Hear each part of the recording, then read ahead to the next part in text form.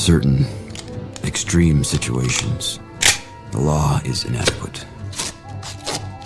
In order to shame its inadequacy, it is necessary to act outside the law, to pursue natural justice. This is not vengeance. Revenge is not a valid motive, it's an emotional response. No, not vengeance. Punishment.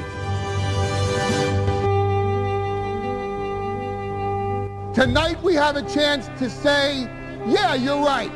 We're too extreme, we're too wild, we're too out of control, we're too full of our own shit. Or we have a chance to say, hey, fuck you, you're wrong. Fuck you, we're right. Because you have all made it to the dance. Because believe me, this is the dance. Start the show.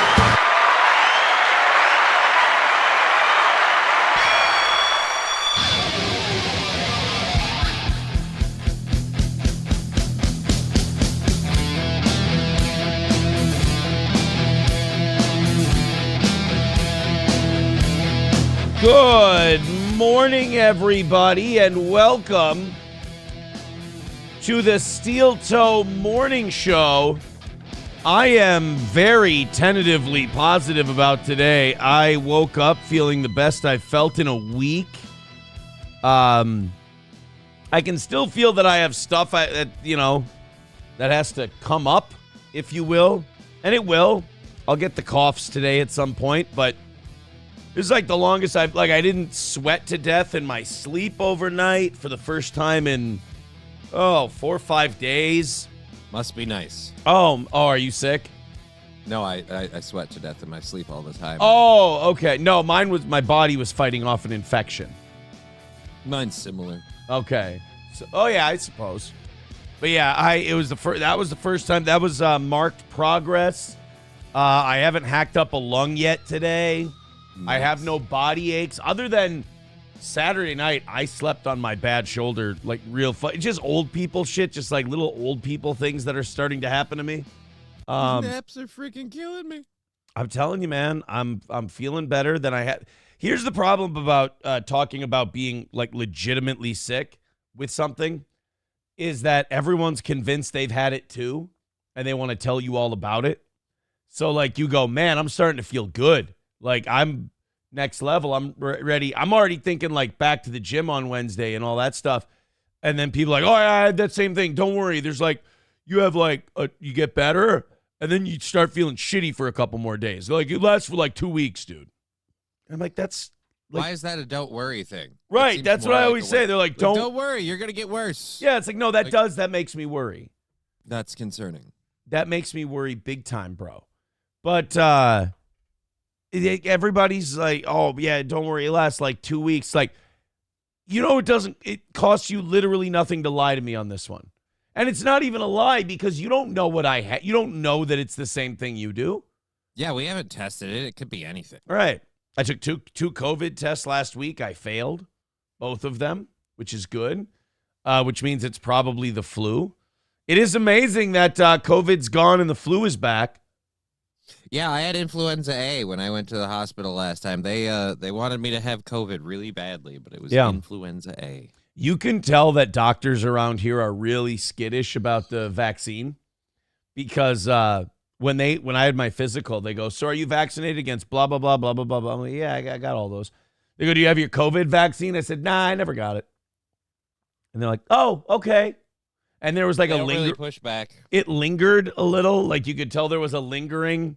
And I didn't want to give off a vibe that I was staunchly anti-vaccine, which I am. I'm staunchly anti-COVID vaccine. I didn't want to give off that vibe because I was there for a physical and I didn't want to have a whole thing. But you could tell that they didn't know how far to push. And they didn't want to. And they were just kind of like, oh, okay, so you're not vaccinated against COVID. No.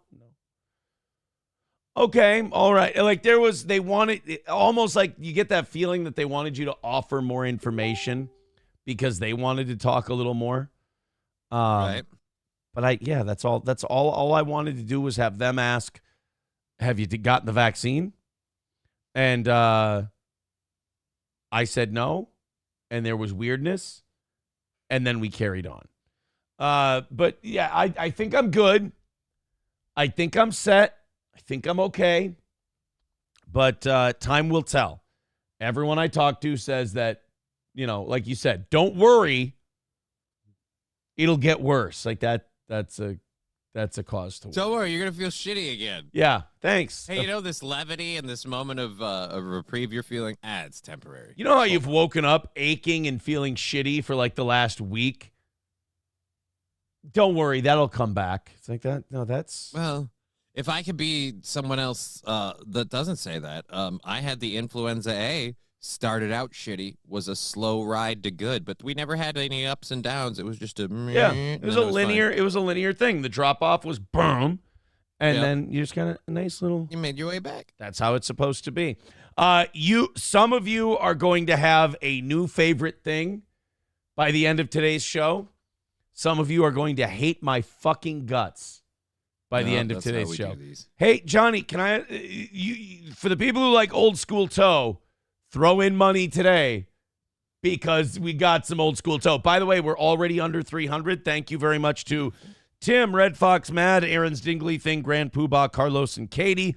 We're starting off the week already under $300. So I prefer your generosity up front because I'm promising a great show today. I've started prepping different. You'll notice that in what I sent you. We got the big chunk stories, right, and then in between we got some pepper. Some goofy shit in between. I've kind of realized I'm like the hourly breakdown thing doesn't make any sense. That's from like the radio days. Yeah, we slide too much. Exactly. So I'm like, why not just take the big chunk things that you like, grab like 15 links on those topics, educate yourself fully, got it, and then pick like your favorite 3-4 links out of that. We'll go through those. And then instead of going like, hey, we're going to go from the DNC meeting to trade wars, like boom, boom, it's like, how about throwing some goofy people with blue hair and some weird Eagles fans and shit in between?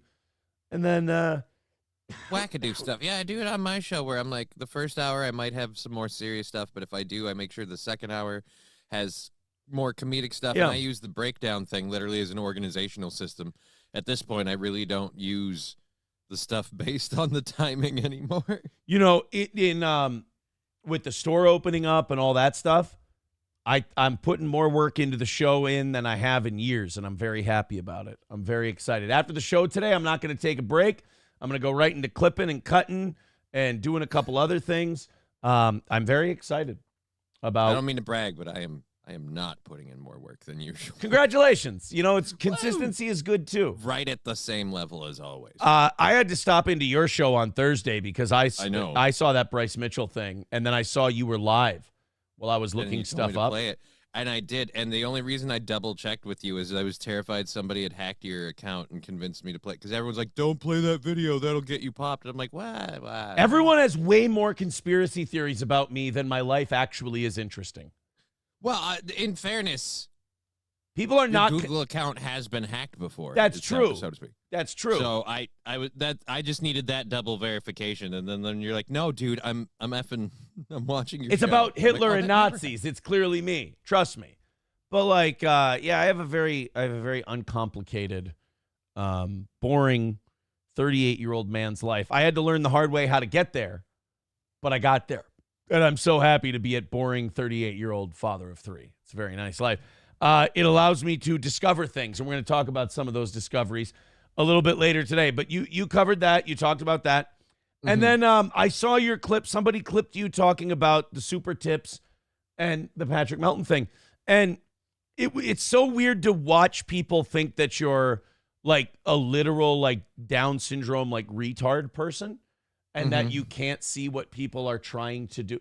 It's so weird to watch people be cowardly and then not admit they're being cowardly, like not admit they're being chicken shits. Like people are they're like, you're not using that super tip system because Aaron will get mad. And you literally tell them, you're like, Aaron literally could not give a shit about if I use it or not. And then they're like, no, no, that can't be it. It has to be You this. have to be obeying Aaron's orders. Yeah, and it's like Johnny's like, no, it's just I think he's a pedo-y creep, and I think that system doxes people. I'm not fucking interested. I don't want to be in business with a guy like that. People can't believe that. There has to, in their mind, there has to be a reason. They've built up a conspiracy in their head, and they're wrong about literally every other piece of fan fiction they come up with. But like, it has to. When it's wrong, it has to be true. And if you're not giving them what they want, you have to be lying.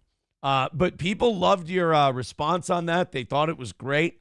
And somebody was telling me, they're like, man, it must have been like one of the Andrews or whatever. Mm-hmm. But they're like, man, aren't you a little mad at Johnny that he doesn't bring this energy to the morning show? I'm like, let me tell you something. First of all, I feel like he does. Second of all, let's say he doesn't. This was recorded at 3:00 in the afternoon. The morning show starts at 6 in the morning. I think he can be forgiven for not having as much get up and go. That's what the coffee's for. Yeah, at those two times. Plus, everybody knows there's a very different vibe and energy, first mic energy and second mic energy. Yeah. For sure. This ain't my show. I'm more to keep the ball in the air. Yeah. Sam Show, not Citizen M, says Super Tips is lawsuit central. It's only a matter of time. Well, you have dipshits running it. Like, if you had business people running it would be different. But you have dipshits running it. It's a problem. And everybody gets on my ass being like, oh, you just don't want to use it because of the AI, but this, that, or the other. I'm like, no. You could say whatever about, oh, you're clutching your pearls about AI, but you're not worried about this problem. Like, you can say that all day. The simple issue is the guy weirds me out, creeps me out, don't like the jokes he makes. And I'm not saying that means anything. It means I'm going to not go that direction. That's just it. It's like they think there needs to be like this big there has to be another conspiracy reason around it. Like someone says, nah, I just don't like the fucking guy. And they're like, I just don't like the guy. I don't want to. Professor Tie-Dye with $5 says, hear me out. Johnny and Mersh haven't been seen together. Both are potheads. Both think of cats are superior pets, and both DJ at a strip club with their favorite night is trans night. I feel like he made some leaps there. A few. Yeah. Tie-Dye. I've never been to one of those nights that he described. Yeah. You've never been to trans night? No. Jax isn't really big on that. Me neither. You know what the worst part about that is? No one will ever believe either of us. No one will believe either of us. Thank you, Professor Tie-Dye, for the $5. So everybody throw in on Streamlabs, PayPal, Venmo, and Super Chats and Rumble Rants and all that. And, man, I have a good feeling about today. I hate when I start a show with that. I've got a good feeling about it. I think we might also have a new $20 clip by the end of today. I'm having a hard time not starting with it. I'm itching, I'm grabbing, I'm touching, I'm excited. Yeah, I'm glad I'm not there. It would be weird. Let's start out with this. It is Super Bowl week. It's Eagles and Chiefs. I'm going to catch so much shit this week because I am going to be rooting for Patrick Mahomes, Andy Reid, and the Chiefs to win their. You and the refs. I just want to be on the winning side. That's all. But I hate the Eagles more than anything else. I do, legitimately, I like Andy Reid. I like Patrick Mahomes. His dad pitched for the Twins. There's a connection there. I like him. Mm-hmm. But I'm not going to pretend that it's not, more than anything, I despise the Eagles. I really hate them.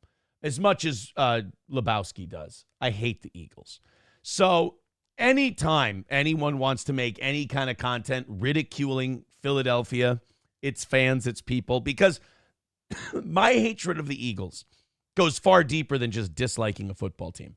I despise the city. It's dirty and gross. I despise the people. I see them as less than.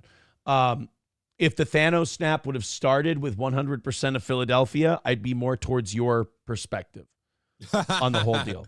Well, Hate them. So somebody made this. This was, I actually had to go to Facebook for this one. Somebody made a 2-minute sketch of a day in the life of an Eagles fan. And I hesitate to say sketch because I think this might just actually be what Eagles fans do.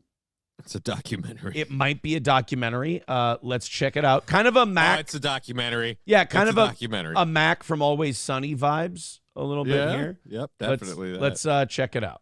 ELGSES, a day in the life of a Philly fan. Go Birds! I start my day by breaking out of prison because I'm tired of getting my tush pushed. Bro, I straight up juked this prison guard broad, hit it with a Saquon reverse hurdle. To recoup some energy, I gobble a cheesesteak. I see my boy and he knows his John is hitting. I show some brotherly love. We call this the Philly special. Quick weather check. It's 17 degrees, so I dress more fittingly for the occasion. I practice climbing street poles because I want the best seat in the house for the Super Bowl parade for me and my 2-year-old son. Hopefully I get custody back before the parade. Daddy misses you, Wawa. I think I broke my ass. Oh, I hear that Broad Street is bumping. So I call my boy Big Dom and ask if I should bring my celebration pistol. He informs me that several Birds fans are already strapped. Oh, I let him know I'm gonna bring some fireworks. I'm not very good at this, so I fucking hand grenade.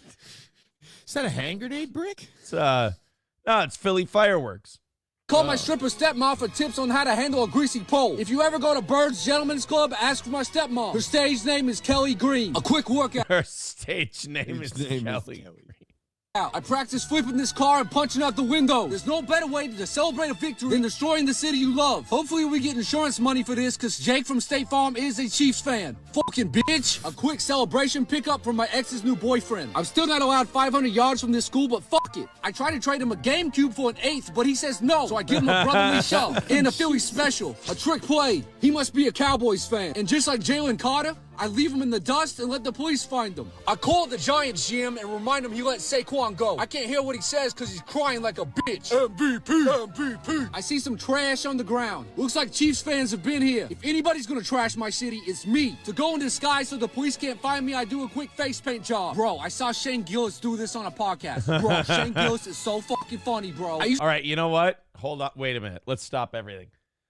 Philly fans don't get to claim Shane Gillis. Shane Gillis Apparently, might not. That's what he's saying they're doing. He might not be the most highbrow guy out there, but he's too highbrow for Philly. All right? Enough. I used to think Bud Light was gay until Shane said it's not no more. I read the A.J. Brown book. It's really good, or at least I think it would be, because I can't read. ELGSES. It's like Jalen Hurts says, I had an opinion before you had a purpose. Oh, I hear some police talk, so I got to split. I'm about to juke them like my favorite Eagles quarterback, Michael Vick. Go. I don't think that's a sketch. I think that was just an interview. Yeah, I think that's just a guy talking about his fandom of the Philadelphia Eagles. That's Sam Show says you might have a lot more in common with Philly people than you realize, Aaron. Never. Even if I did, I'd never admit it to the likes of you. I would take that to the grave with me, believe me. Let's go to Carlos Cameo. For $1 says, just for you, I'll play Billy Burr's Philly rant on Rumble Friday. That would be a great way to go in the weekend. You know, that would be a good way to end the show on Friday. They could play us out with the Bill Burr Philly rant. Not a terrible idea. Thank you, guys. 290 away from this morning. Let's fucking go. May I make a humble request, guys? If you want to click the PayPal link or Steel Toe Media Inc. on Venmo, I'd be jazzed about $200 by 7 o'clock. Up to you. Go for it. We got a lot going on today. You don't know anything about Joe Hendry, do you? No, good. Just something to think about for later. All right. Something to think about for later would be. Do I owe somebody money? What's Joe Hendry? Just worried someone's going to show up and be like, Imholt said to talk to you. Well, it depends. Do you believe in Joe Hendry? I don't know who Joe Hendry is, so I can't say I believe in him. Okay. If people watch the members only show, they're screaming at me right now. Oh. They're going, God damn it. Aaron, no. Aaron, no. You can yell no all you want. It's fine. You can yell no. But the answer is yes. But like off the top of your head, you don't have to know for sure right now. Do you believe in Joe Hendry? Joe Hendry. Hendry. Do you believe in Joe Hendry? Joe Hendry. I'm gonna go with yes. You do. Lab Glass believes in Joe Hendry. All right, I'm gonna go with yes. All right. I'm siding with Lab Glass. A little bit later today, we're gonna see how much of our audience believes in Joe Hendry. Joe Hendry. Yeah. I do want to talk about a couple of the big thing we're going to get into first today is, and I don't know how many clips you've watched, is the Democratic National Committee meeting from over the weekend. Holy I've been shit. avoiding them. Let me tell you, let me give you a spoiler before we get there. You know, like after the election, the big analysis was, what will the Democrats learn from this? Right. You know what, judging by the DNC. Now, the DNC is like, that's the group, that's the organization that puts together the vibe and the approach of the party, right? They're the ones who steer it when they're not in charge. Judging by their meeting, you know what the Democrats learned from the last election? You know what they learned from the results? Maybe to talk straight to people? Two words. What? Go harder. That's the vibe I'm getting. And boy, we've got some testimonials from a couple of the people who ran for DNC chair. They selected their new chairperson. They selected a Minnesota guy. They selected the head of the Minnesota Democratic Party, brought to you by Tim Walz, the guy who's taken a $17 billion surplus and turned it into a $5 billion deficit. They picked that guy. That's their new dude. So the DNC is like done, right? So like that's I mean, that's just, there's only one thing that can save the DNC. The one thing that can still save the DNC, Marvel Jesus, is the two things. One, Republicans turning stupid again, which is totally possible. And two, their new vice chairman, David Hogg. You remember David Hogg? No. The kid from the Florida. Remember the kid from the Florida shooting who told us all that we're retarded for having guns? Oh, that guy. Yeah, he's the vice chairman of the Democratic Party. He's the second guy in charge. And we've got his speech, too. He's a gem. Gray Duckling with 5 gifted memberships. Thank you very much. 280 away from this morning's goal. Thank you, guys. I did say I would just be absolutely tickled if we ended up at 200 by 7 o'clock. Thank you, guys. I'm feeling really good about this morning. I'm excited about what we've got. So before we get to the DNC stuff, I've got a movie thing, and then I got a Trump thing, and then we'll get to the DNC. And then I don't think I can keep people waiting for Joe Hendry for much longer. Well, you know, belief only lasts so long without some sort of proof. So, you know, I'm trying to get out of the vibe of being 38 and just watching the same movies over and over. Because, you know, I don't want to be one of those people. You know, a lot of people, and it's totally normal, they get to a certain age where they're like, I'm just going to watch my movies. You know, I'm going to watch my TV shows. And that's what I'm going to watch. Luckily, I'm starting to get a little bored and a little curious with all That's how you ended up on the Lifetime channel and found out you were gay. You can't say the word curious, can you? You just can't. You're not allowed as a guy. No. Like, women don't realize how privileged they are. Like, as a guy, you can't say the word curious without your friends going, yeah, like dick. Yeah, well, maybe that's true for most guys, but I feel like you in particular, saying the word curious could lead to I thought about that this weekend. I said, I've let this audience play with me for 10 years. Right. I'm never going to be able to stop letting them play with me. It sounds gay. It just sounded gay, didn't it? Right off the... Right? Because you know what they're going to say. What's that? Gay. Think the gay. Aaron, that thing you just said, guess what? Gay. The gay. Like, I did the Bryce Mitchell thing on Friday, and I legit had, like, I like multiple audience members being like, dude, I don't... Aaron, you're just, like, posturing for Jewish people. What Bryce Mitchell said is totally fine. I'm like... No, that's insane. Hitler was bad. Let's just bury that right now.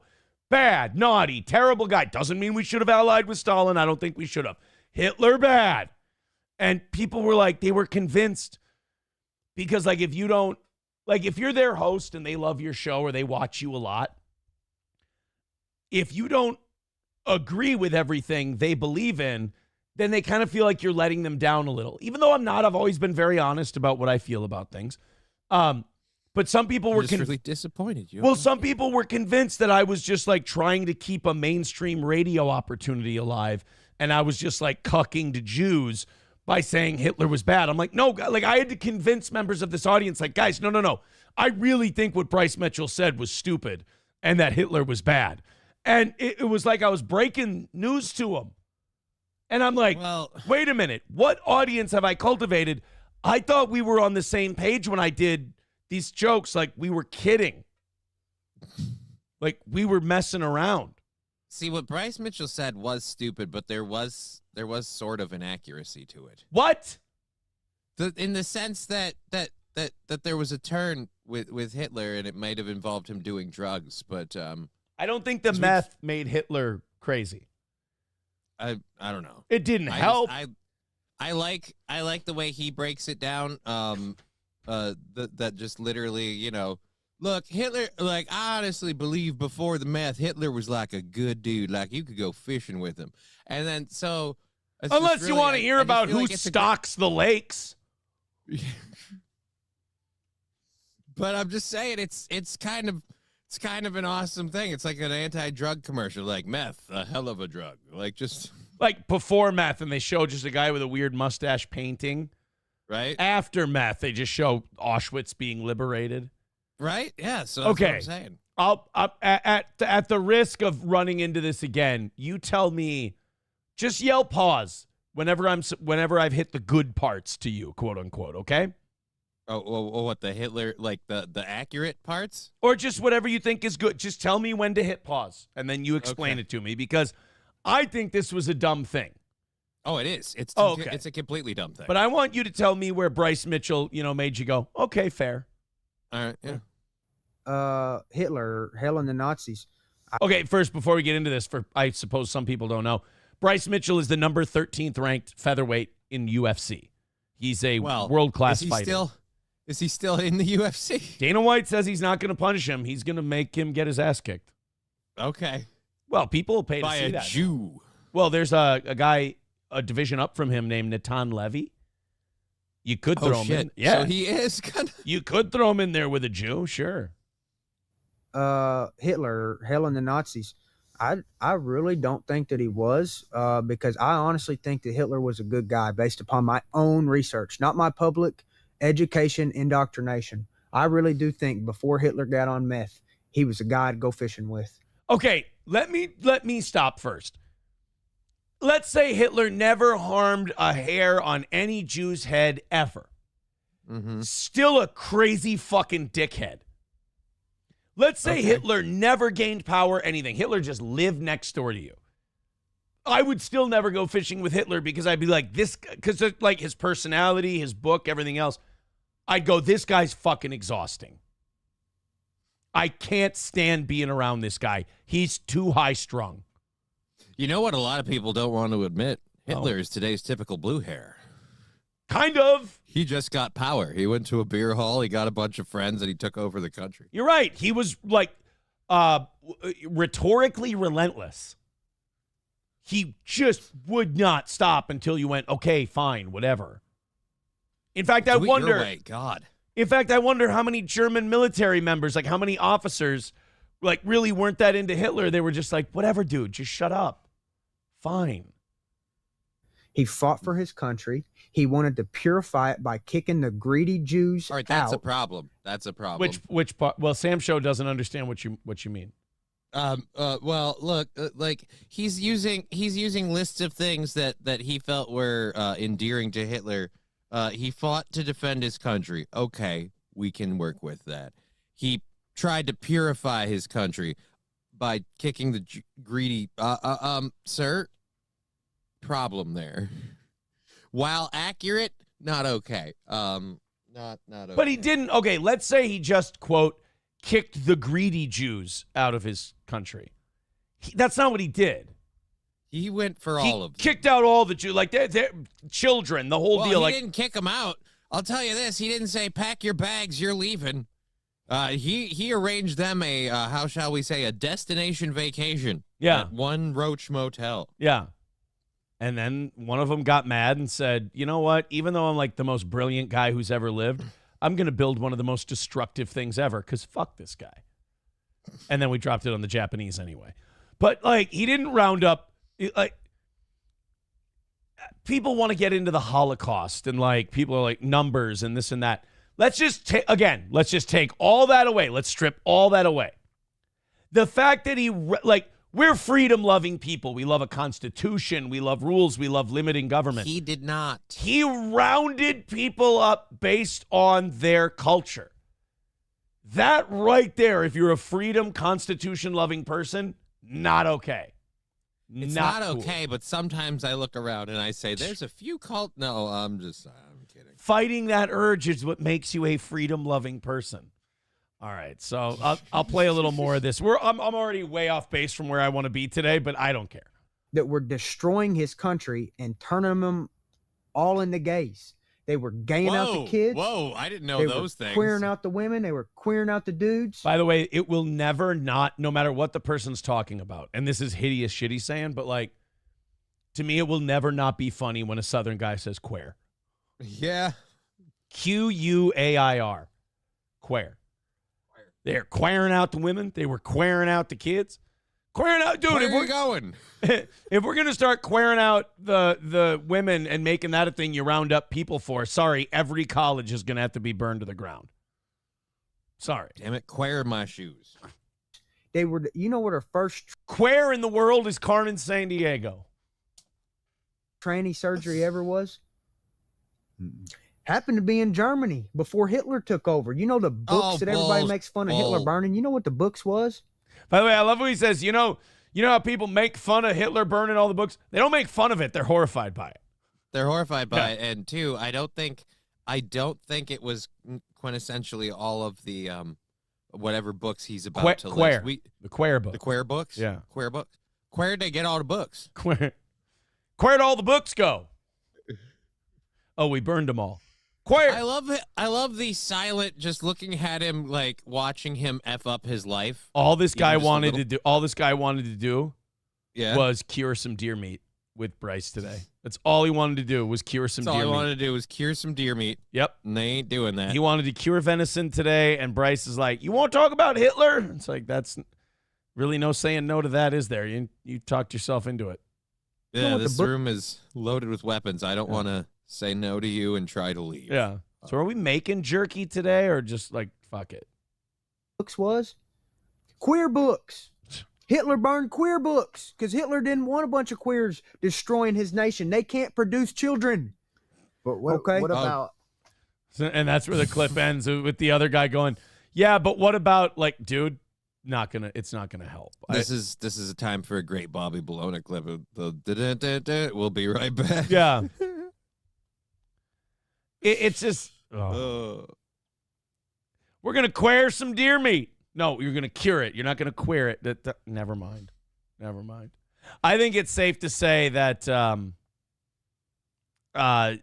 Bryce Mitchell does not believe in Joe Hendry. I want to make a Bryce Mitchell, where in the world is Carmen Sandiego? Queer in the world. Well, queer in the world. But I just, I have a... Someone told me about a program you can use online to make AI song stuff. I might have to try and make that happen. They were queer books.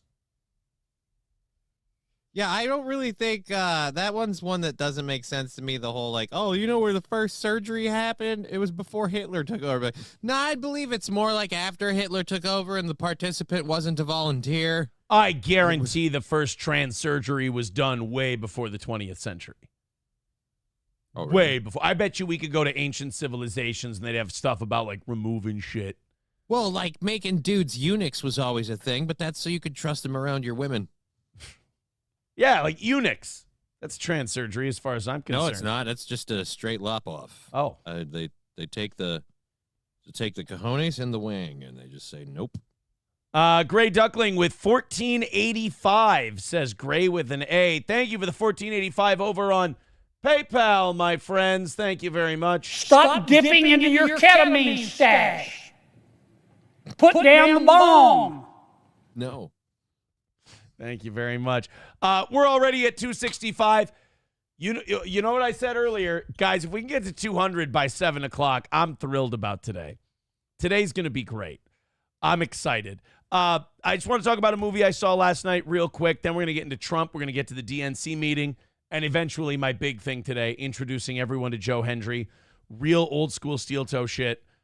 People being angry at me. Tonight's evening show is going to start off with Aaron. That fucking song is in my head and I hate you. So I watched a movie last night and I thought of you during this movie. Jesus. It was called Backdoor Sluts 7. Shit. No. I watched a movie last night. Now you were, do we say chef or cook or what do we? I was a chef. You were a chef. I thought about you during this movie, and I think it's a movie you would fucking love. It's weird as all hell. Okay. For some reason, it's under the comedy section in Netflix. I don't know how it snuck. I mean, it would be the darkest comedy of all time. It was made in, I think, 2023.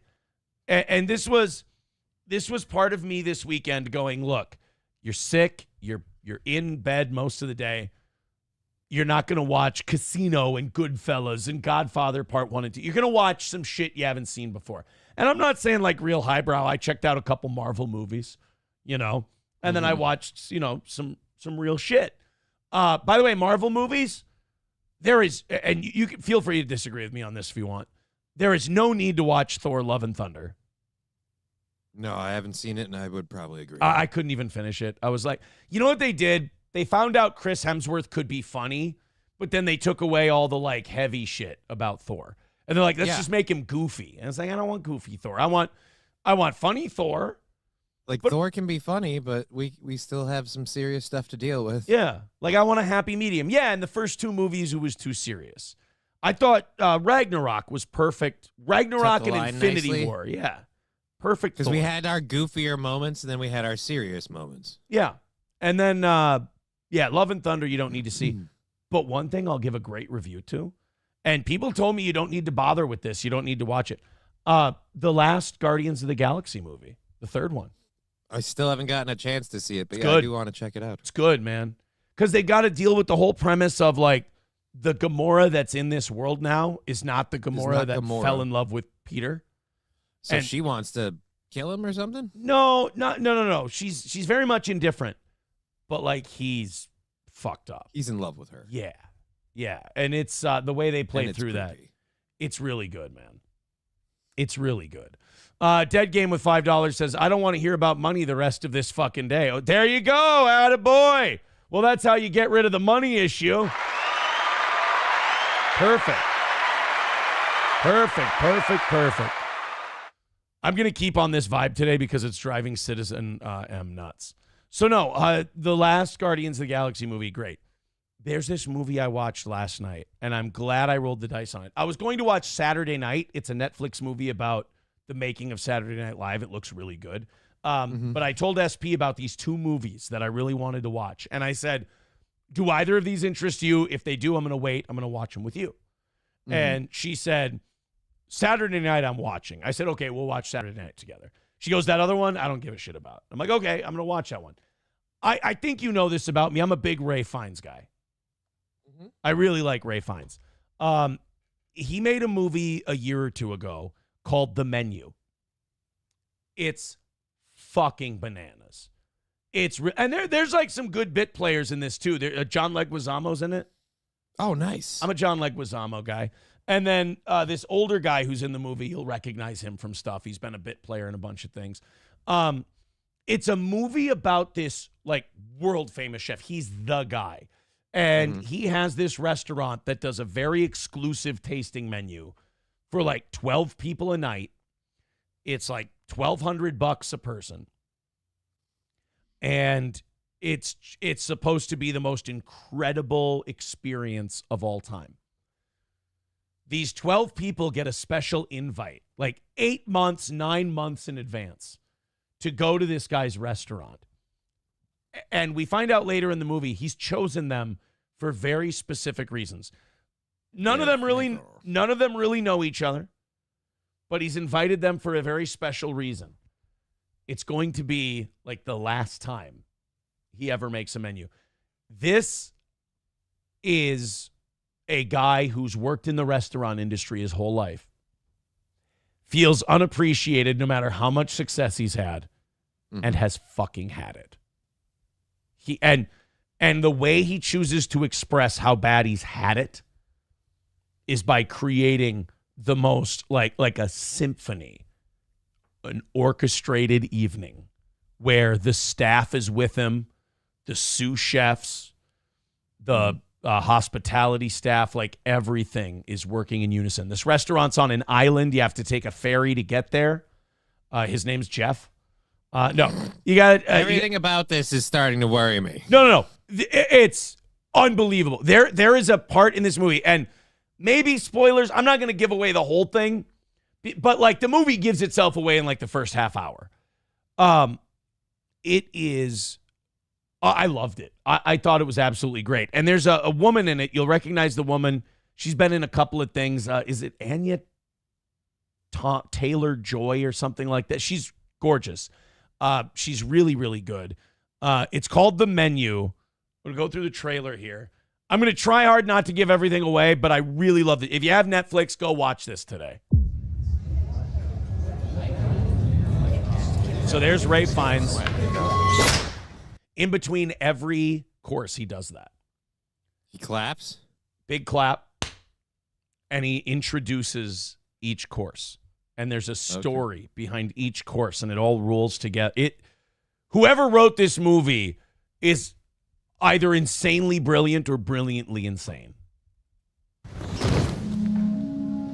Good evening. Welcome to Hawthorne. It'll be our pleasure to feed you. Tonight will be magical.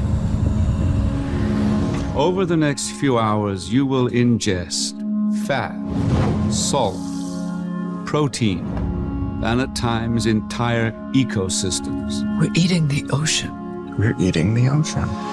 Are you crying? It's just I find it all very moving. So it's okay that I'm not as into this as you are. Oh my god. You shouldn't be here tonight. You, my dear guests, are not the common man. Isn't that right? Is he gonna keep doing that?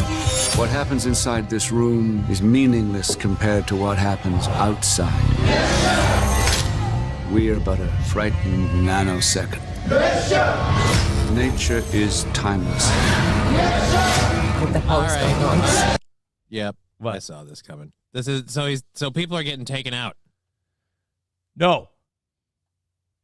So who was You want to go spoilers? Yeah, I don't give a shit. It's 2022. You had 3 years. Come on, let's All go. right. Okay. Anya Taylor-Joy, that's her name. She's gorgeous. She's beautiful in this movie, too. Eyes are kind of big, but okay.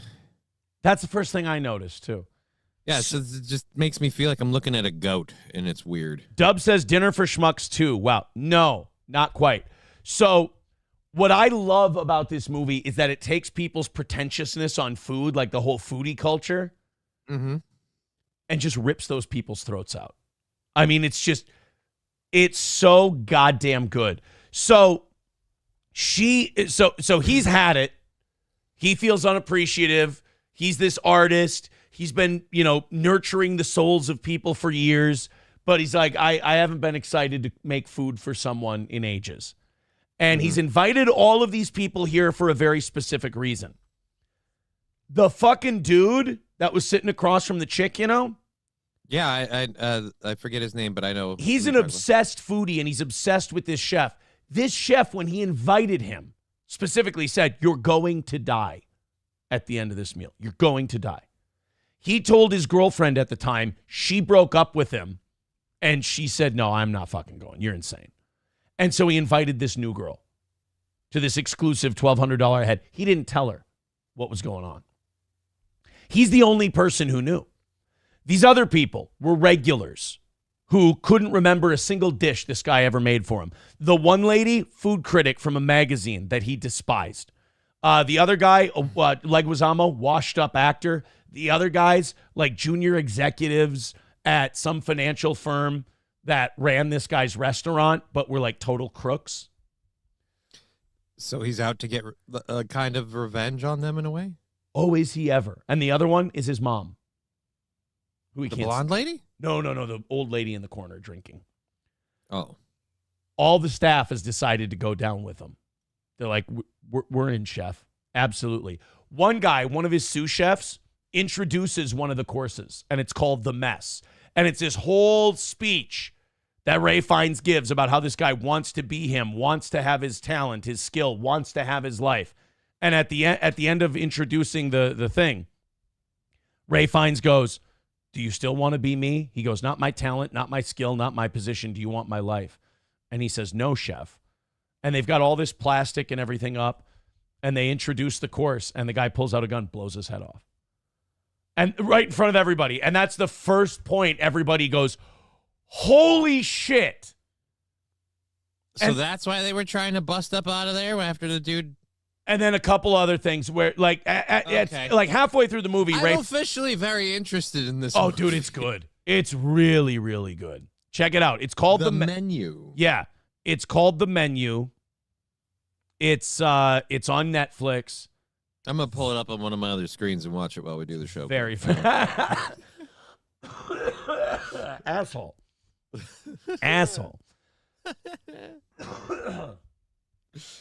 Ew. There we go. No, I haven't spoiled it, Sam Show. You're going to know all this stuff in like 30 minutes, like early into the movie. Zen Man with $2 says John Leguizamo is garbage, crying about not enough Latinos in movies when he is almost in every movie. And Aaron, you did it yet again. Oh, shit, I just lost that one. And Aaron, you did it yet again. Missed another of my rants. I'm going to go back and once again find out that I totally did. Oh, $1 from Zen Man Builds. Don't forget, David Hogg tried to start his own pillow company to go against Mike Lindell. He did. Yeah, it was called My Hog. People didn't It's like called it. Yeah, people didn't get it, you know? Can't just go around calling shit your hog and expect people to just understand right off the bat. No, very good movie. Check it out. It's called The Menu. I was into it. Like I said, check it out. Thank you, Gray Duckling, for the $5 over on YouTube. Gray Duckling with $5 says the chat on YouTube told me to give money. Oh, well, thank you, YouTube chat. Be sure to tell everybody to give money. I would very much appreciate that. We're 260 away from this morning. Like I said, I'd really appreciate it if you guys were really generous today and got us under 200 by the end of this hour. I think that would be great. PayPal, Streamlabs, Venmo, Super Chats, Rumble Rants. I appreciate everybody's contribution to keeping this show on the air. Let's go to this Trump thing on South Africa. Then we got the DNC stuff. Then we'll really get cooking here this morning. Not like Ray Fiennes in The Menu. See, and it's probably because of all of the Hannibal Lecter stuff I've watched. But yeah, I saw that and I started thinking like, oh, there's messed up stuff, like effed up stuff in the food and whatever. And like they're made out of people or something. Not like, even that. Yeah. Not even that. This guy That'd has be interesting. This guy has just fucking had it. This guy and like he uses everybody else's like desperation, clinging to status, and the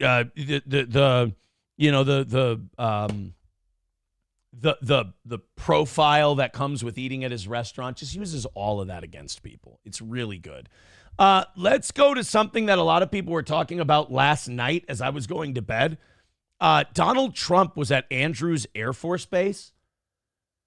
And this is not something I expected him to discuss. It's something people have talked about for a long time, but it's very politically incorrect to talk about. So maybe I should have expected that Trump would talk about this.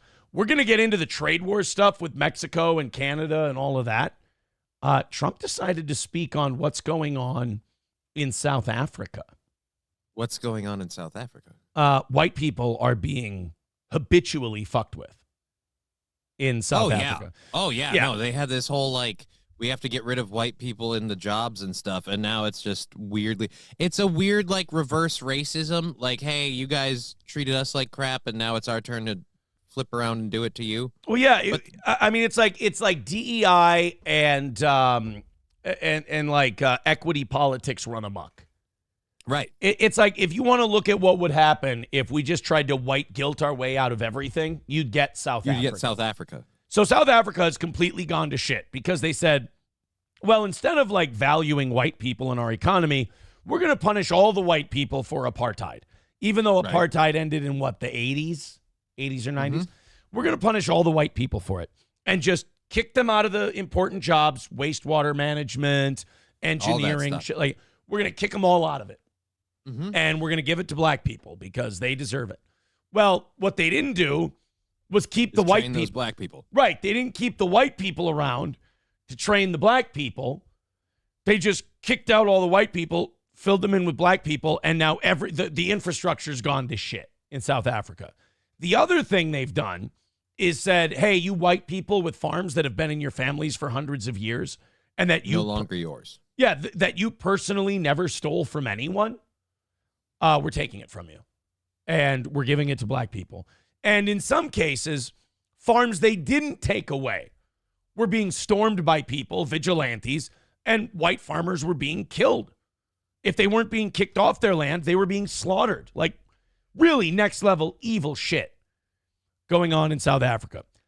Nobody dares speak its name because it sounds politically incorrect to stick up for innocent people being murdered if they're white and if the murderers are black. It's politically incorrect to talk about any of this. Trump decided, piss on all that. I'm going to bring it up. This is Donald Trump talking about South Africa. So you said that you were going to cut aid from South Africa. Will you plan to cut aid across other African nations, and why South Africa? No, it's only South Africa. Terrible things are happening in South Africa. The leadership is doing some terrible things, horrible things. So that's under investigation right now. We'll make a determination. And until such time as we find out what South Africa is doing, they're taking away land, they're confiscating land, and actually they're doing things that are perhaps far worse than that. I mean, he's not wrong. And like, first of all, the idea of foreign aid in general kind of bugs me. Like, I get it from like a practicality standpoint. If you're going to be the big empire, you either need to be in these countries or you need to influence them somehow. And that if we give some of these countries foreign aid, we can kind of pull the strings a little bit. We can kind of tell them what to do. We can threaten them with that foreign aid. If they don't fire that attorney general, we'll take it away. And then they'll fire the attorney general and the case disappears. I mean, you're not wrong. That's exactly what happened in Ukraine. But I think South Africa, in 1989, they had like 6 nuclear weapons. Okay. And we basically paid them to get rid of them. So South Africa got rid of nukes back in the 80s, and ever since we've been handing them money. Donald Trump wants to end that. I really don't see the value in giving South Africa any of our taxpayer dollars. Well, if what we understand about their infrastructure is currently true, then I'm not worried about them making those nuclear bombs either. Yeah. So. I don't know if the Manhattan Project is. Hell, man, I've seen some awfully interesting African space programs, so I'm like, yeah, go for it. You ever seen their helicopters? Oh, yeah. Great work. Planes, helicopters, everything. The stuff that those guys can build, I mean, honestly. It's remarkable. It's like they grew up playing with erector sets. It's strange. Redbird with $5 says it's a flat-out genocide. Mass graves of hundreds of thousands of farmers. Yeah, the farmers have not been getting treated well. It's weird for all the people who talk about injustice and stuff and worry about our tyrannical president, how we've not heard of this. Yeah, we don't really. Somebody would have raised a flag like, hey, guys. We don't really discuss it in the old US of A. The idea of South African white. I'm not going to go as far as to say white genocide, but certainly if what was happening to white people in South Africa was happening to black people in South Africa, best believe you would have heard about it by now. Yeah, because I'm sure it's not similar to something else we constantly hear about, like the Israeli-Gaza situation. It's nothing like that at all. 260 away from today's goal. Again, Streamlabs, PayPal, and Venmo. Throw in. Let's get under 200 by 7 o'clock. I'm passionate about that. I'd love to see it happen. Just be like, hey, you know what? Today's the day I just kind of passively throw 15 in the old PayPal for the toe. We'd appreciate it. Let me open these stories on the DNC meeting. Remember to check out the Steel Toe shop, tinyurl.com, steel.com/STMS merch, or just search Steel Toe Morning Show Store on Google. You can get there as well. We got multiple different t-shirts, hoodies, mugs, things like that. Johnny's got a couple of shirts. Johnny, you can now go into the store and you can make your own stuff. Yeah, I know. As well. So be sure to give that a look-see. That's the Steel Toe Morning Show shop, and that's open for you. I'm just trying to draw a cartoon version of you so the Johnny doll can be sitting in your lap. Oh, great. Yeah. Man, nobody will take that the wrong way. Cartoon version of me. Those always end up so flattering. You know? So flattering. All right, let's go ahead and take a look at some of this DNC meeting stuff. These people are great. Oh, my goodness. Miss Tay with $20 says, I believe in Joe Hendry. Thank you. We want the gold, sucker. Hulk Hogan, we coming for you, nigga. When it comes to Miss Tay, let me say, this guy gets it. When I'm so excited to get to the Joe Hendry stuff today. It's going to be so old school Steel Toe. It's, very few hosts get excited for a segment that they know is going to make a portion piss off the audience. A portion of their audience fucking hate them. Well, let's be honest, even without covering content. Yeah.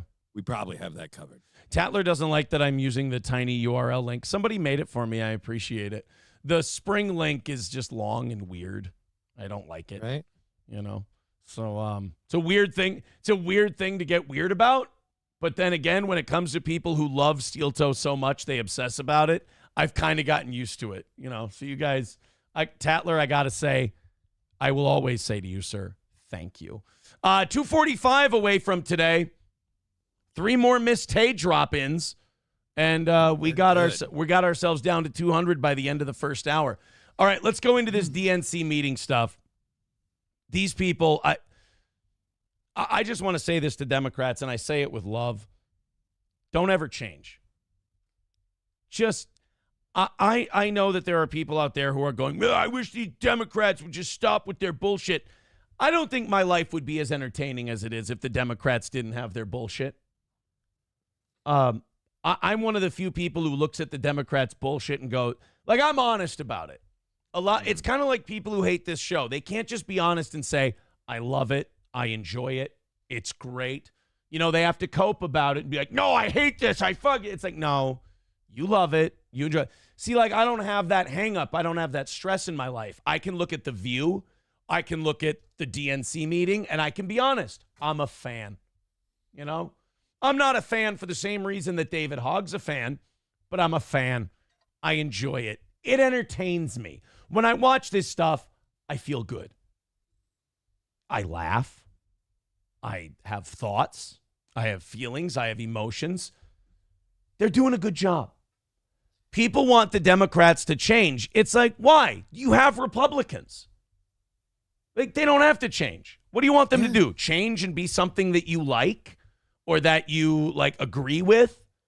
You can like them without agreeing with them, especially if they're going to lose all the time. You should everybody who doesn't like the Democrats should be very happy that they are the way they are. And you should root for them to stay the same. You're entertained by it. You talk about it a lot. It fascinates you, and it makes it easier. And you certainly don't want them in charge. Right. If they keep going the way they're going, you'll never have to worry about them being in charge. So this is Marilyn Davis. She is a candidate she was one of the people this weekend running for the DNC chairman position. So she wants to be in charge of the whole Democratic Party. You tell me if you think she should have won. Here's just one of the examples of where the you got to remember, the DNC meeting is basically the future of the Democratic Party, where they're going to go after this last election. Let's listen to Marilyn Davis and see if we've got a star on the rise. Let's not forget that Black and especially Black women have always been the backbone of our party. Isn't it amazing that being Black or being a Black woman, you're one of the very few races that's allowed to say that and you're not a bigot for saying it? Right? If you were a white person, you'd be like, the Black people have always been the backbone of our party. Oh, you mean the slaves? No, I mean you can't talk that way about yourself. Oh. Like, you can't be like, white men have always been the backbone of this party or the backbone of this country or whatever. You'd be like, oh my God, cancel that guy immediately. Like, it shows you what we think of black women. Like, if we saw black women as any way like in charge or a threat, we would look at someone saying that and go, wow, what an offensive, terrible, awful thing to say, because they'd believe safe. They'd in some way believe that it's rooted in truth. But because they don't take her this is just further proof of that Democratic passive racism. They don't take her seriously. They don't take black women seriously, because the way Democrats see a speech like this of like, black women have always been, the thing I am has always been the backbone of this party in this country. White Democrats see that and they go, adorable. Adorable.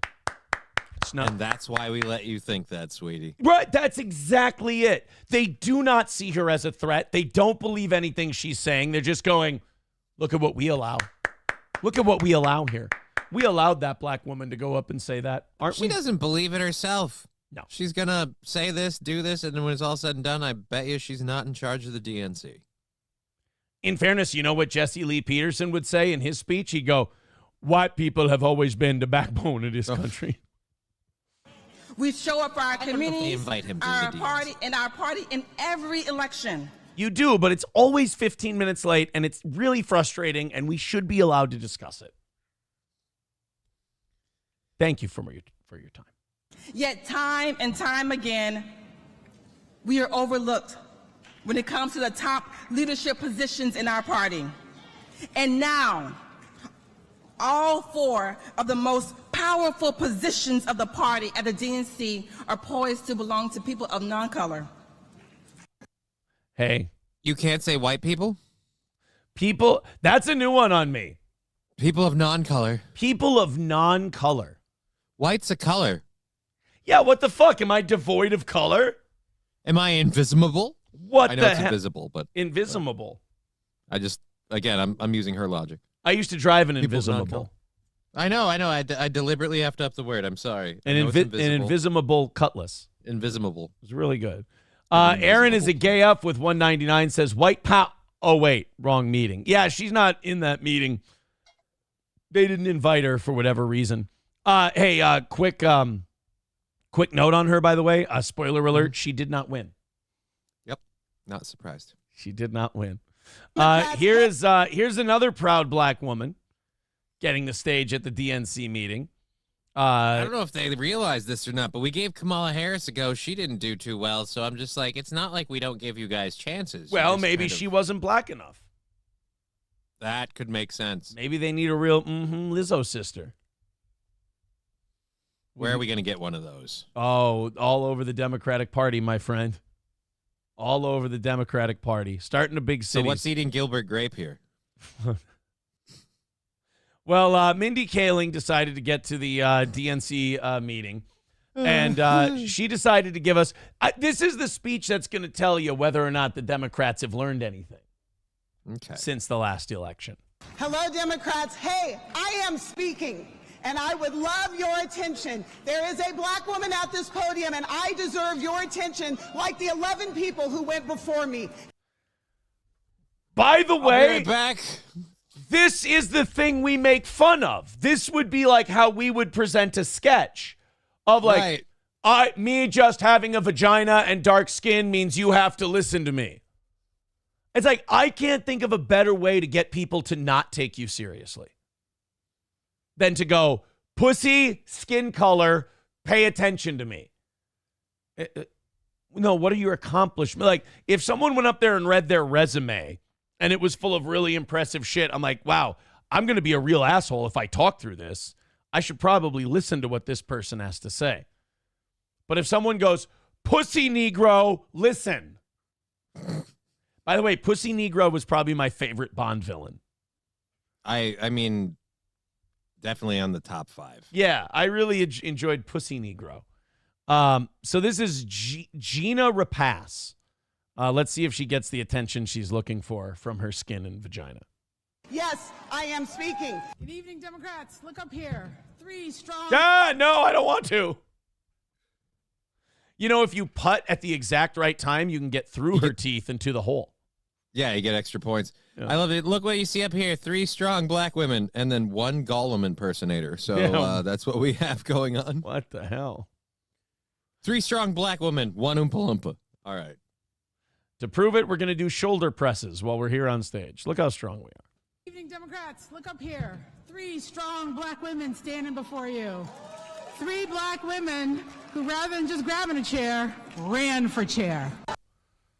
And I don't mean to ruin your big moment, but I can't find a chair. Do you think you could go grab me one? Please. Of course, please. I'm guessing the next lady broke a few. Te quiero mucho, Papa. Gracias por todo. My name is Artie Blanco. Her name is... Dude, you can't be ugly, fat, a woman, and have a dude's name. That's not fair. Blanco? Like the queso? Queso Blanco? You know what Blanco means in Spanish? No. White. Yep.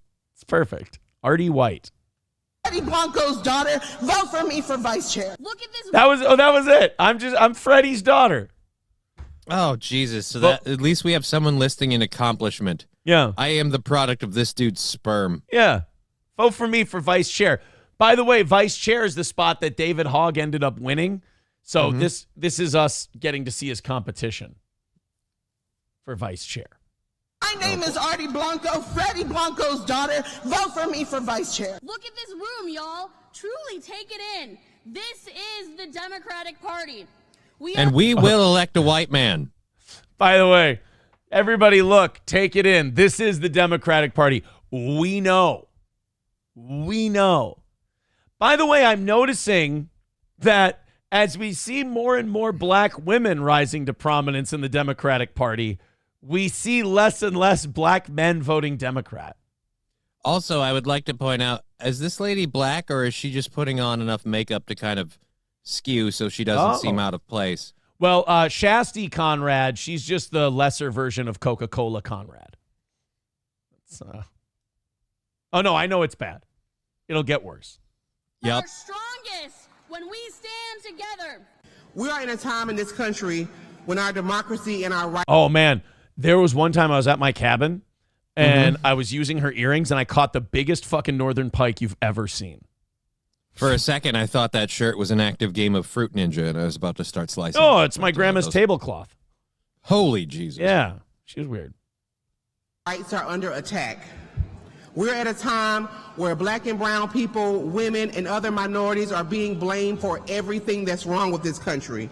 In fairness, we've never given you guys the steering wheel more than we did in the last 4 years. And I'd like to point out, you're not being blamed for everything that's wrong in this country. Nobody's blaming black people for the wildfires or anything like that. We're just blaming you for the rioting, the looting, the mostly the looting, and then the what was the other thing? Oh yeah, the illegal border crossing. Those are the migrants well, getting and not only that, but like don't like sit there and take all the credit for the blame. Like we're totally blaming trans and gay people too. Right, for the shootings. Yeah.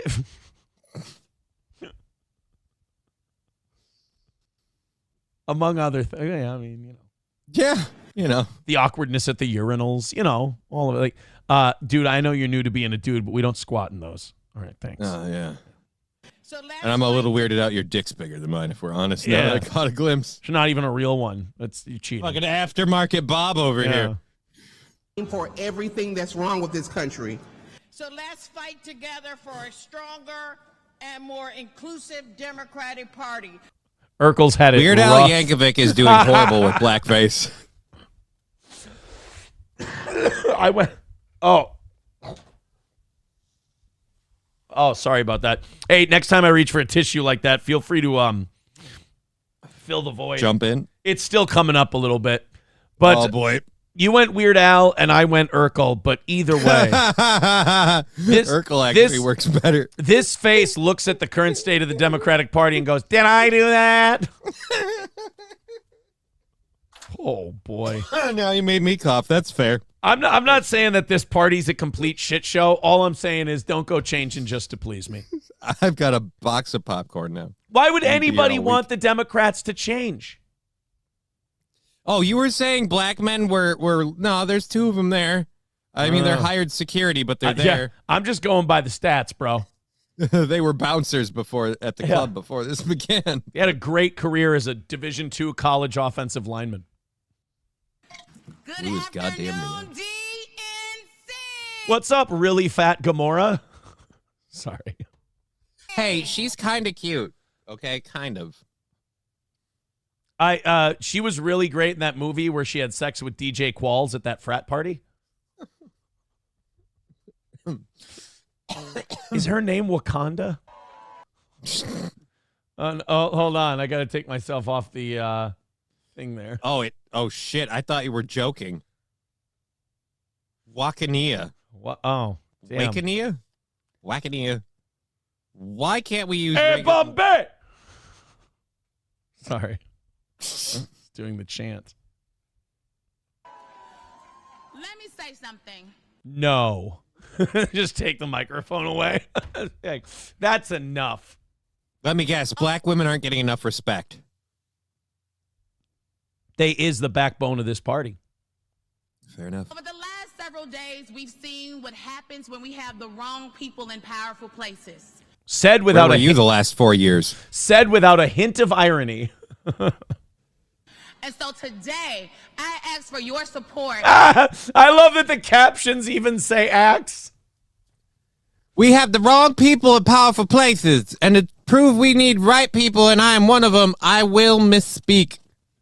I love that AI is it's colorless, it's racistless, it's just sensing. That's all it is. Right? And electing me as your DNC vice chair because in a time of crisis, leadership matters. Yes. My people are sick and tired of being sick and tired. I agree with you, Dr. Quintessa Hathaway. I've been coughing How do you think Trump got elected? Bro, again. I've been coughing up phlegm for the last the last week. I hear you. Look, I ain't a long ways tired. We are sick and tired of being the last one hired and the first one fired. Oh, we are sick and tired of the... Now spent She was on a roll.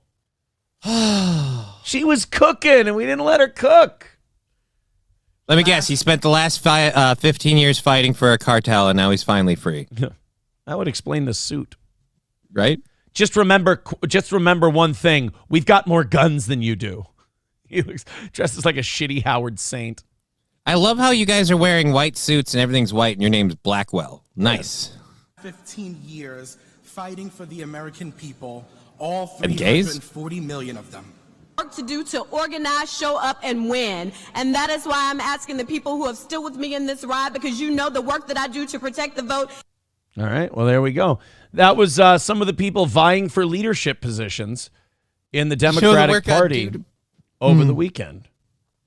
I just love it. Like, you know, the work I do to protect this vote, we need to get people out there to vote and win. It's like, you guys, it's not that you didn't show up at the polls. Again, it's just that everybody else would rather not go your way. And I love that you refuse to see that. It's I love that they have found the solution to the problem that ails them, and that is more of the shit they've been doing. You're going to push through to the other side at some point. We just all have to catch up. We're just behind, that's all. We'll get there. We'll get there. I love the harder that they'll drag us to their utopia, kicking and screaming, the more of us there are going, yeah, nah, no thank you. Let's go into, this is, I think this is Quintessa Mitchell. You saw her earlier. This is the DNC Leadership Forum. So these were all the people running for chairman of the Democratic National Committee.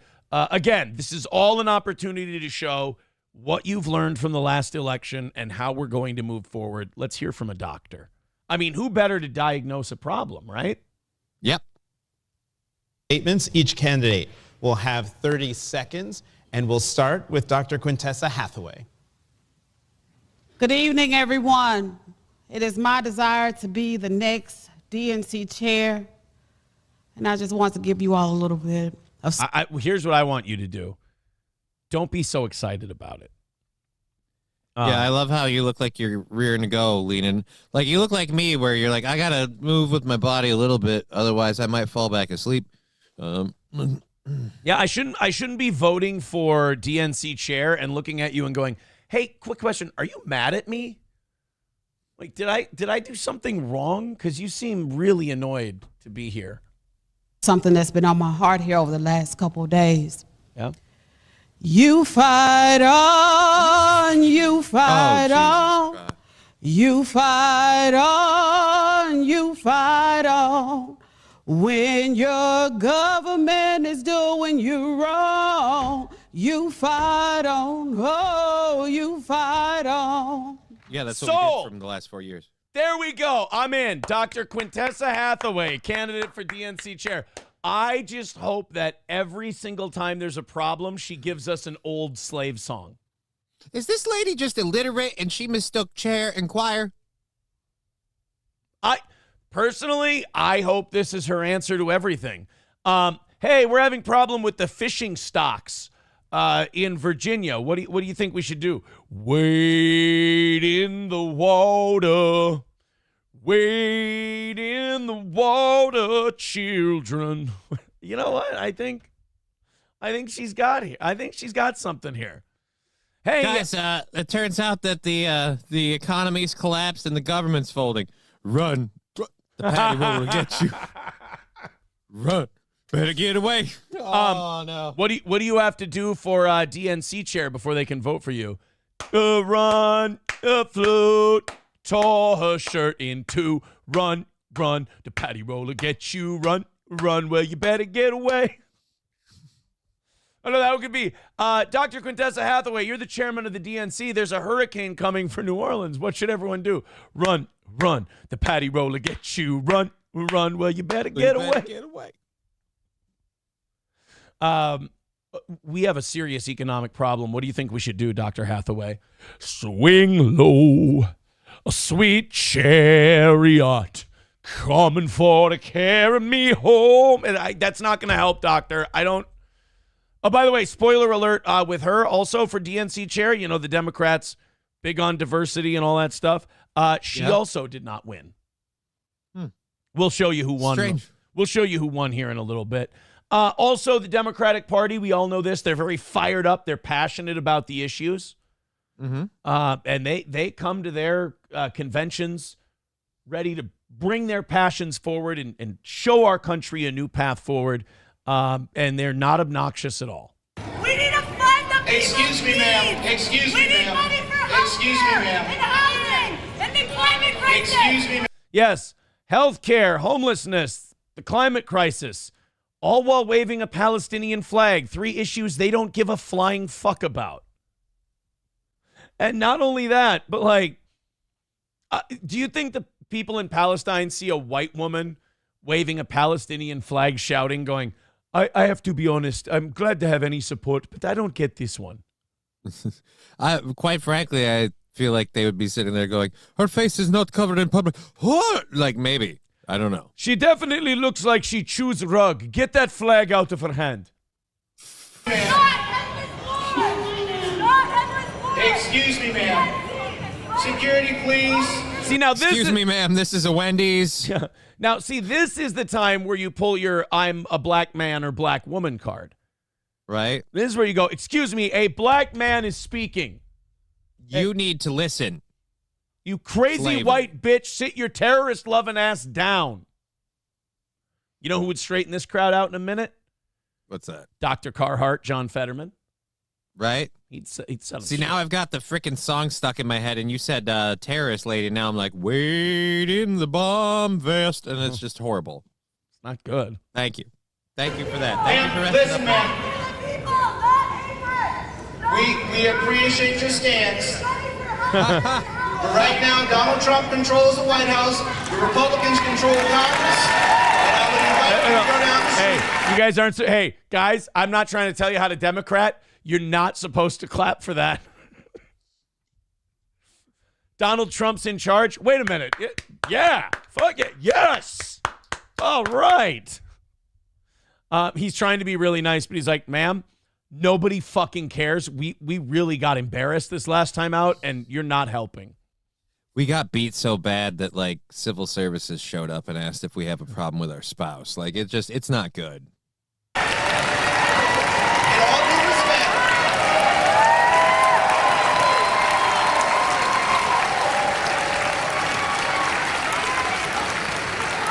I love that it's always the Republicans that are the ones making a muck and are causing problems. Ms. Dorsey, These people are who always is just the author of the amendment, you are entitled to speak. We will have 1 minute, and then we can have. She's still, by the way, she's still shouting. Yeah, because after she's done doing this, she has to go back home to her 5+ cats, and then that's life. Yeah. This is her whole year. This is the only time anyone's going to listen to her. Oh, my God. This is the only time she gets out of the house. And people still, when she goes in there, they still don't listen to her. They're just kind of a captive audience. Dead Game says Fetterman's going to be an effing trip. Dude, Fetterman's the man. I'm so excited for the next few years of Fetterman. There was a report out that the Democrats are like engaging him to be their, quote, bro whisperer, to talk to them about like how Trump voters think and all this other stuff. And it's like, you're literally taking the guy who's still recovering from brain damage and you're like, help us understand what we need to do. But the problem is, even if he does his job as well as a brain damaged man can, they aren't going to listen from the looks of things. And they all still have this obsession with, look, it's about black women being in power. And then it's like, right, yes, hooray, clap for that idea. And then let's vote in the white guy. Do none of you see the whole how you're fake thing going? Someone is asking, by the way, if we clear the goal for the week, can you say the hard R in run and run? Guys, I just want to knock out goals. I want to, like, I'm proud of this show. I love doing this show every day. So if you ask me about the goal, here's my position. I feel like we earn it every day. I feel like we put on great entertainment and we earn your money. I just don't want to worry about it. I hate having it. I hate that I have to have it. And that if we fall short, it's a detriment to what, being able to do this. It's a hurdle.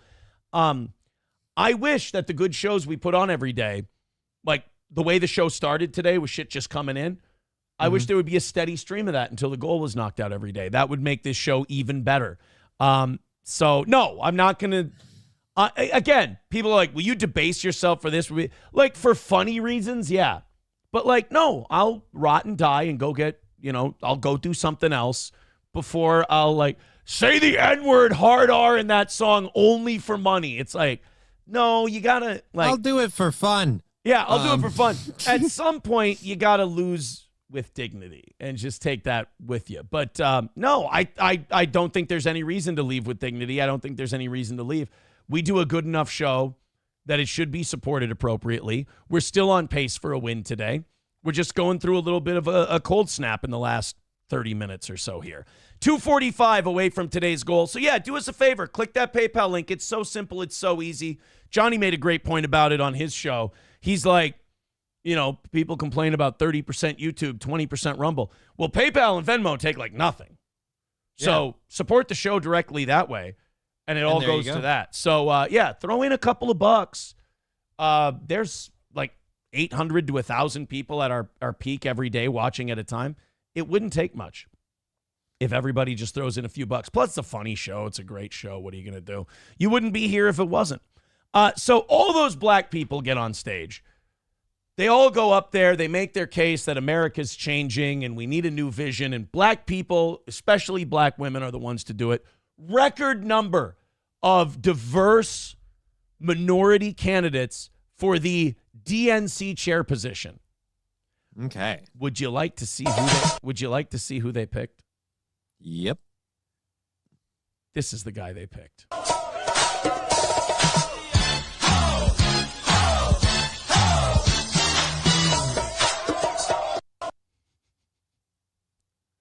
That man's name is Ken Martin. He is the whitest man who's ever existed. He is from Minnesota. He's one of us.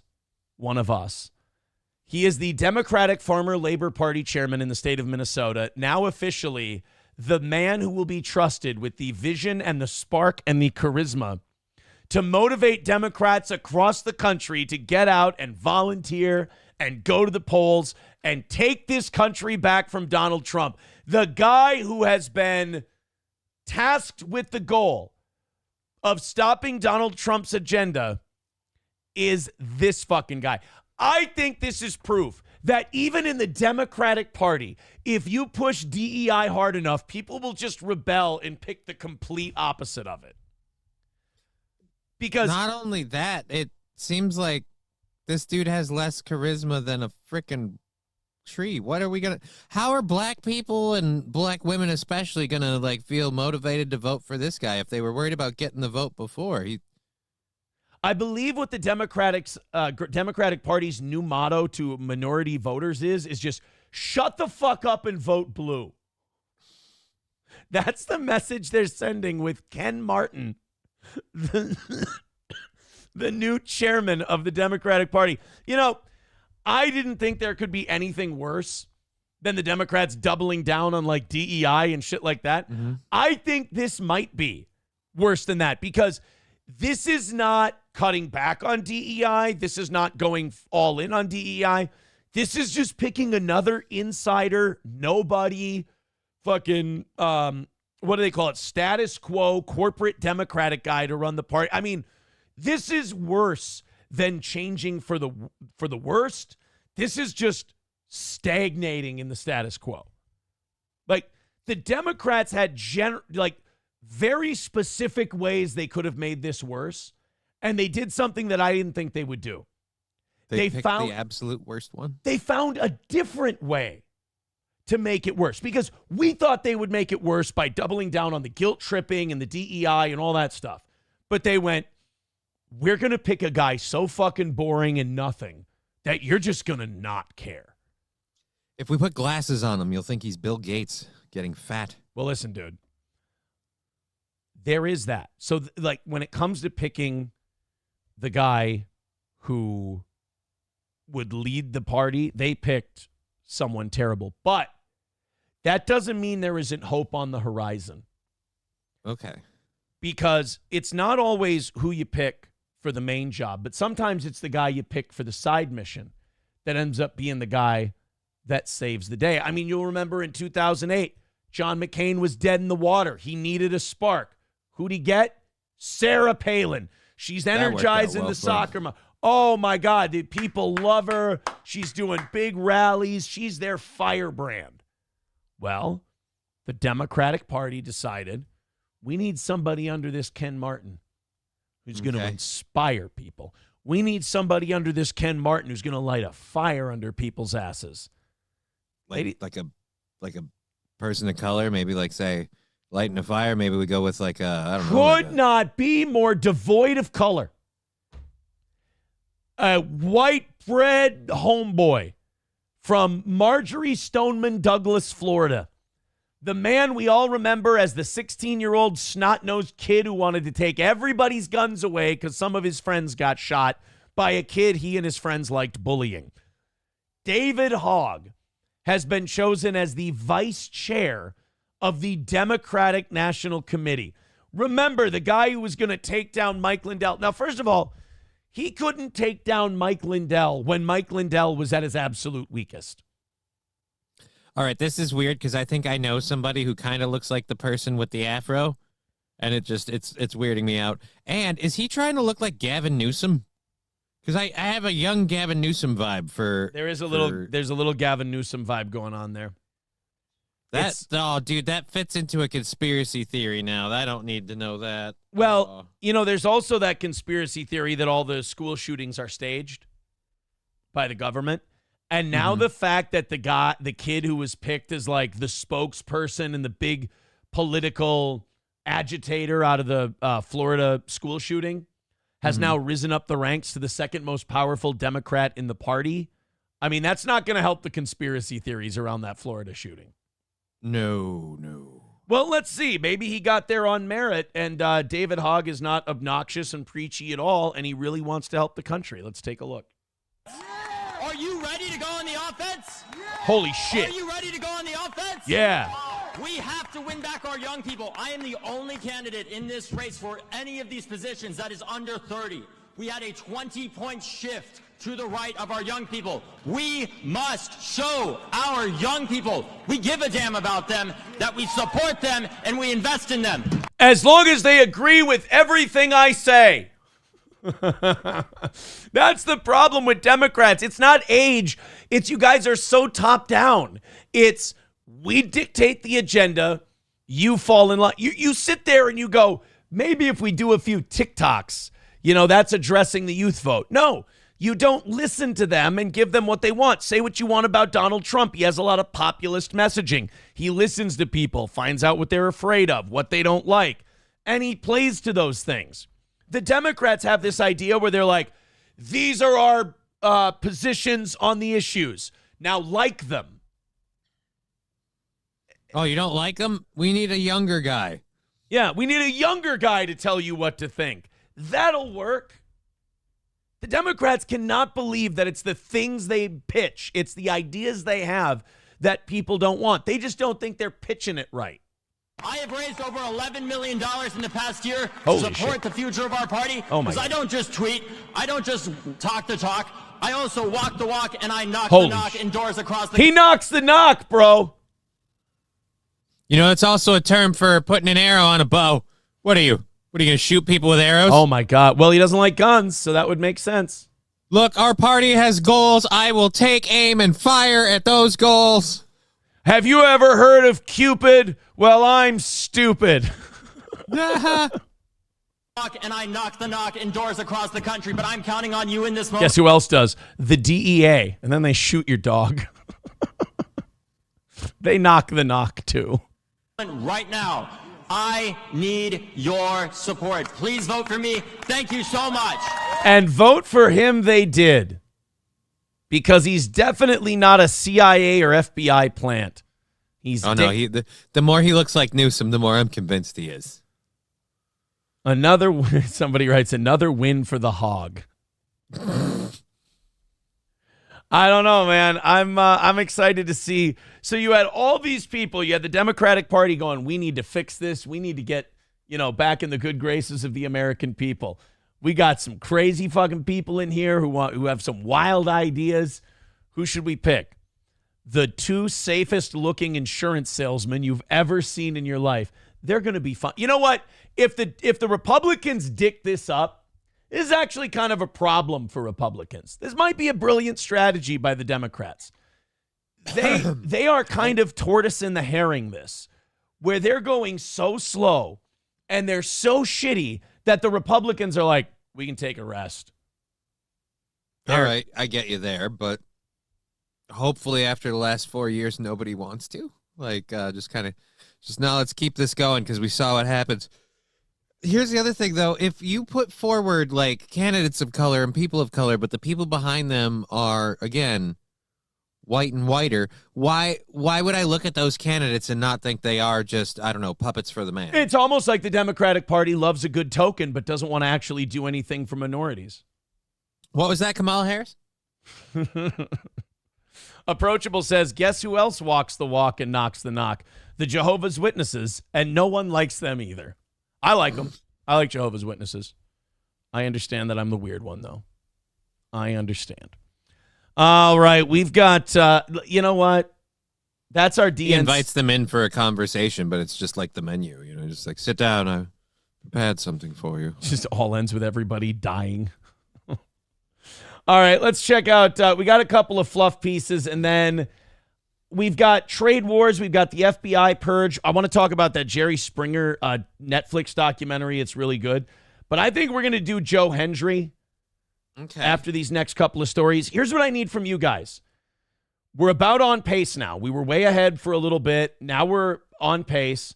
So I'm going to take a little minute to beg here. Throw us a few bucks. Let's get on that PayPal, on that Venmo, on that Streamlabs.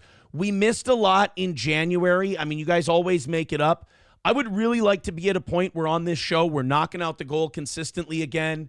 You guys are just, it becomes second nature for you to be like, man, solid show. It's making my workday go quicker. Here's $5, $10, $20. Boom.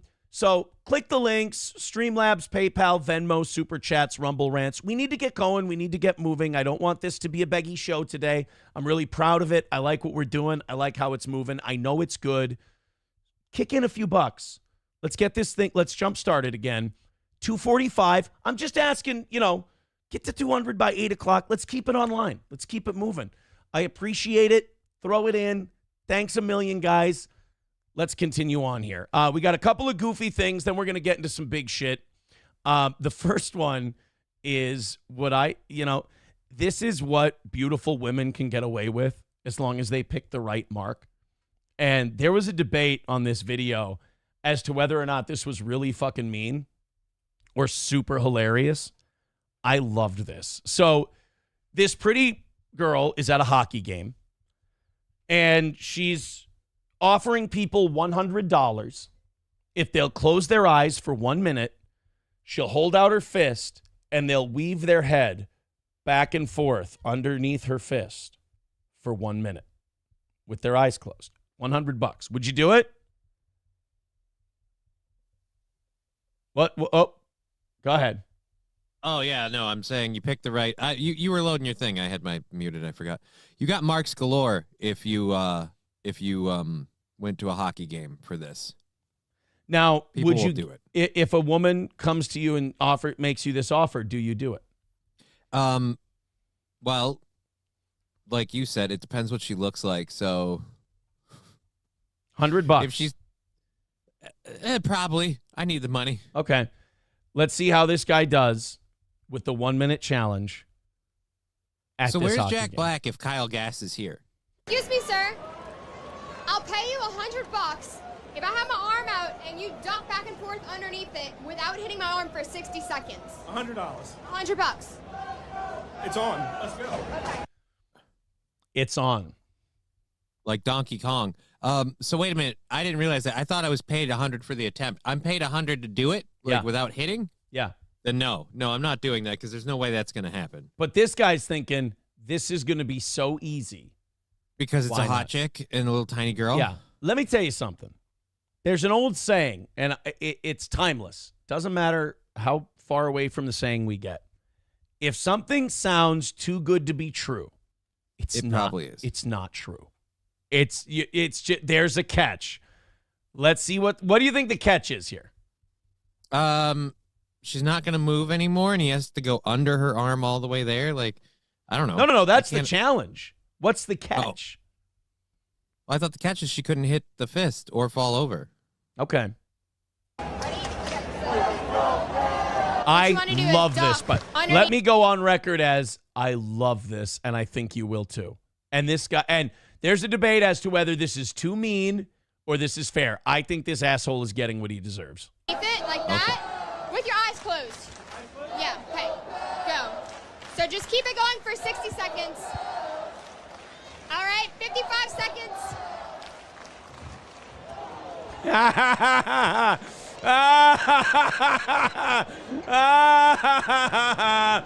Fuck you.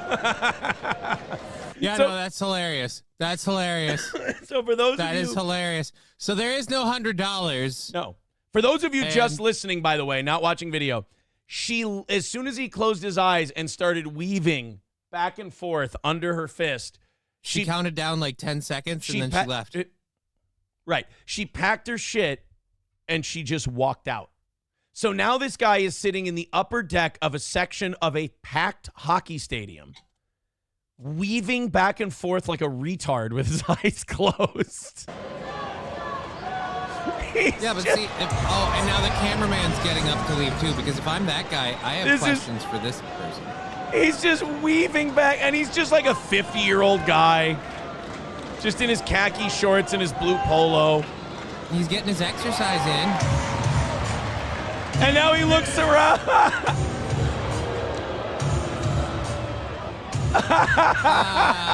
Again, if I'm him, I'm talking to the dude that's just sitting there with his phone like that the whole time. You're in on it. You're part of it. He might be far away enough where he doesn't think that guy's in on it. I Love that. Some people are like, this is so mean. This is so fuck that. No, that's hilarious. You go to a hockey game and someone goes, I'll give you $100 to do this. Like, get the fuck out of here. I'm watching a hockey game. You decide to go in and stop for something like that. I don't know. It's on you. I don't know. I wouldn't be doing it without, like, I'd get somebody like, hey, you make sure there's nothing hinky going on here while whatever's happening is happening. I'll cut you in. Like 20, 80. Like, sound good? Gray Duckling with $5 says, I just picture you showing off your Nazi memorabilia to JWs you invite in. The Jehovah's Witnesses. Mr. Bubbles with $1 says, good morning. Thanks for the show, Toe. Thank you. Coyote NV with $4.99 says, my Johnny's Exotic Meats t-shirt smells like gorilla. Yeah, are you going to do an Exotic Meats t-shirt on the shop? I maybe should. I don't know. You absolutely should. Okay. We'll see.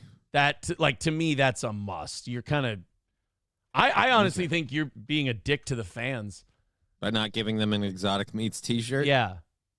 Well, I will say this. Mikey Two Milks did make me a very, very eloquent Johnny's Futon Emporium logo, so I could probably throw that on a couple things, too. Los Federales says, sorry, I'm late, boss. One of Johnny's gorillas knocked down the door to the washroom while I was mid-deuce. He pushed me off the throne and started throwing shit at me. Cleanup was a bitch. That sounds traumatic. Yeah, because he was armed with yours and his. It's double duty. 235 away from today.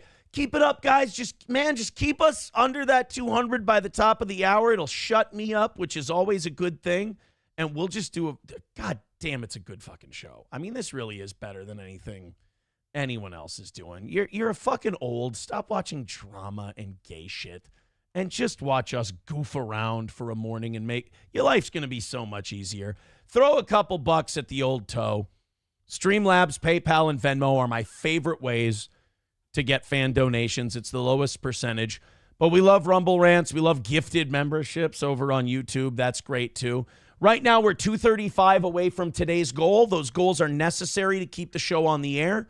So continue to contribute. Everybody throw in right now, and this will be the last you need to hear about it. I just thought this was awesome. 80-year-old CCR frontman John Fogerty playing guitar by a tree with his dog. This motherfucker still sings his CCR songs in the original key. Okay.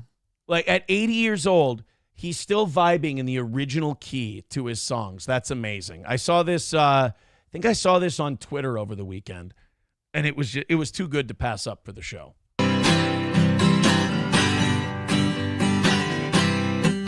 How about the fact that Fogerty's 80? Do you feel old? Yeah. Fogerty's 80 years old. Someone told me long ago there's a calm before the storm. I know it's been coming for some time. He sounds exactly the same. Guitar sounds like shit, though. Guitar, yeah, the recording's awful. But, like, 80 years old, you understand, if you're still alive at 80, you've got that old man wheeze talking going. Like, you're kind of struggling for air and everything. And Fogerty's just sitting under a tree, crushing it. Like, we have to start idolizing this. We have to start worshiping this because, like, clean living. Do you understand how much happier this guy is than everyone else? Well, clearly it's because he cut off his dick. Well, you see people on social media all the time, and they're miserable. But they're, like, in it. They're like, I have to do, this guy left a mean comment, and I have to. Fogerty's sitting under a fucking tree, picking a guitar with his dog, singing songs. I bet you he's oblivious to anything going on any social media platform, which is good because that's all fake. What Joke's he's doing, on you, he's Citizen M. Well, yeah, right. That would be amazing. But what he's doing right now is the realest shit anybody can do. Well, dude, I mean, he's playing a sweet jam for his dog, and later they're gonna have peanut butter together. Right, like on his balls. No, I didn't say that. Like Why we're would gonna you think that? Hey, why is that? what- Why is that the first place you go for peanut butter? What's up, April? Sexy sex. This song is sex. Sex. This song is sex. Sex and balls and peanut butter and sex. Again, I didn't. Why did you take it? No, but it's like, this is real shit. Like, this is, if we go back to this, I watched that Jerry Springer documentary, and we'll get to it. It killed us. I mean, it really did. Like, anybody. No, Jerry literally takes responsibility for damaging America. He destroyed us. Like, I listen to anyone who speaks with any kind of reverence about the Jerry Springer show. I'm like, we should round you up. Like, we should eliminate you, because we're dead, and we're dead mostly because of that. Like, it kind of started us on that trajectory of we're shit, we're garbage, I think the saddest thing about the Jerry Springer show is that everybody who laughed at it didn't realize they were laughing at a mirror. Yeah. Dude, it's us, and that's not good. When it's over, so they say, it'll rain a sunny day. I know, shining down like water. I gotta ask you something. You can go play a video game. You can sit on Twitter. You can sit on a forum or a Discord or whatever you want to do. Or you could sit in John Fogerty's backyard right now and listen to him play this song. I'll take the second one. Here's the thing. We should use this as a test to clean up our society. Like, I think we really are at make or break. Either we're going to make it or we're not. And I think we're leaning towards not making it. I think we can use this question. And whoever picks, I'll stay on the internet, we'll just round them up and murder them. Problem is, then you're going to have a lot of boomers, because a whole lot of people are going to also answer with, who the fuck is John Fogerty? That's fine. We'll go, brilliant Hall of Fame caliber musician. We won't even say Fogerty. Is going to play acoustic guitar under a tree and sing to you. That works there. Sing to you. If you say, I really got a good video game kicking right now, or, oh man, I'm really like flaming this guy on Discord, we'll round you up, we'll kill you, and then we'll only be left with the people who would sit in Fogerty's backyard and listen to him play guitar. All right, so I just have one question. What if I'm like winning the match and it has a minute left? Can we just wait? I have no problem. Listen to me. This is the beauty of this question. I have no problem if you want to do that. I'm at peace with your decision, because you'll be gone soon. You see what I mean? It is a harmless, I get Thanos. It's harmless, it's just, it's fair. We give you a choice. And you are allowed to make that choice, and we will celebrate your choice. There will be no more division. We won't be angry at, like, these kids never go outside anymore. Don't worry. We're going to take care of that. We're going to pat you on the back and say you made the right choice right as we throw you off the cliff. Hey, congratulations. That is. And now here's your prize. Yeah. I wanna know, have you ever seen a rain? Nice. I wanna know, well, have you ever seen the rain? Coming down the sunny day. Dude, I like 80 years old, and that shit's still coming out of him. Like it was 1972. Again, thank you for dating me so hard. I'm glad to realize that he's 80 and I'm going to die soon. Thank you. Thank you so much. NF Cap says, funny Aaron didn't mention that Jerry Springer realized what he was doing was wrong when he became Christian. Oh, we'll get there. We're not on that yet. That's called a tease for later. Don't worry. We'll look. It's, who pointed that out? NF Caps. It's I thought it was Sam's show. It's a long show, guys. Like we'll get there. So, all right, guys, 2:35 away from today's goal. We're 15 minutes away from, me being a little fucked up about us being behind. So throw in a few bucks. Let's go to PayPal. Let's go to Streamlabs. Let's go to Venmo. I'm bound and determined to not miss this week. If it takes me begging my fucking ass off, I'm fine with that because I just kind of, drawn a line in the sand. I'm like, we're going to do Steel Toe. We're going to do the show. We're also going to make our money, and we're going to keep this son of a bitch alive. And that means you guys throw in a few bucks here and there. We get it done. Throw us a couple bucks. Let's get this thing moving. It's not free. It's free to watch. It's free to have it. It's not free to keep it on the air. Throw us a few bucks. All I'm asking, get under $200 by 8 o'clock, and I'll feel like, we're doing something right. Because we are doing something right. This is a big, bad motherfucking show. It is really good. I just want you to throw in, preferably Streamlabs, PayPal, and Venmo. Let's get it under $200 by 8 o'clock. Let's get this thing moving, guys. Please and thank you. That means you, by the way. Not you, Johnny. That means everybody. Like, I'm not saying one whale, one this, one that. Everybody with a little bit. It's so easy to knock it out. Hit like, hit follow, hit subscribe, support a show that makes your day go by so goddamn quick, and you don't feel the cancer and rot of drama and 40-year-olds acting like they're 12. It's refreshing.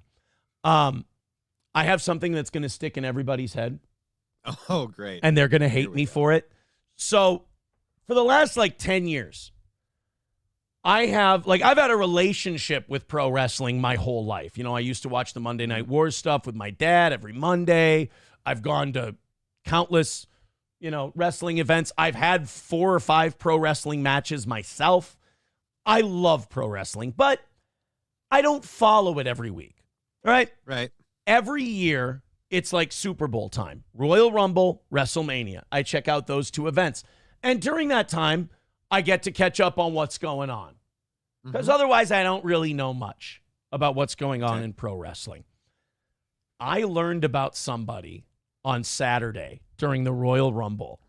And it was like, instantly, I'm fucking obsessed. Like, this is... I just kind of see something in pro wrestling where I go, that's good for our culture. Okay. This is good. Like, this thing right here, this is good for us. This worries me, but what are we doing? I'm watching the Royal Rumble, and apparently this guy's been a viral sensation. He's been a thing online. TNA Wrestling has a deal with WWE where they're going to be like their farm system. They're like minor leagues, and the TNA guys are going to get more exposure through WWE, and the WWE guys are going to get, that aren't getting a lot of time, can go to TNA and get a little more time. They're going to do a talent sharing deal. It's really good idea. Their world champion at TNA is this guy named Joe Hendry. Joe Hendry is some Scottish dude. He goes 6'2", 250. He's built like a brick shithouse. But he's like a fun, happy, inspirational, motivational speaker guy. Okay. And his whole gimmick is, I believe in Joe Hendry. And that the theme behind him is, say his name and he appears. Meaning, if you believe in him enough, if you wish him enough, he'll be there. Candyman, right. Okay. But like a nice Candyman. Okay. So at the Royal Rumble, people are joking, I believe in Joe Hendry. I'll say his name, he'll appear at the Royal Rumble. I've never seen this guy before. I've never heard of him before. Fucking number 15 at the Royal Rumble comes out. The coolest thing about the Royal Rumble is that there's a countdown clock, and everybody counts down 10 to 0, and they're excited to see the next guy come out because it'll either be your favorite guy, or sometimes they bring out a guy from the past. He comes out, or you get a big surprise. We're going to delve into the Joe Hendry lore in just a second, but first, Coyote NV, thank you, buddy, so much. $4.99 says, did you watch the Grammys? I refuse. No. I saw that Beyonce won Best Country Album. It's all horseshit. It's all horseshit. Although, did you see what Kanye's fucking chick wore? Next to nothing? Nothing. She wore a dress that was basically plastic. Her tits and nipples were out. Her pussy was out. The whole deal. It's remarkable. Remember how we whore-shamed Bezos' wife? Oh, yeah. Oh, let's not worry about the lady that's wearing a clear shower curtain as a dress. No, you're right. We should invite her to the next inauguration. Looks that lady will get. $2 from Jeremy says, time for all you cussing-loving basement dwellers.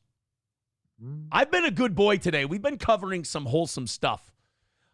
Here we go. Let's so I get introduced to this Joe Hendry, and his goddamn theme song has been stuck in my head, and there's a rule on this show. I get something stuck in my head, I gotta share it. I gotta throw it on you guys.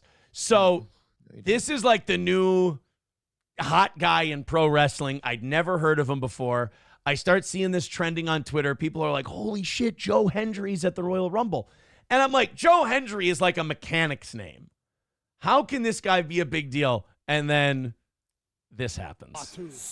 He is not a WWE guy. He's from the minor leagues. He's from TNA, and these people are going batshit for him. Okay. This WWE audience is going apeshit For some, I see that and I'm like, that's like my every year when I check in with WWE, there's always something I see where I go, I didn't know that existed. Right. I didn't know that guy was a you thing. got a poster of him just like flexing with his belt over his shoulder, looking all oily and Greco-Roman. And Well, you're like, yeah. see, like, I can't help it. I got to do my research when I see shit like that. I got to deep dive. Okay. So Deep dick, I got you. I search into this Joe Hendry guy, and Johnny, I got to be honest. I got to make the statement today. I believe in Joe Hendry. And we were talking about this on the members show last night, and people were starting to, they were leaving comments after the show.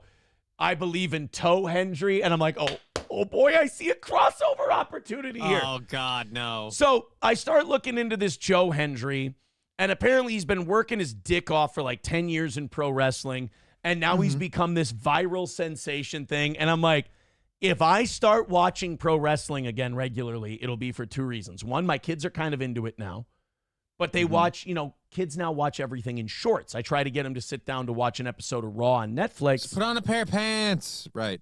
So it'll be for two reasons. One, my kids are kind of into it. And two, Joe fucking Hendry. So now for every $20 drop, and Victor, if you're watching, if you could take Joe Hendry's theme music video and send it to me, we're using it as our $20 drop and as our goal hitting drop. Will be Joe Hendry. I can't fucking stop with this goddamn song. Say his name and he appears. I believe hey, Johnny. in Joe Hendry.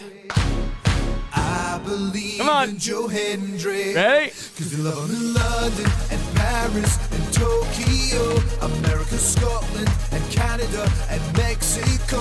They say I believe in Joe Hendry. What? I believe in Joe Hendry. And then look what he does. Look at this. And now we're firing up the guitar.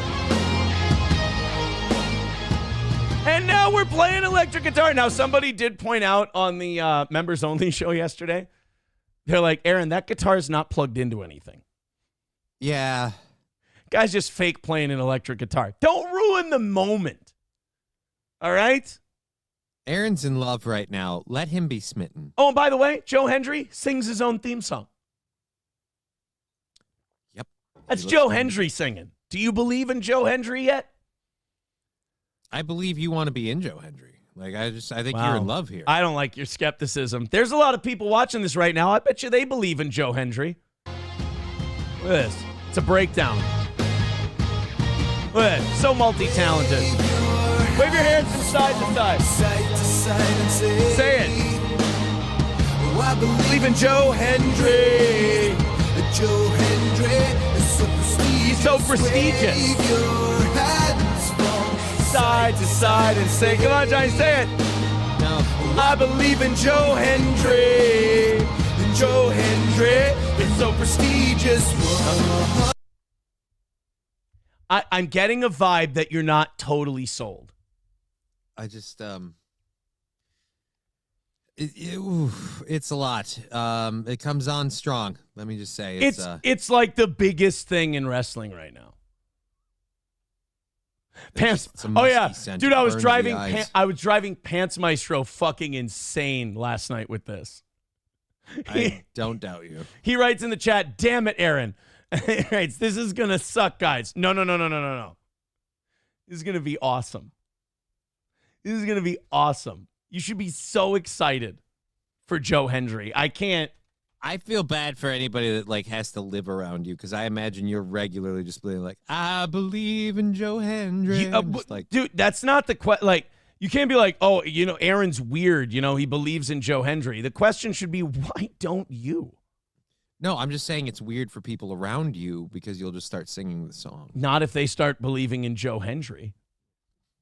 I just love that it's a guy with a basic bitch name and like this is what I love about pro wrestling is how random the fans are. It's almost like sometimes they pick shit to be popular as a goof. Because like just a guy and like, oh, what's his wrestling name? Is it like Hulk Hogan? Is it the Ultimate Warrior? Is it Macho Man Randy Savage? No, it's just a guy named Joe Hendry. And like, we're going to make him the biggest thing in the world. I'm in. I'm here for that kind of shit. Okay. Bigot on He's a Socialist. motivational wrestler. Bigot on Socialist Media gifting a sub to Dead Game. Thank you very much, buddy. That's $5 off the tally, off the total. Nice. Coltrane with $5 on PayPal says it's not much, but I donate enough. The show's been very funny. Oh, dude, I know. Thank you very much. Show's been fucking killer. Here's the deal. 2:25 away from today's goal. We're officially, we're 2 minutes away from being behind. Come on, guys. Throw in. Just rally it up.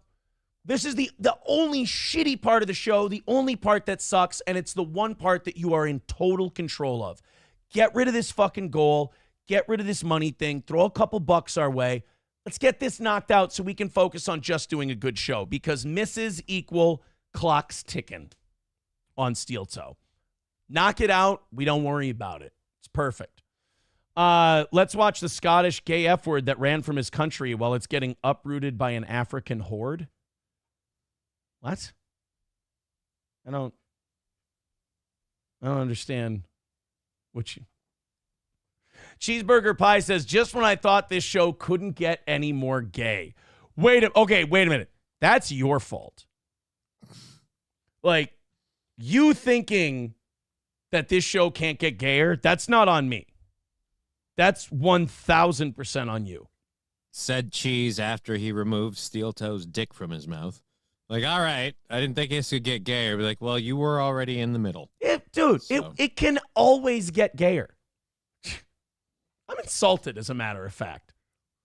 We'll be right back. Gray Duckling says, Joe Hendry, he could really put down railways. No. That was John Henry. See, you know what I think, Johnny? So wait a minute. So this guy didn't beat the coal-fired steam machine? No. That was John Henry, but here's the deal. I feel like people are confused. I want them to be able to know for sure who we're talking about. We're talking about... Because I just want to say, I believe in John Henry. You believe in John Henry. That's great, but that's not who we're talking about. Just to be clear, so everybody knows and they get his name right, we're talking about... Say his name and he appears. I believe in Joe Hendry. I believe in Joe Hendry. Joe Hendry. You love him in London and Paris and Tokyo, America, Scotland and Canada and Mexico. They say I believe in Joe Hendry. Everywhere, all these countries. I believe in Joe Hendry. They believe in Joe Hendry. And by the way, if you don't think by the time I'm done beating this into the ground, you're not going to be walking around at work today going, America, Scotland, and Canada, and Mexico. It's not gonna. You're not gonna be able to stop it. Paris and London and Tokyo. It does go nicely together. It does. It's a beautiful song. Sandikin says, acknowledge the tribal chief Roman Reigns, Aaron. Well, I mean, you have to acknowledge the tribal chief. I understand that. But look, you can believe in Joe Hendry, and you can also acknowledge the tribal chief. Like, these are not competing things. That's the beautiful thing about supporting a Joe Hendry, Johnny, is that you can learn love and appreciation and respect. It's about openness. You know, Joe Hendry is life, essentially. Oh boy, that's pretty gay coming from you. Yeah. I don't think I believe. I'm still more on the I believe in John Henry. You believe in John Henry? Again, isn't that not mutually exclusive. Ryan the Garbage Man says Mark Henry's making a comeback. Oh, no, not Mark Henry. Mark Hamill, what? No, not Mark Hamill. See, are you still confused? A little bit. Are you? Well, here, let me. I am a touch confused. Let me help you if you're confused. We're not talking about Mark Henry or Mark Hamill. Say his name and he appears. I believe. You think you can clap? Joe You can clap? Ready? You ready to clap? Ready? Come on. Come on. Get those hands up. And Canada and Mexico. No, I can't keep going. It's making me gay with every pump. I can't do You it. believe in Joe Hendry. I believe in Joe Hendry. All you I gotta don't do, know that Johnny, I do. say his name and he appears. Well, I'm just glad this audience has his name right. John Henry. No. Day One Salt says Santa is greater than John Hendry. It's not. Yeah, because he gives you stuff. Then he F's off. You know, I was excited to start watching wrestling again. I check in every year around the Royal Rumble, and I find this Joe Hendry, and I want to share him with the rest of our audience. You didn't expect us to shit on it? I expected you to get the name right when you did it. Oh. You see, sorry. people are still saying John Henry. I feel like people aren't appreciating it the way I do. I just don't think they can remember his name. Oh, really? You think that's it? You think that could be a problem? I think they just don't remember the name. Well, the repetition is name's key. very easy to remember. Say his name and he appears. I believe in Joe Hendry. I believe in Joe Hendry. It's very easy. It says it a million times. And Paris and Tokyo. That is, and this is why I'm clapping or the face? No, that's why I'm doing this to you, is because I woke up in the morning going in London and Paris and Tokyo. I can't get it out of my fucking head. Okay, I'm going to drop the bit for a second. It's not that I'm going to start watching wrestling again because I fucking love Joe Hendry. I do fucking love Joe Hendry. I can't get this cocksucking song out of my goddamn head. And I'm thinking, need a way to listen to it. I'm thinking maybe if I do this to you guys, that maybe it'll get out and I'll be able to sleep tonight. Or, and if it doesn't work, at least the rest of you will have to go through it as well. Now, this is a good question. Gray Duckling with $5 says, where has Joe Hendry visited? That's a great question. Where has he visited? Let's see. Cause we love him in London and Paris and Tokyo, America, Scotland and Canada and Mexico. They say I believe in Joe Hendry. All right, well, there we go. That makes a lot more sense. He is so happy to be clapping in that video. He's happy not to have the Almost clap, unnerving. too. I mean, that's just happy times. 5-0 in the 320 with $5 says, I've always liked the Ole Henry more than the Baby Ruth. That yellow wrapper grabs your attention, and it tastes amazing. No, that's a different. That's a O Henry. This is. Is he talking about a bite of honey? The little honey things? That's a bit of honey. Now you're not even close. Now we're not even in the same neighborhood. It's Joe Hendry. And I thought that maybe. Here's my thing. Again, doing quality content doesn't work to draw money. And you got to draw money to keep the show going, right? I thought I could just annoy the fuck out of people and maybe make a couple of bucks. But, like, that ain't working anyway. You know? So now I can just do it for me. You know? I can do it out of love until the show goes belly up. Where are we at? 2:15. Move it. Come on. Let's go. Everybody with a couple of bucks. Thank you to everybody throwing in fives at a time. But we got to have a bunch of you throwing in fives at a time. Love the show. Show the show some love. 2:15 away from today. I need to be at 100 by 9 o'clock to feel good about this. So drop in, do some shit. Appreciate the best show that's out there right now. Streamlabs, PayPal, Venmo, Super Chats. Let's do this thing. Hey, great news. Midland Armory has some awesome deals going on right now, and it's just for Steel Toe fans.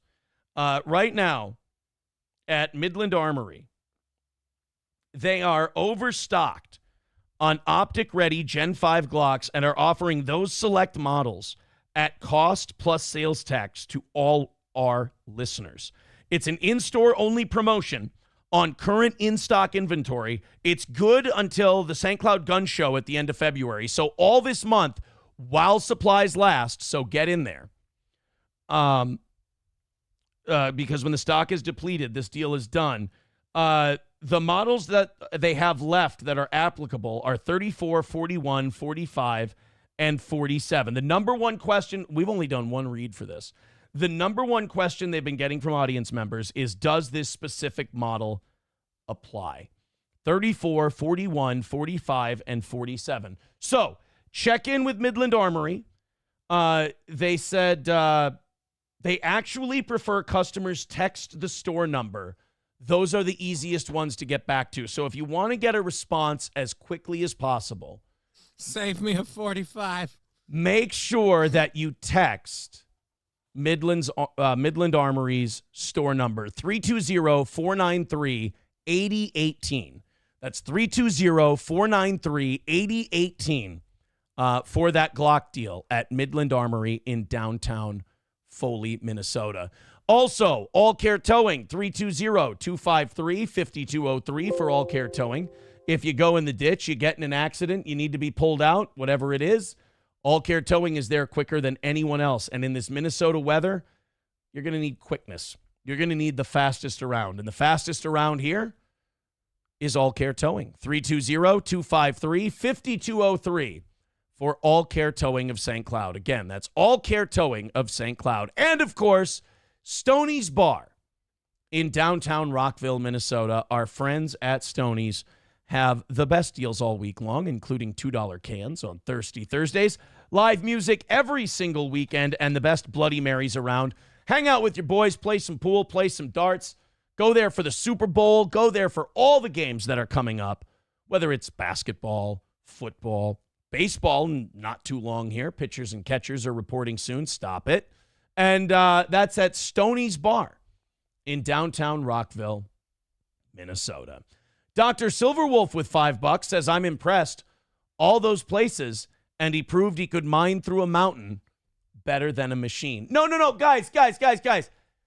When I talk about Joe Hendry, that's different than John Henry. Mm-hmm. John Henry was the folk story that beat the steam drill. Right. And then his heart exploded and he died. This is Right. different. This is... Say his name and he appears. I believe in Joe Hendry. I'm just making sure everybody gets it. Believe You in know? Joe Hendry. Cause they love him in London and Paris and Tokyo, America, Scotland and Canada and Mexico. What do they say? I believe in Joe Hendry. That's good. I believe in Joe Hendry. There we go. See, now I feel like everybody gets it. I mean, you get it. Have we knocked out the goal? Just admit defeat, and we can move on. Pants Maestro says, but does Cheetos believe in Joe Hendry? Dude, everybody associated with Steel Toe believes in Joe Hendry. Pants Maestro says, you're going to miss the goal, and it's all because of Joe Hendry. I will go sell cars believing in Joe Hendry before I'll deny his name just to hit a goal. Plus, you guys owe us money. It's been fucking dynamite today. We've been crushing it. 210 away from today's goal. $110 in the next hour. Let's throw in. Let's get this done. Let's call it another win for the toe. All right, here's the deal. I had some fun with the Joe Hendry stuff, right? Yeah. Now we'll get to some heavier shit. So now people aren't upset. You know? You got to give them what they want. I want to give the people what they want. So if me abandoning the Joe Henry segment, or Joe Hendry, excuse me. We're going to screw you up on this. I'm new in my belief. If that's something that you like, then you should only voice your support monetarily. PayPal, Streamlabs, Venmo, Super Chats, and Rumble Rants. The one fucked up, shitty part about this show, let's knock it out and get your support. And we can call it another win for the toe. And all these two have to worry about is doing a program. That's it. Thank you, Chad Buzamak. He says, Aaron, is that troll email saying text Midland? Is that troll email? What? I'm confused. I'm confused too. Maybe I read it wrong. 279. Thank you, Chad Buzamak. Appreciate it. 210 away from knocking out today. Throw in a couple of bucks. We appreciate it. Okay. Let's get into the trade war stuff, because this is what I was kind of nervous about, because a lot of people who like Trump like this tariff idea. And one thing that the Trump people always yell at me about is me going, guys, I don't like tariffs. I've never liked tariffs. I don't mind when he uses them as a bluff and they work.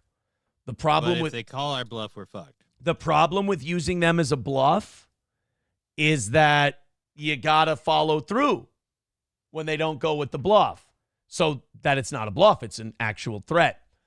The other thing is, I'm like, okay, once they initiate these tariffs, I guess I don't mind them if it causes businesses to do more business inside the United States to avoid the tariffs. Maybe that could be a good deal.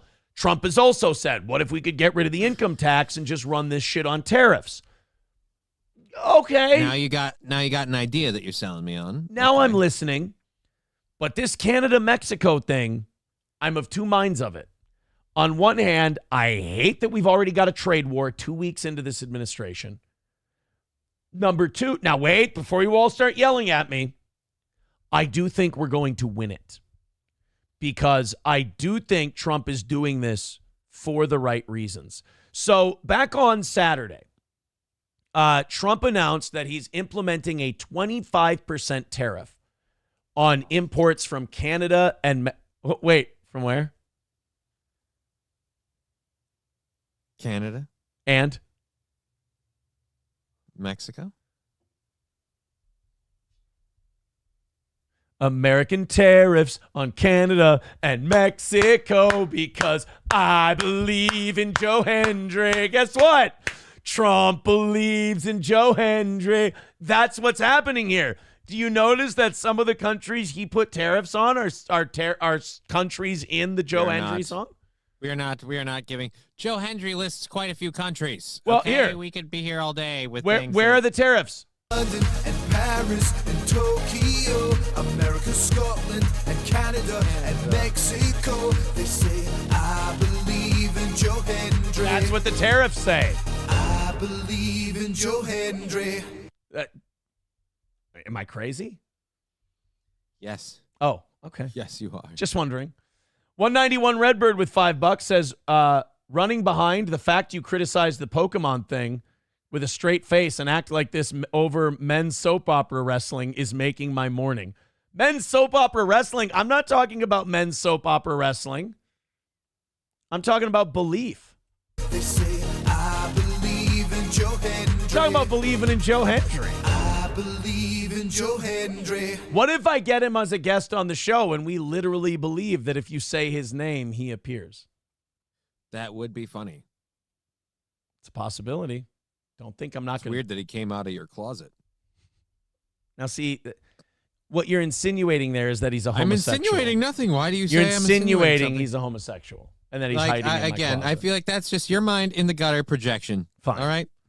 Well, Trump on Saturday announced a 25% tariff on imports from Canada and Mexico, and a 10% tariff on Canadian energy, and a 10% tariff on China. Now, I get nervous when I hear this shit because I worry that what ended up happening is going to happen and that these countries are going to tariff us back and that it's going to cost us more money and that it's going to cost them more money. And I'm worried that the people caught in the middle will always be the consumers. Us. Yes, the consumers.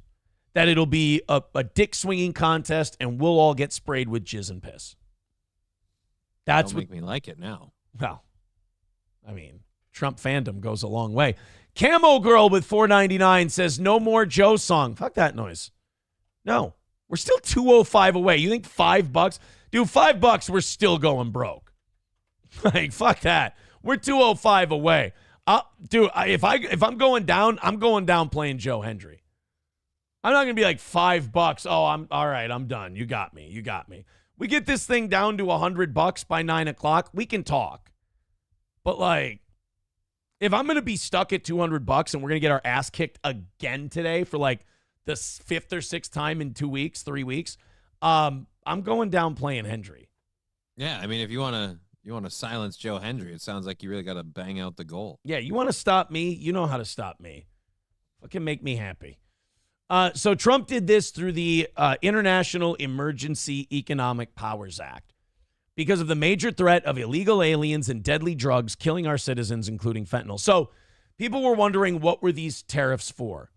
The driving force behind it. Now, Trump also thinks we're getting ripped off on trade, which is debatable. You could argue that. We do have a large trading deficit, but we also have more buying power than anyone else. So naturally, maybe we will buy more than we sell. That doesn't, well, we've also outsourced a lot of our shit. We could sell more. He is right about that. We could make more stuff here and we could sell more. Absolutely. And maybe those tariffs end up motivating more companies to do business in the United States. Now, he's worried about the fentanyl that China's sending to the United States. And it's getting in through the Canadian and Mexican border, and nobody's doing jack shit to stop it. And it's just wiping out thousands and thousands of people every year, this fentanyl. So he's like, look. Trump wants us to trust blow again. Well, he wants Canada. Yeah, he wants to make cocaine great again. He wants Canada and Mexico. He wants them to fucking work with us and keep this shit out of our country. They're not doing a goddamn thing. They don't care. So now Trump wants to give them a reason to care, and that reason to care is we're going to tax you. Now, he says we need to protect Americans. It's my duty as president to ensure the safety of all. I made a promise on my campaign to stop the flood of illegal aliens and drugs from pouring across our borders, and Americans overwhelmingly voted in favor of it. Yeah, he's not wrong. He's right. Now, the issue is, somebody said that we got blocked on YouTube for the Joe Hendry thing. Oh, no, we're still on. Maybe we got blocked while we were playing it. Last show got blocked by the WWE on YouTube. Are you going to put it on Rumble? I don't know. What do you mean last show? Like the members only show? Oh, because we played Royal Rumble and Joe Hendry and shit? Well, I'll take a look. I'll see. I was just scanning by the chat there. I wasn't even going into the chat. I just was opening tabs. And I saw that comment. I ran across it. I'll take a look, buddy. Thank you. All right. So Canada, Justin Trudeau, who's still in there until I think next month. Yep. Justin Trudeau gets wind of the tariffs from Donald Trump. And this is how Castro's kid decided to respond. And I'll be honest, this is kind of what I was worried about with these tariffs was, are we going to get into a protracted war? Because much like Iraq or Afghanistan, the last thing you want with these tariffs is I tariff you, you tariff me. We keep this going for years and years and years. The nice thing is I think we can hold out a lot longer than Canada can. Yeah. I think Canada needs America as a business partner more than America needs Canada as a business partner. I'd agree with that completely. So we want to use these tariffs to break Canada's back so they'll come to the table and do what we want. Justin Trudeau did not go that way right away this weekend. Here was his response. Tonight, I am announcing Canada will be responding to the U.S. trade action with 25% tariffs against $155 billion worth of American goods. Shit. This will include immediate tariffs on $30 billion worth of goods as of Tuesday, followed by further tariffs on $125 billion worth of American products in 21 days' time to allow Canadian companies and supply chains to seek to find alternatives. Ce soir, j'annonce la réplique du Canada. Oh, shut up, you frog.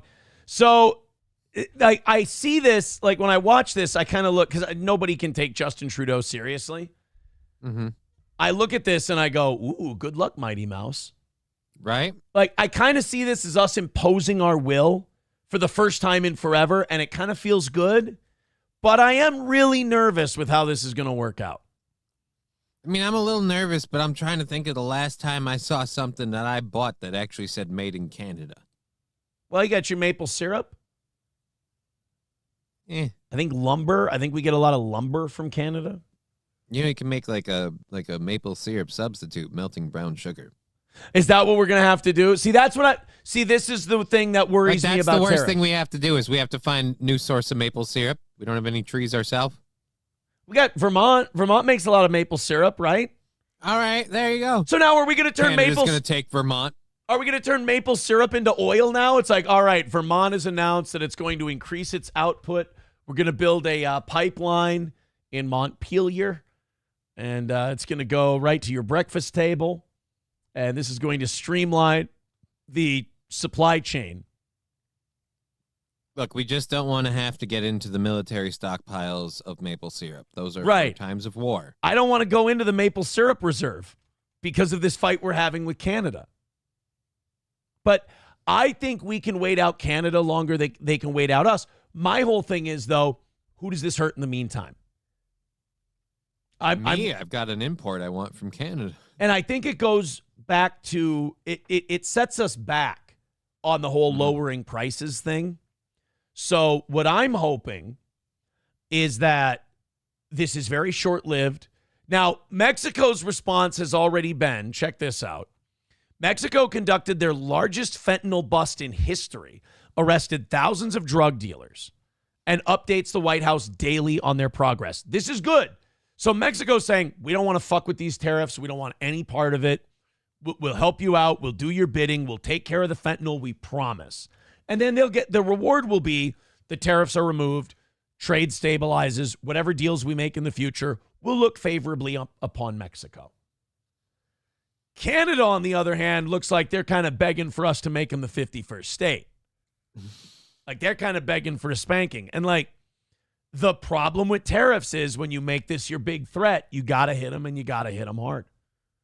Right. But again, like you said, I feel like they take a lot more, they buy a lot more goods and stuff from us than we from them. Either way, I guess really China's the one I worry about because like that's where the tariffs will affect us the most. The China one is just, hey, stop pumping this shit into our fucking country. You know, it's just cut the horse shit with the fentanyl. And meanwhile, they're pumping they're churning the butter churn going, what are you talking about? Are you saying that like an Amish lady on a butter churn and she's got 20 kids and they're out of butter and it's breakfast time. Exactly. Well, hopefully we can get it all figured out. If it works, it's another feather in your guys' cap who have called me a pussy when it comes to these tariffs. I don't have the stomach for it, blah, blah, blah. I hate tariffs. I don't like them in theory. We'll see how this works. We'll keep an eye on it. And again, hopefully we can get ourselves another win. Hopefully Trump can keep his roll going. Numero uno Josh Denny fan with $5 says, I believe in Aaron. Now, the thing people are saying is I believe in Joe Hendry. Yeah, that's the spoof song I'm already planning on. I believe in Joe Hendry. I like it. Somebody wrote in the comment section of last night's members only show. They said, in Spicer and St. Cloud and Litchfield, I believe in Joe Hendry. Numero uno Josh Denny van with $5.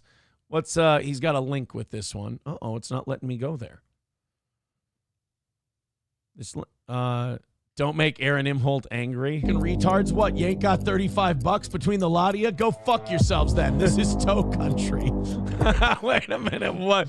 Wait a minute. Do we have video for this? That was just a fun audio Liam drop. took that out of context. I feel like I was reading someone else's comment.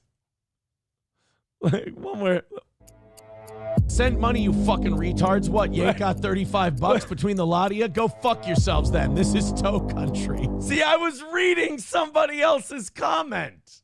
I mean, we can't tell that. You need to really have those on the screen when you read them. I feel like I did, and he cut it off. Coltrane with $1 says Canadian dollar is expected to tank 10 to 15% this week.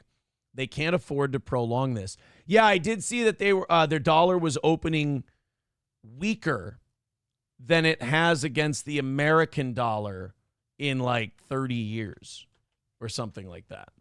Well, and that's really sad, too, because then this will always be remembered as the only way that Trudeau's failed. Yeah, it's really Yeah, it's a shame. Other than that, Trudeau's record has been fucking immaculate. He's really been doing a great job. 195 away from today's goal. I don't know how else to say it, guys. Having a great time. Love doing this show. We're having a good time. The money needs to come in. So let's knock out that 195. Let's go. Everybody jump in. Actual steel toe wearer said in the chat, and he doesn't like us very much. He says, no whales equals no goal. Look, I'm not going to lie to you. I don't want that to be the case. But if that guy wins, he's going to be really happy. If that guy's right, he's going to be really happy. And I'm not going to be really happy. I fucking love doing this. So let's get that goal knocked down. Let's not make this happen every day because nobody likes it. You don't like it. It's not entertaining for you. I don't like doing it to you. So let's knock it out. Then we don't have to worry about it. Zenman Build says you should check out what Javier Milei told the U.S. He said it would be uncomfortable for a little while, but it's part of what he did to straighten out Argentina. Well, that's the other thing. A lot of people are saying, hey, you can't look at this shit day to day. Right. You got to go long form on this thing. You can't say, oh, shit, well, it didn't work in a week, so we got to get rid of it. It didn't, oh my God, prices went up a little bit this week, so we got to abandon this tariff thing. It didn't work. I think Americans are kind of being asked, like, you got to have a stomach for this. You voted for this. This is the way it was going to go. Hang in there with me. Basically, trust the plan is what he's saying. It's like the crypto people. No, guys, just hang in there. Yeah. Diamond hands on tariffs. Diamond hands. That's the term I was trying to remember. Corey was always saying it with diamond hands. Yeah, they're looking for diamond hands on tariffs. Trucker 18 Wheeler with 199 says, I believe in John Hancock. No, it's not, guys, it's not John Hancock. Look, if we're going to get stiff today and we're going to lose, I would love to lose doing this. But since he said John Hancock, we got to make sure he gets it right. I believe in Joe Hendry. I believe in Joe Hendry.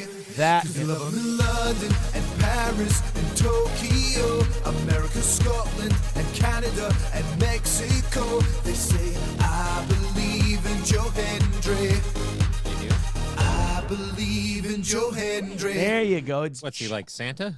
Well, say his name and he appears. He might be better than Santa. Yeah.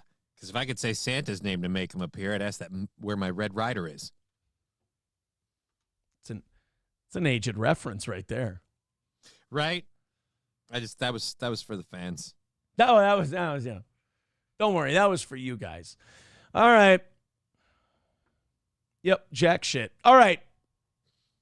I'm gonna keep going. Let's throw in a couple of bucks. I don't know how else. Like, it's kind of weird. It gets to a point where you're like, there's really no magic word other than please. Right. Please is a magic word. Pretty please. But like they know, like the audience is like, no, we're aware. You guys need money to do this show. Just rather not. Like, so it's not like if I remind them again, they'll be like, oh shit, you were serious about that. Oh shit, my bad. Yeah, it takes $5-10 from each of you. Just throw in, click one of the links. There you go. Pants Maestro says anger works. No, it doesn't. Anger doesn't work. I'm not going to get mad or anything like that. Just look, if we lose, we lose. I have fun doing the show. It needs money to stay on the air. Throw a couple of bucks in. We're at 195. We're a long we got an hour and a half. We're a long ways away. Am I worried? Yup, sure am. Is it going to suck if we start the week off getting our fucking shit pushed in? Yup, sure is. Yep. If the audience gives a fuck, will something happen? Yup, sure will. So hopefully we get to that point at some point today. But the links are pinned to the top of the page. You can literally just click on PayPal, Streamlabs, at Steel Toe Media Inc. on Venmo, throw in a couple of bucks. And if you all decide to do that right now, actually, if you all decide to do that at the beginning of the show, this gets wiped out right away every day. We never even talk about it. So let's get in that habit. Pitch in a couple of bucks, show your appreciation, and then we can stop breaking up the show today. Hey, you want to see how Kamala Harris's stepdaughter is handling the defeat? Is this really Kamala Harris's stepdaughter? Yeah, it's Kamala Harris's stepdaughter. She has she's an influencer, as you know. Oh. and she endorses products. Okay. And one of the products she endorses is a hair oil. All right. Now, when you think of hair oil, typically you think, you take a shower or something. Now, I don't get hair oil because I always thought putting oil in your hair would make it greasy. Isn't that counterproductive? Isn't that what the conditioner's about? Removing the oil? Right. Well, women are weird about their hair. Like, you can't wash your hair too much for whatever reason. Like, well, I was always told you couldn't wash your hair too much because you'll take out too many of the oils that keep out. You need just enough of the oils. Yeah, when women shower, they don't wash their hair every time, which is foreign to me. I do the whole thing, and it makes you wonder, like, what the fuck are they doing in there then? Mm-hmm. Like, you don't have to wash your hair every time. Like, you just gotta wash everything up real nice. Like, why are we in there so long? You ain't even washing your... I understand you got the big mane that women have. You got to wash it. It might take a minute or two. To work through, yeah. Yeah, sure. But, like, you're not washing your hair every time, and it's still... Jesus Christ, what are we doing? How dirty is your hooch? Right. Yeah, how nasty is your fucking snatch that you're taking so goddamn long? You ain't washing your hair. Kamala Harris's stepdaughter is endorsing a hair oil product. And, let's just say that the hair oil product is very thorough. Can use it for all kinds of hair. I started growing out my body hair around 6 years ago. It was never a conscious decision. You see anywhere else other than her head where this oil could go?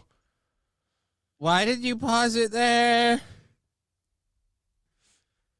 Ladies and gentlemen, that is Bush country. Jesus Christ, man. Look, I'm not saying that you can judge how someone would have led a country based on how they lead their house.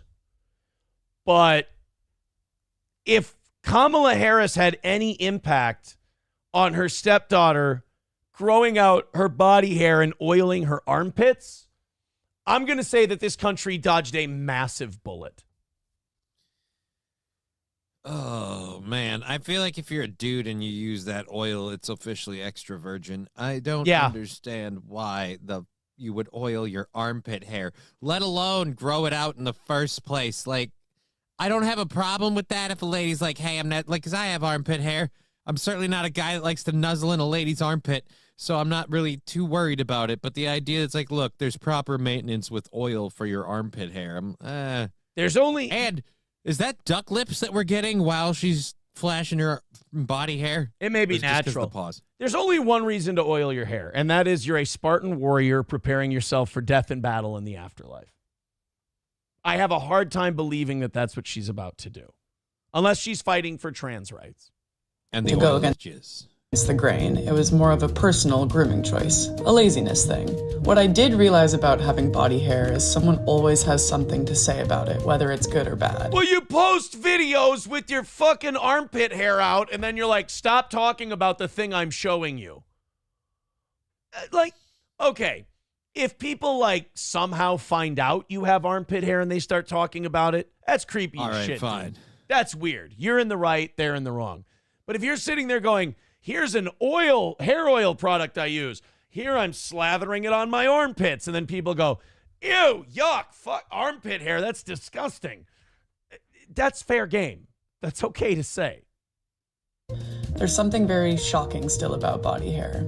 Most commonly I see, I bet you smell bad, or damn, that's dirty. You could, hair does attract and funnel bacteria. Hair maintains onto odors and smells, but I have armpit hair. And I don't smell bad most of the time. Like, if I smell bad, it's because I've been working up a sweat and stuff, and I got to go take a shower. But I feel like you can do that without body hair. I'll be honest. I shave my armpits. Oh, here we go. When they're hairy, I smell worse. When they're clean shaven, I don't smell as bad. It's just all right then. It's science. Did and do they know I'm as clean as a whistle and heavily moisturized thanks to fur oil. I've been fur oil. Could we not call it fur oil? And so you're putting, oh Jesus, you're putting it on your arms. What are all the red dot marks? Are those from like medical injections, or do you have like zits all over your skin? Oh, you realize rubbing oil on your skin probably not a good idea. It's going to clog your pores. And no offense, that many black and white tattoos is just trashy. See, I'm glad somebody else mentioned it first, because I have tattoos, so it makes me a bit of a hypocrite. But again, mine are all full color because This looks like trash. Using this heavily in my daily routine for as long as I've had body hair. It was the first brand that made me feel really accepted for the choices I made around my hair. I love that it's an all-in-one product that I can use on my hair, skin, and other personal areas without fear of irritation or the dreaded sticky post-oil application feeling. You can use my code ELLA20 for 20% off your... Yeah, that's so she's endorsing And a I'm sure fur oil. none of that is about her making money at all. Not at all. I'm sure she No. slathers herself down in that body hair oil every night. How dare you? Yeah, like no, this is all legit. This is all above board. I'm sure she wasn't paid for that endorsement. Let's go to Trucker 18 Wheeler with 199 says, just know they want Kamala Harris in 2028. Look, if that is what they want, then that's on them. Like I said about the DNC thing that we had They're on. gonna pick the same lame horse twice? Like I said when we were going through the DNC stuff a little bit ago. Like, don't get mad at them. If they want Kamala Harris again in 2028, good for them. Go for it. Have Kamala back. Run it back. You should be cheering for that. Do you want the Democrats to win the White House? Now, if your answer is, I want like a Democrat who's more in line with my views, and then I would consider, okay, then yeah, you can be mad at Kamala Harris running for president again. But if you don't want any Democrat being president ever again, then you should be thrilled if they want Kamala your back. winner. Yeah, that's who you want in 2028. Ryan the Garbage Man with $1 on PayPal says, I believe in Jeff Hardy. No, it's not Jeff Hardy. It's Joe Hendry. It's Cause we love them in London and Paris different. and Tokyo, America, Scotland and Canada and Mexico. One more time. I believe in Joe Hendry. Joe Hendry. I believe in Joe Hendry. Joe Hendry is who you believe in. Thanks for the buck. Dave with $5. Thank you, Dave, over on PayPal. Appreciate that. Dave doing his best to throw in and keep this thing going. But I don't know, man. I think, look, we're 190 away. We're almost at 9 o'clock. I don't know, man. Like, you can't deny reality. You can't sit here and be delusional. It's tougher and tougher. Says you. Like really, like this is my creation, and like it's tougher and tougher. It's later and later, and sometimes it just plain doesn't happen. So, what are you, my orgasm? I mean, there's nothing I can do really. Put on a banger of a show every day, give it our all. Have some really great stuff for you. It's a damn fine show. I'm really proud of it. It's just not, I mean, if it ends up being something the economy just doesn't need, or it isn't necessary in today's economy to, support a show like that. There are a lot of shows out there. Maybe some of them need to be weeded out, but I don't think this is one of them. So again, what his Citizen M says, lower the goal. I can't lower it anymore. I'm literally running it at shoestrings. I have it as low as I can, M. Sorry, buddy. So you guys go ahead and throw in a couple of bucks. I know I've said it a million times today, but I mean it. Throw in a couple of bucks. Let's knock out that 190 or 185 or wherever the hell we are. I appreciate it. Let's go. Hold on a minute. Pity works. We got pity drops coming in. Thank you very much to Jessica. Jessica with $50. And you know who she says it's for? Who? She says it's for Joe Hendry. I was hoping it was going to be for Johnny. Damn it. It's for Joe Hendry. London and Paris and Tokyo, America, Scotland and Canada and Now on, pump. I believe in Joe Hendry. I believe in Joe Hendry. Everybody, say his name and he appears. I believe in Joe Hendry. Isn't this more fun when big drops come in and I get pumped and I get excited for it? It's fucking fun. Thank you, Jessica. I appreciate it. And then with $5 from Zen Man, we go down to 135.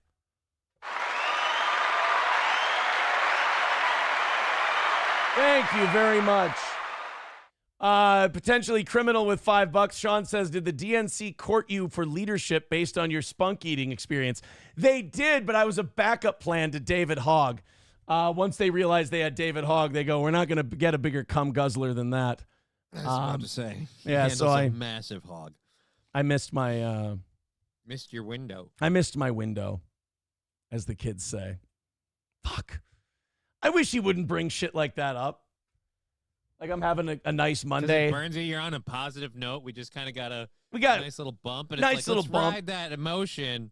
Yeah. Sean comes in here and fucks it right up. Hey, you remember when you had that opportunity and a guy drank more cum than you? So you lost it? Like, not only do you make up a fucking story like that, but you also, what you're really doing is calling the woman involved in it a giant fucking whore. And it's like, I'm not doing that. Why would you do that? Like, not only are you lying, but your lie makes someone else a giant unscrupulous slut. It's like, dude, I don't think you really understand what you're doing there. Trucker 18-wheeler with 199 says, I believe in John Kennedy. Okay. Not everybody needs to believe in Joe Hendry or Toe Hendry. Right? There's other options. But they can believe in John Kennedy. In other words, Kennedy! To make its appearance. Speaking of, so, you know the fur oil thing we just talked about? Yeah, With, my next purchase. With Kamala's stepdaughter and with her fur oil. People are mad at another celebrity for pricing and the way he's making money. Not me. Mine's just, shameless clasping your hands together and shaking a tin can. 135 away from having a good start to the week, by the way. Thank you. Morgan Wallen is catching shit. And I understand this one. Like, I get it. One of my biggest problems with country music, I'm a huge country music fan, man. I'm a country music mark. But, like, my biggest problem would be, I think, best voiced in that Bo Burnham song about how these fucking assholes will make songs that are, like, chemically balanced to bang on the walls of a hillbilly's psyche and just break down that door and infest your brain with their country music. But then, like, just, I understand that these people making these songs aren't driving a rusty pickup truck and they're very wealthy, and good for them, they should be. But maybe on their way up, they did live that life. I'm not upset with the hypocrisy of being ridiculously wealthy while singing about working class shit. That's fine. Springsteen did it. Okay. There's nothing wrong with that. But when you purposely court that audience and you purposely court that socioeconomic group and then you fleece the fuck out of them for ticket prices, that does annoy me. If you're going to have... well, what's fleecing? Well, for a ticket price? Morgan Wallen has a new tour. And the packages that he's selling don't exactly scream, hey, what's going on, my rusty truck driving, old boots, dusty hat wearing pal? I don't know if, Mr. and Mrs. Home on the Range are going to pay $950 to sit in row 107. Row B. Like that, look at that. That's not even floor package. Like, that's not even on the floor. Nope. You're probably in one of those, like, upper deck deals. Well, 107 would be like, let's say it's at a hockey arena. you're sitting kind of on the blue line. All right. All right. You're sitting like behind the glass on the blue line. Now, they're not going to have the glass up for the Morgan Wallen concert, but $950. Like, who are you pricing that for? You're not pricing that for the poor heartbroken hillbilly who listens to Man Made a Bar and goes, I fucking get it, Morgan. He speaks to me. Or the heartbroken high school or college kid who listens to Last Night and goes, you know what? Maybe we can make it. Maybe.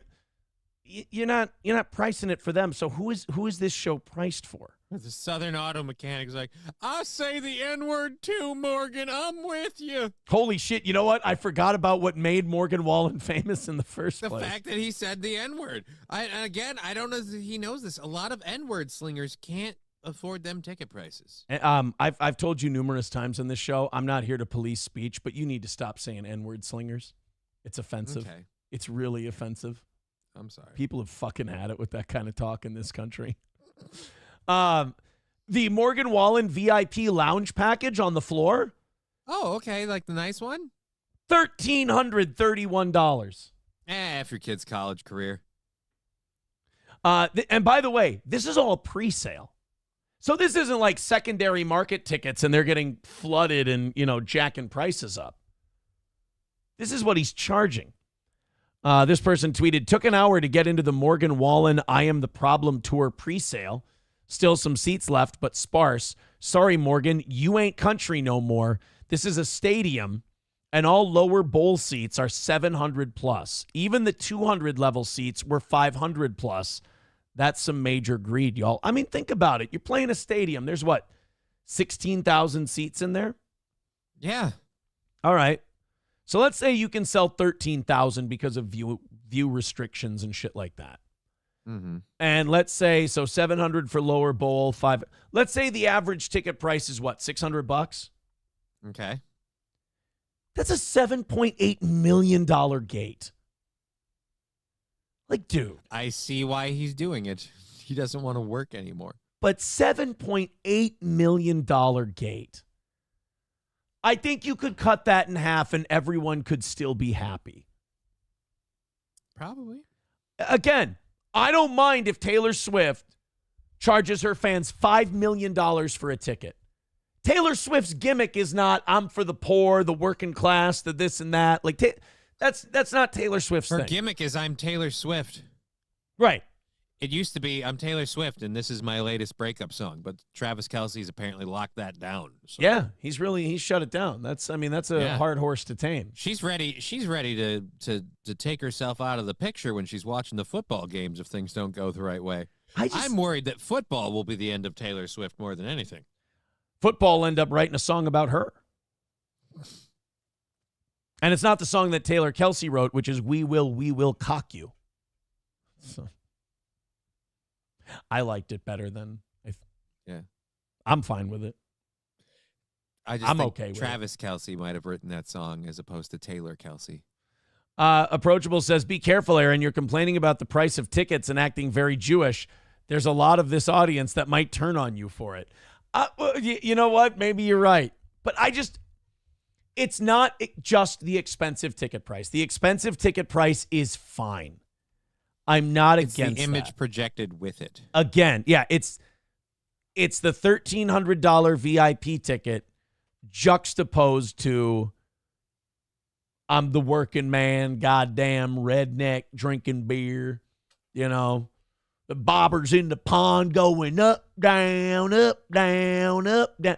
I don't know too many guys with a bobber in the pond and a fucking Busch Light in their hand that are spending $800 on concert tickets.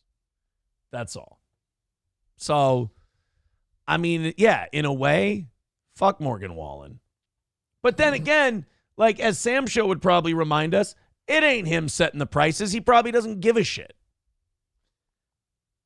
I mean, he's probably paid a flat fee to play. So, I mean, it's probably like, hey, we'll give you this much and that much and that much to do this tour. But yeah, I have no idea who's setting the ticket prices. But there's other people on his payroll who probably get paid on points. Well, we have to earn. I have a family to feed. All right, guys, 135 away from today's goal. Hey, Jessica put you guys all in a place where you can throw in a couple and we can get this thing knocked out. Honestly, getting this goal knocked out today would make today the perfect show because this has been a damn fine one. We've had a lot of fun today. Keep it going. Keep it going. Streamlabs, PayPal, Super Chats, Rumble Rants, Venmo. Jessica dropping in that 50 was the perfect time to go on a run. That was the perfect time for everybody to throw in their 5s and their 10s and whatever. So thank you very much. You guys are the best. 135 away. Let's get it done. $100 by 9 o'clock? Fuck yeah. 0 by 9:30? Fuck yeah. Let's do it. Let's make this a perfect steel toe. That'd be so sexy. I love this text. Ken Martin and David Hogg make Aaron Imholt look multicultural. Oh, this person writes, real talk, your show is as exciting as a Mexican jumping bean. That's exciting, isn't it? I think so. A Mexican jumping bean is exciting as fuck. Thank you very much for that compliment. You know how hard it is to get a compliment out of this audience the last 10 years? It's like pulling teats. My audience is so hard to get compliments from that we would wait every 6 months to get ratings just to make sure we were doing a really good job. Because we could be convinced by our own audience that we were indeed not. This weekend, Donald Trump made some more moves. It wasn't just, look, we're used to the pacing of the Joe Biden White House. And the pacing of the Joe Biden White House was slow and boring and dog shit. The pace of the Trump White House is exciting and constantly moving. So this weekend, a little worrisome, though. Yeah, this weekend, Donald Trump didn't just start a trade war. That's an appetizer. That's a beginner before the entree. We start a trade war with China and Canada. China and Canada and Mexico. I believe in Joe Hendry.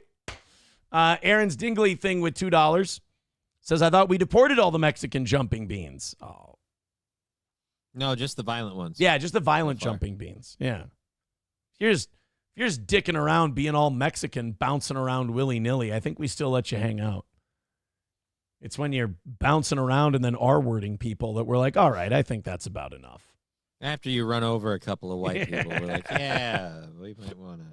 We might even throw you out for running over black people. Maybe. I don't know. We haven't. I don't think we've fully committed on that one yet.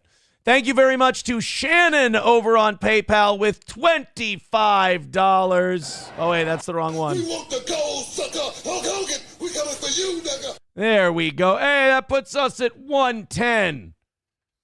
Guys, 110 Very away. spankable goal. Let's do this. That's fuckable, so go fuck it. That goal is fuckable right now, guys. Stick it in and make goal babies. That's what we're doing right now. 110 away from today. Come on, baby. Let's go. Let's go. All right. Trump decided that not only was he going to start a trade war, but he was also going to go to war with the deep state.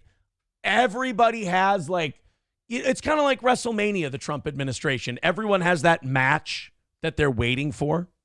Right. And so this one's actually one that I've been waiting for. I'm excited now. Me too. This was my big exciting matchup of the Trump administration. Was the Trump administration versus the intelligence community, the FBI and the CIA. Kash Patel looks like he's going to get passed through. Tulsi Gabbard's going to get passed through. RFK Jr. So the Kennedy stuff, the MLK Jr. stuff, the RFK stuff getting released. That's going to be huge. But Trump this weekend took a lot of the FBI agents that worked on January 6th and the Russia stuff and things like that and gave them the boot. Got rid of them. That's a good idea. Great idea. I mean, you've got these snakes and these rats who are out to get you while you're in office. This is something Trump didn't do in his first term. He left way too many enemies behind him on the inside. Right. He thought maybe they'd just fall in line. And they didn't. You know, Trump's whole big thing in 2016 was we're going to drain the swamp. I think what happened with Trump in 2016 was he really concerned himself with getting reelected. So he let a lot of people who were deep state people inform him and talk him down from doing really cool shit, like releasing the Kennedy stuff. It was Bill Barr. He said, dude, can't release that. Now, what are you, some president is going to come out and talk about the people that kill other presidents? Kennedy was, he was probably killed by the CIA, but I don't know. What do I know? But Bill Barr talked him out of it. Bill Barr's a fucking deep stater, 100%. And Trump decided this time around he's not going to take any chances. I'm getting rid of all of these people. Now, remember, the previous administration used the FBI to go after President Trump.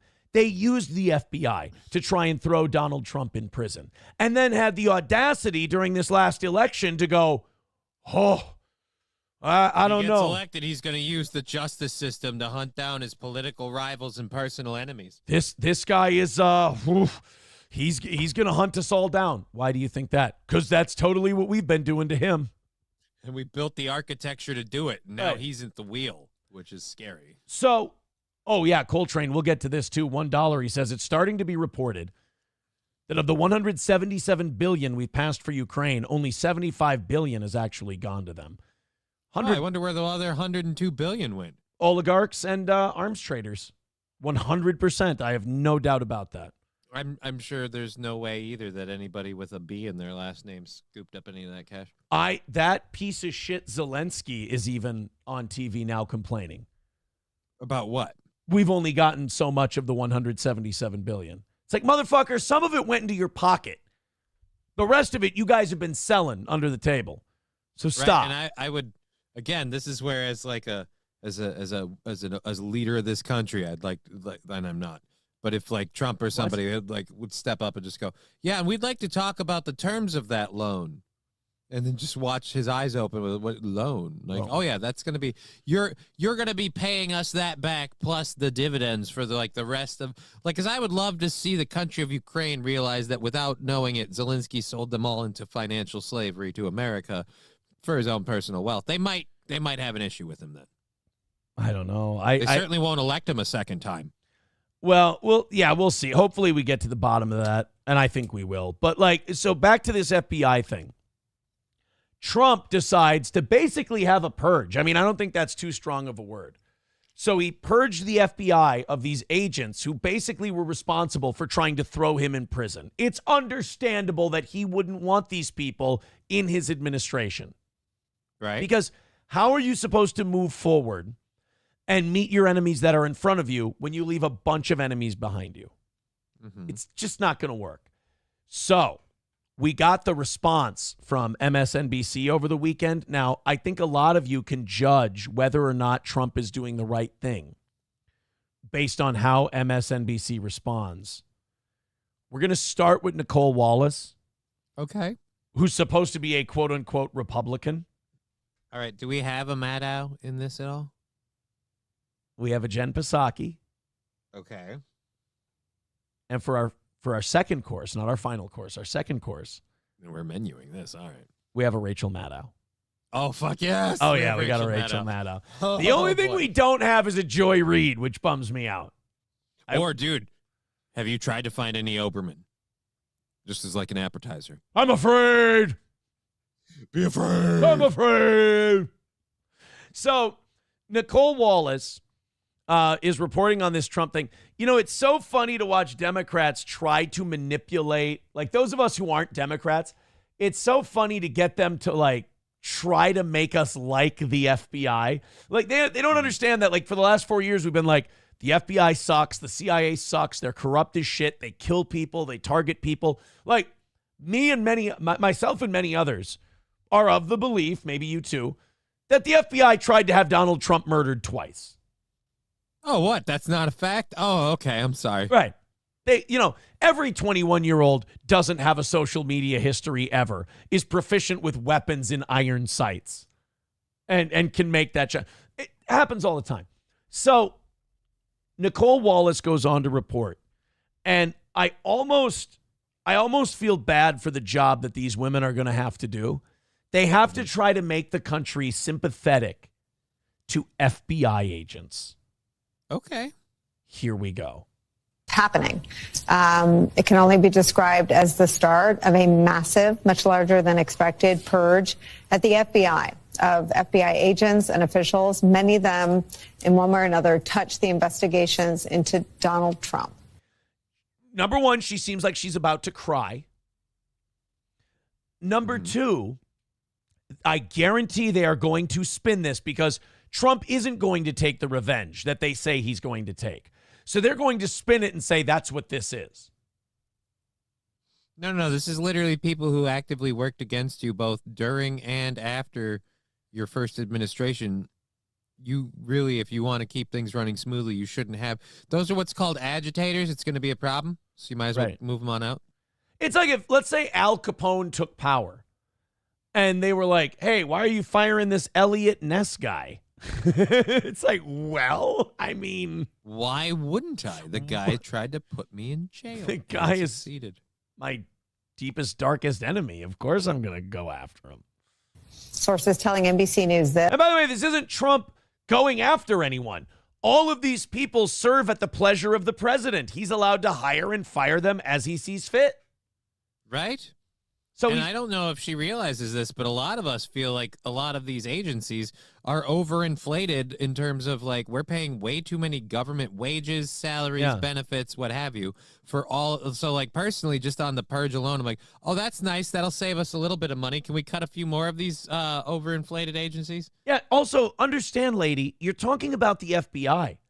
We as Americans, like firing him, we would have been fine if he would have boiled him in oil.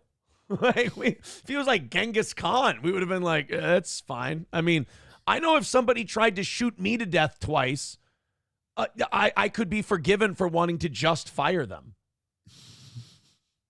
Jesus. Aaron's Dingley thing with $2 says, FBI didn't try to kill Trump. Okay, manslaughter.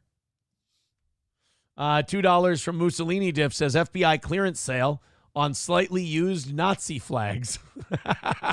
Yeah, all these guys are going to have to... crisply folded. God, why is there a run on the market of balaclavas? I can't figure it out. The Office of Acting Deputy Attorney General Emil Bove asked the FBI for a list of Bureau employees involved in January 6 cases, sparking panic inside the Bureau by people who fear retribution. Bro, her voice is cracking. The funniest part about this is sparking panic inside the Bureau of people who fear retribution. Well, don't worry. The people who led you by your nose to do all those actions that now you're afraid of retribution for, they made sure they got pardoned before they left. So. Oh, also, if you're an FBI person and you're worried, don't worry yet. Kash Patel ain't even in there yet. Yeah, give it a couple weeks. This shit's happening, and Kash Patel hasn't even taken over. And you want to see a guy who's gonna start, clearing office space? Kash is gonna do it. By the Trump administration amidst an ongoing purge of FBI leadership. Meanwhile, my colleague, NBC's Ken Delanian, reports that several top FBI executives were told to resign or be fired, and that the purge includes more than 20 heads of FBI field offices, including those in Miami and Washington. So Miami, Mar-a-Lago. So Mar-a-Lago, that raid, and Washington, D.C., obviously all the January 6th stuff. And MSNBC keeps using these brainwashing techniques, like they keep using the word purge as if the rest of us are going to go, oh, that's horrible. Like, even if you saw... I was going to say, you realize a lot of people want this purge. Like, we're like, yes. Well, that's what I was going to say. Like, even if they heard the word purge, they go, oh, my God, a purge. What's happening? What's the... Oh, at the FBI. Oh, cool. That's awesome. I thought you were saying purge like a bad thing. There's a purge at the FBI. Hold on. Let me get my mask. I'll be there in a minute. I'm getting in on this shit. Run at him with a stick. This is the war that I wanted in Trump's second term. Is we're going to find out just how, like, touched by God Donald Trump is, because presidents have died. They're going to try to kill him. Yeah, presidents have died for less than this. Yeah, this is already a little bit more than the whole Cuban Missile Crisis and refusing to go into Cuba and stuff. Yeah, the Bay of Pigs stuff. I was just going to say, Kennedy fired one CIA director and threatened to cut down on the CIA's ability to stage these coups, and they blew his fucking head off. Well, there is a slight difference with that. It's in this case, they've been trying to, get him from the beginning. So at least he's aware. He can't be sold on any, look, we're just going to parade you down Houston, Texas in an open convertible, top down, waving at the crowd. Really spark up that old we love the USA rah, rah, rah vibe, right? You're loaded. Okay, good. Yeah, go. Do you get nervous like when he goes to public places and just walks around? Do you? I'm that's why I don't watch any Trump speech live, because I'm worried somehow I will catch the live moment that his head just goes watermelon at a Gallagher concert. I've thought about that, and I've been like, him. I don't want to be watching TV when I don't want to see a guy get shot in the head in real life. Yeah, like I don't want to see somebody and that's the funniest part. Like, we're actively worried about this for Donald Trump. Meanwhile, it's the left that was like, oh, but racism in America and it's not safe for black people and President Harris will always have to be worried. And it's like, right. But I don't think anyone would have gone up and been like, you know what? I have to fight this administration tooth and nail, and I'm willing to lock and load to do it. However, we've seen that people will do it for Trump. So it's not even that you have to convince me, because I already know it can happen. Now I'm just worried about when. Here's some interesting news. Coltrane with $1 says it's being reported that Trump and Trudeau are set to talk today at 2 o'clock Central Time on the tariffs. That didn't take long. Oh, boy, do I need to... cover that when it happens. But what's the matter? Justin Trudeau was talking so badass this weekend. Well, I think it's that everybody else folded around him, and he's like, and we will fight this on the shores and the beach. And where did you guys go? He's Will Ferrell in Old School. He was going to go streaking through the quad to the gymnasium. Then he turned around and he's like, oh, where's the guy with the green hat? What the fuck happened? Hey, good news, guys. We're 110 away from today's goal. Do me a favor. Let's make this easy. Go ahead and throw money at the toe, and we'll knock this out and call. Oh, look at that. Before I even get done. Fuck you, dude, with $10 says, good show so far. Looking portly today, Aaron. Thanks. Hey, even hundo away from knocking it down. Guys, everybody chip in. You're a toe fan. This is the moment we've been waiting for today. Let's call it a win, and let's call it a win early. That would make me so excited. Today's been so good. Show's been so awesome. You guys have been great. If that goal gets hammered out before the red light time, I can't think of a better way to start the week. Oh, also, the Panama Canal basically being taken over by China. That was also a reason for the tariffs. We want China to get the fuck out of the Panama Canal. I hope we take that back. We built the fucking thing. Yeah, but I thought Panama was the country that owned it and controlled it. Aren't they the ones that are like, hey, you can't take back our canal? Yeah, we didn't give it back to we didn't give it to Panama so they could give it to China. So. Oh, so they pretty much gave it to China? Yeah. Oh, yeah. There's Chinese signs up there and all kinds of shit. Yeah. Oh. So we're like, well, nah. Yeah, I think we'll take back our creation. Thank you very much. But now, so that was just Nicole Wallace. Okay. Who's really having a hard time with this. Well, thank God she's an outlier, since she's having a hard time with this whole FBI purge thing. I'm sure everybody else is taking it much better. Looking at it realistically is, again, people are getting fired. It's not like their lives are over. They just have to find a new job. Right. And look, you had a job with the FBI. I'm sure there's plenty of places you can blackmail into a gig that you've got a lot of dirt on. And plus, it's not like their lives are being uprooted and they're being unceremoniously just locked in jail without due process for months or years on end. They're just, again, being told not to come back to work here anymore. Right. Oh, I finally understand Chad Buzamak's super chat. Okay. He was saying, do you think that email you got from Midland to promote that thing was a troll email to get? No, it was a text from Derek himself. I'm not going to read an unverified email. I'm friends with Derek. I know. This has got to be true. It said it's from Midland. The web address is spunk me harder at Google. Some of you but- really got to cut down on the fan fiction. You swing and miss too much. So don't worry. But Chad Buzamak, I do understand where you're coming from with that. It's appreciated, but no, it's Derek and I text. $100 away from today's goal. Finish it off. Finish it off, boys and girls. All right, so now I'm not going to save this for last. You wanted Rachel Maddow's response. I need to see the reasonable Rachel Maddow. If we ever had a grounded, insane voice in our time. Imagine cucking for the intelligence community and then thinking the average American is going to be with you on that. Like, what have we learned about our intelligence community in the last 15 years? Okay, so from Snowden, we learned about Operation Prism, where they're reading all of our emails and text messages and storing our data. So we learned about that. We've learned about like Trump assassination stuff, Kennedy assassination stuff. We've learned a lot of the dirty dealings that the FBI, the FBI instigating riots and trying to false flag shit. And then you're going to sit there and go, guys, we have our latest attack on Trump. Did you know he's picking on the poor, powerless FBI? We here at MSNBC love and adore the FBI, and we don't want to see them picked on. You're going to pick that as the thing that you think is going to rally people to your side? We're so worried, guys. One of the groups of people that we unconditionally allow to carry firearms, even though we're a strict party of no weapons, is being picked on, guys. Well, here's your Rachel Maddow response. But beyond that, they appear to be targeting all the FBI agents who were involved in any of the cases brought against January 6th rioters.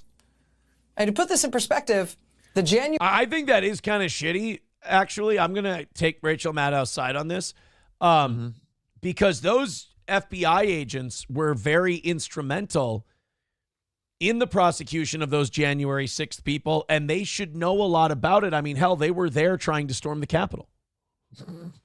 So, look, I'm sure we're all really, really sad that Ray Epps isn't taking home a steady paycheck anymore, but I'm okay with it. We're all really bummed.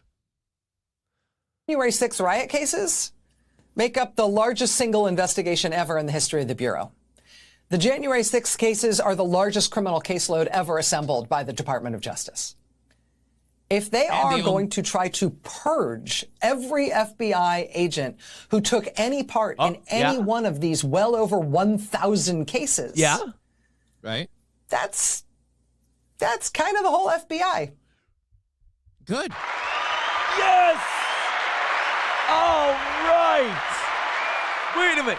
Yeah, this is what I mean. Like, hey, Rachel, this might not want to be the hill you die on because a lot of us are like, hell, dude, somebody pinch me, I'm coming, and I think it's Christmas. Like, what the is going on? Wait, one more time, Rachel. Agent who took any part in any one of these well over 1,000 cases.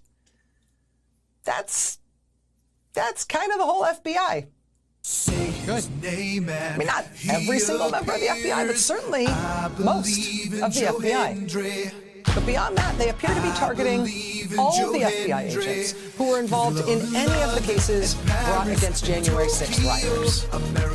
And to put this in perspective, the January 6th riot cases make up the largest single investigation ever in the history of the Bureau. The January 6th cases are the largest criminal caseload ever assembled by the Department of Justice. The largest criminal caseload ever assembled by the Department of Justice. It's just really, really weird that it seemed to single out one particular political opponent and his supporters, and we have a whole bunch of hinky stuff. And I'm really glad that they can prove that everything was above board since they all been pardoned and erased half the evidence. Like you can't pick a more sketchy setup for me to go, no, this seems like a government psyop.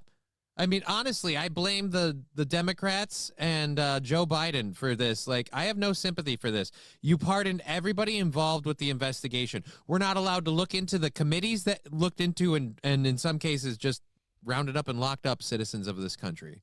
That is the most, like, communist, socialist thing I've ever heard of. Well, you won.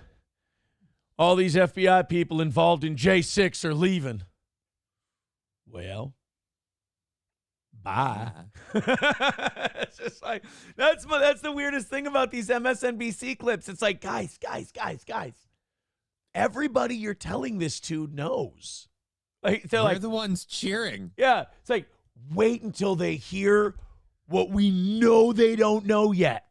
Guys, if they fire all these FBI agents, they'll be clearing out a huge chunk of the FBI. Yeah.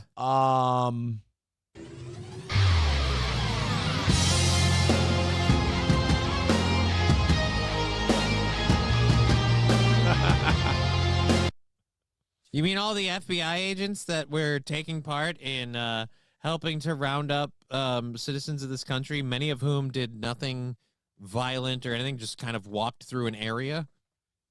Yeah. No, I'm fine with that. Just walked through some place. Oh, and mind you, they're not being punished in any way for what I consider the partially treasonous action of setting up their own populace. No, they're just losing their job. Oh, cry me a river. Yeah. The Trump Purge. That's what they're calling it. The Trump Purge. So, look, can we find the one MSNBC anchor with some fucking balls? Oh, there she is. All right. Jen Psaki. Maybe she'll take a little more, a balanced tone. Okay. On this whole thing. Oh, by the way, I don't know what the hell's going on with all these plane crashes, but it's definitely some bullshit. Why do you say that?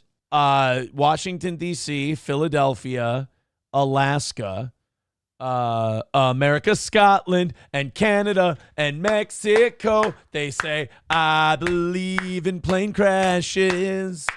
Oh, dear no Lord. survivors in the ashes. Sorry. So, Jen Psaki wants to, she wants to retort on this FBI. Remember, Donald Trump is not calling this a purge. Right. This is MSNBC is trying to get something going. They're trying to brand Trump firing these FBI agents as a purge. Here we go. Guys, we are $100 away from today's goal. I really want this knocked out so we don't have to go in the last 5 minutes. Let's just do a straight through 4.5 hour show. Everybody throw in. Don't ease up on me now. Links are all up in the chat. Let's all band together and team up for $100. We'll call this thing done. No begging today at the end. How about that? Please go for it. Thank you. I noted right before the break on another piece of breaking news tonight here in the nation's capital, where the Trump administration has conducted an unprecedented purge at the top levels of the FBI. Unprecedented. Administration. She wants you really to know that it's unprecedented, by the way. This would be a good thing considering the way our country's been going for the last 40 years. Sounds like I'm not hating it here. Sounds like we're overdue. Officials have forced out all 6 of the FBI's most senior executives and multiple heads of various FBI field offices across the country, according to current and former FBI officials who spoke with NBC News. Here's what MSNBC doesn't understand from their bubble. The majority of this country voted for this guy, and the majority of this country wanted this. They're sitting there pumped because they're like, hey, as a voter, I'm getting something I asked for. That's right? one of the. And none of us even expected to get this one. Like we expected, we'll get Kash Patel and he'll do this or he'll do that. We've got Donald Trump going in there right away going, no, how about all the people that effed with me and my supporters? We just don't let you be in the Department of Justice anymore. And then everything they're trying to get us to rally behind them on just keeps being another piece of evidence that makes us go, this rules. Like they go, the top 6 FBI executives are out. Holy shit, that's cooler than I thought it would be. This is hostile takeover of federal law enforcement. There's no other way to call it. Awesome. Included the high-profile leader of the Washington, D.C. field office, which was involved in the prosecutions of President Donald Trump.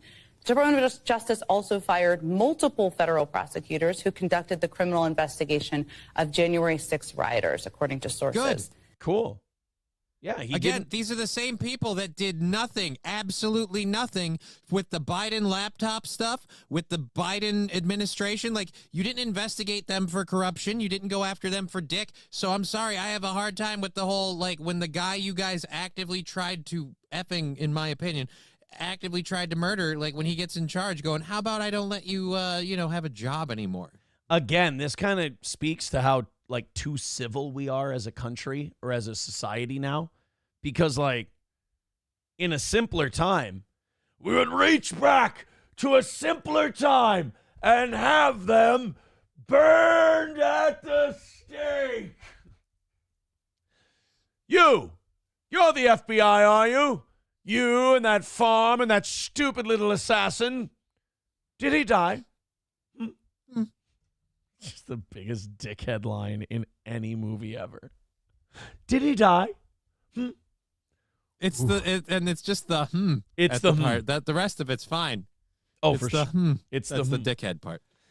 This is a great text. Someone writes in, Aaron heard there was a plane crash in Philly and got excited at first. Yeah, right. Now, just to take a moment, a step back, and I know there's a lot of news you are consuming right now, but these are... You have no idea. Most of it's you guys crying. Officials, these are not political officials. These are... Wait a minute. Are you telling me that people appointed by the government aren't political and that the FBI expressing a clear, undeniable, one-sided bias to a particular political party for at least the last 4 years, and these people aren't political? Oh, guys, these people who tried to prosecute over and over the last sitting president and refused to prosecute the current president's family, you're telling me those people weren't political? That's fascinating. I haven't heard that before. That's a good one. Career law enforcement officials, all of whom have worked under multiple Democratic and Republican administrations. They are not political appointees. Many do not even work in the FBI's Washington headquarters. Well, sounds like we're not missing much then. Sounds like we'll be fine without them. You're kind of selling me on cutting them loose then. So if they're not political appointees, who appointed them? Well, they work their way up at the Bureau. They get appointed from the inside. So the machine that runs the FBI appoints Yeah, but them. every time a new president gets appointed, he appoints his own FBI director. Right. They're wiggling around that. They're saying these that's aren't weird because the FBI director is directly involved with saying and deciding who gets promoted from within. So it's just kind of strange. Yeah. This is like the Epstein thing. Well, then who effed the kids? Nobody. Here, Johnny, you finish this one up. This is perfect. Aaron's Dingley thing with $2 says, Ned Beatty, I am a sitting United States FBI agent. Exactly. Like Spencer Evans. He's a special... He looks like a cunt. There. Oh, he's the FBI Las Vegas field office special agent in charge. Hey, asshole, what happened at the Mandalay Bay? Stephen Paddock, what happened? Got any footage for us? I hear those casinos have cameras. Weird how that happened. Why don't we have any video of this motherfucker getting on or off an elevator? Why don't we have any hallway footage of John? I think I've seen this guy before, but I can't recognize him for sure. Can we have him wear a balaclava? Oh wait, yeah, there he is. Can you put him in a Nazi outfit and a hood? Agent in charge of the Bureau's Las Vegas field office. Yeah. In a note obtained by NBC News, Evans writes, I was informed by FBI headquarters today that the executive leadership at the Department of Justice plans to dismiss me from the roles of the FBI, along with several other FBI executives, as soon as Monday morning. I was given no rationale for this decision, which, as you might imagine, has come as a shock. I was given no rationale. rationale. Because he assumed he was a good boy and he would be protected. This should be every time they fire one of those FBI agents, they should go, you're not even giving him a reason why. You should just look at him and go, you know. You know. You know why. You're aware of what this is about. Like, what? No, I wonder after all these purges, how many of these balaclava wearing like Proud Boys frickin' just demonstrations we're going to have. It's going to be weird if they're not being paid anymore to do it, if they're still like, hey guys, we used to just gather once in a while to do this. So are you guys going to do this out of love, or are we shutting down the band? Like, what? Now that we don't have any more paying gigs, are we shutting this thing down or what? Hey, Nicholas, my golfing buddy, with $10. Thank you very much over on PayPal. Guys, finish it off. 90 away. We're in the double digits. I don't want to do that last 5-minute thing today, man. I want to feel like a real show. We do a real show. Everybody throws in. We get to zero before that point. Everybody with a couple of bucks, throw in 5, throw in 10. We'll knock out this 90 before that 9:55. I'd be fucking pumped if you guys did that. Please and thank you. A little something for an awesome show this morning. Hit like, hit subscribe, hit follow, hit all of that shit. I appreciate it.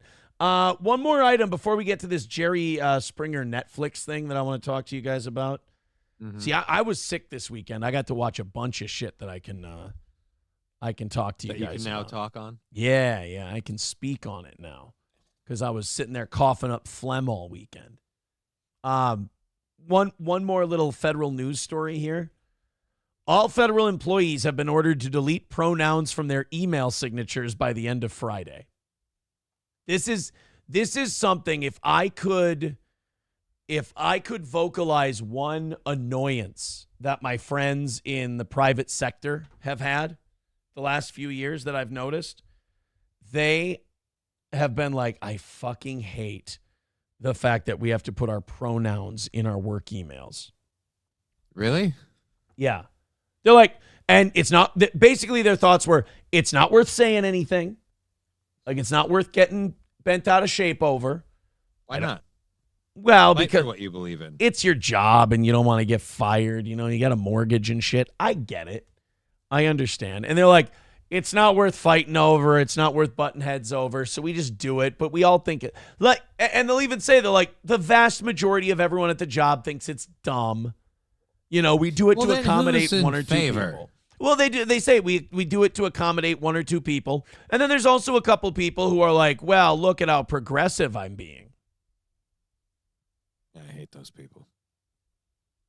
And so everyone just kind of goes along to get along so they don't get in trouble or they don't look like an asshole at the workplace. But Trump's now saying for federal employees, not only do they not have to do that, you're not allowed. You're not allowed to do it. And this would be one of those great things where it would be cool to see this trickle down to the private sector because who gives a shit? Right? It's not important. It doesn't get anything done. Look, I'm sending you this email, but obviously none of this information is valid if I don't tell you how I like to be addressed as a he or a she. Right. And yeah. For most of us, it's not kind of obvious with our name. Or and hey, asshole, are you going to make the meeting or not? You know? That shouldn't be based on gender. There's a different gradient we can use for that scale. So that's done. That was done by Friday. So I guess you're in trouble if you still have the pronouns on the emails. Then I refuse to give in. Signed, he, him. Oh, step into my office. Why? Because you're fucking fired. And then this is something I just wanted to show you guys. This is just a stupid thing before we get into our next deal. Somebody, because Jesus loves us, decided to film bats upside down. Right. Like just decided to take a camera. A camera and turn it upside down to film bats? Or no, film the bats upside down, but film them right side. Like, you know, okay, they're so we hanging, get to see them. We kind of get to see them in their natural habitat, and I gotta say, bats are the creepiest looking little fuckers in the world. I understand, even if they're not necessarily that harmful to humans. I understand why people just want to kill them. They're hideous. Rats with wings, man. And not only that, they all look like they're tripping balls on something at a rave when they're hanging upside down. I've never seen this before, but this is video set to perfect music, by the way, of someone filming bats upside down. No. So like I said, it is the way the camera's upside down and so are the bats. Yeah. Okay, yeah, you're right. So they're this is bats in their natural habitat. It's the creepiest shit ever.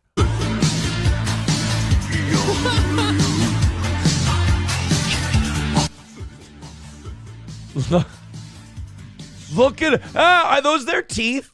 No, that's fruit. That's a piece of fruit. Oh, okay. That's got to be a piece of fruit. I thought that was their mouths. I'm like, they're the creepiest looking fuckers I've ever seen. Like, this is an LGBTQ goth club. And everyone's got AIDS. Dude, this is hilarious. Aren't they? Oh my- There's It looks weird. Like they look like a mix between like werewolves and pigs. Yeah, but like my thing is, anyone who With wants to wings. hit one of those with a bat, like I get it. Ha! Hit a bat with a bat.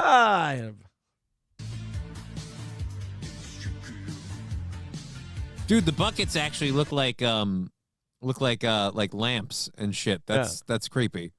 Would you fuck me? I'd fuck me hard. I'd fuck me hard. Oh my god, that again, one of those innocent things you kind of run across, and you just go, I like that. You know what? That's just That video was adorable and creepy at the same time. good, clean, wholesome fun, and kill them all. That's the lesson that we're taking away. Ryobi with $5 over on YouTube says, I believe. Don't tase me, bro. You know what I believe in? I believe in hitting that fucking goal before 10 o'clock. Let's go. We believe. $85 away. PayPal, Streamlabs, Venmo. I mean you. I don't mean the other guy. I don't mean wait for him. Everybody, throw it in. $5 or $10. Let's finish this thing off. Who believes? I believe. You believe. We believe in Joe Hendry. We believe in Joe Hendry. Cause we love them in London and Paris and Tokyo, America, Scotland and Canada and Mexico. They say, I believe in Joe Hendry. Everybody. I believe in Joe Hendry. Everybody believe. And knock that goal out and have us start perfectly this week. Perfectly. I want a victory. $85 away. Do it. No failing. No failing this week. At fucking all, baby. None at all. All right, let's we got a clip from Approachable. Should we see? Yeah. Let's see what Approachable's got for us. Who were involved in any of the cases against January 6th rioters. And to put this in perspective, Yeah, I'm the January vibing. 6th riot cases make up the largest single investigation ever in the history of the Bureau. You hate me. Why do you hate me? Who? Who hates you? What? Hey, look at your face. Fucking Joe Hendry is getting it. I don't rock out to Joe Hendry. I'm sorry. Fuck- It's not. Yeah, so my question persists. Why do you hate me? Why do you take it so personally? Good. Do you need me to be gay? Bro, if you don't believe in Joe Hendry, there's something fucking wrong with you. I'm indifferent. Why can't I be indifferent to Joe Henry? It doesn't. I'm It's not indifferent allowed. to Joe Henry. Listen to how shitty and depressing that song sounds. That's why. I can't deny you're That's right. why you're not allowed to be indifferent to Joe Hendry, because it makes the song suck a dick. Thank you very much to Silverwolf for $5 over on PayPal. Everybody fucking do that. Yes. Says, honestly, can't wait for the articles titled, I'm a non-binary they, them in the White House, and I was terrified when Trump stripped my emails of my pronouns. Sent by Silverwolf, he, him. Here we go. Thank you, buddy. $80 away. Fuck this goal in its asshole. I'm tired of it. Tired of losing. Tired of putting on A1 top level, run rings around everybody's shows, and not banging out that fucking goal every day. It's deserved. Finish it off. Let's fucking go. All right, now we got to get to this Jerry Springer thing. Have you watched this on Netflix? I have not. I've seen the previews and I've been interested, but You I've guys- also been busy with some stuff, so I've been distracted. You guys all got to start getting sick more often. Guys, start blowing, and then you go watch the Jerry Springer special. Yeah. or documentary. I mean, you guys got to start getting infectiously sick, feeling like garbage, so you can watch the Jerry. So I had to watch this because I was, the Jerry Springer show was a cultural phenomenon. Yeah, dude, I watched that stuff so much when I got home from school. It was always exciting to see. Like you didn't need to watch it. You didn't need to plan to watch it because you didn't need to know what the premise of it was. You knew where it was going to go. So you just like when you needed it and it was there, it was there. Yeah. So the Jerry Springer show, it was, I kind of watched this for like I'mRight.com reasons. because I do believe that the Jerry Springer show is kind of the precursor to the scum and villainy that is like the internet subculture. Mm-hmm. It's a bunch of fucking redneck, stupid retards laughing at each other, not realizing that they're the joke. Right. But it's like, unfortunately, what Jerry Springer showed was that kind of shit is very popular. And that's not a good thing. Like, you'd be like, look, that's popular. That's what the people want. It's like, you understand that means we're circling the drain. Like, this thing's over. Like, if you don't aspire to be better than this, we're fucked. So enjoy it. Laugh like a retard. Be very happy that you're in the majority. The rest of us who are smarter than that will go, we're almost done. Just like, everyone who goes like, everyone who goes like, oh, hey, this sucks, Aaron. You know, all these big retards are watching each other and this is the most popular thing. Doesn't that suck? You can just look at that person and go, be patient, watch. They're all about to die in a flash of fireball. Believe me. And eventually it all will, and we'll be consumed with it. But to realize how toxic and shitty the Jerry Springer show really was, you got to kind of watch the behind the scenes people talk about it, because the way I'm sure they'll tell you how honest and heartfelt it was. Oh no, these producers go in and they're like, the guy the main executive producer behind the show, he was like encouraging us as producers to go in there. Like, when people left the stage, they would threaten to not fly them home. And these were poor trailer trash people. They couldn't afford plane tickets. They would be like, so they freaking bullied them back on stage? Yeah, because you were going to perform, you circus seal. Like, yeah. And they would train them beforehand. They'd be like, this person's going to say this to you. You get after him. You fucking stand up for yourself. Don't let them give you any shit. Blah, blah, blah, blah, blah. Basically taking these retards and talking them into fighting each other and then getting them all worked up. And they do. Bum fights. Basically. Basically. So the other producers on this show, what I do like about this documentary is that it does show how sick and disgusted with himself Jerry Springer was before he died. Like, how he really did feel like he destroyed America. Mm-hmm. Like, he feels like, and I think he's being too hard on himself, because I don't think he destroyed America. I think he just shined a light on what it had become. Right. You can't. It would have gotten there, or it's been there without him. He just let us know. And by the way, I did not know that the Springer show aired until 2018. I didn't know that. I didn't know that either. It went that long.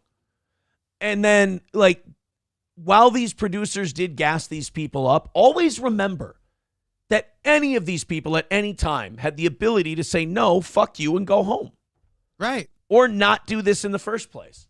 So what happened was, these people would come on the Springer show actually wanting help for their problem. Oh, boy. But then by the time they got there, I mean, they were just worked up into a frenzy and just easily led shitheads. And it was, and the fight started and the weirdos went on there and they started literally beating Oprah in the ratings.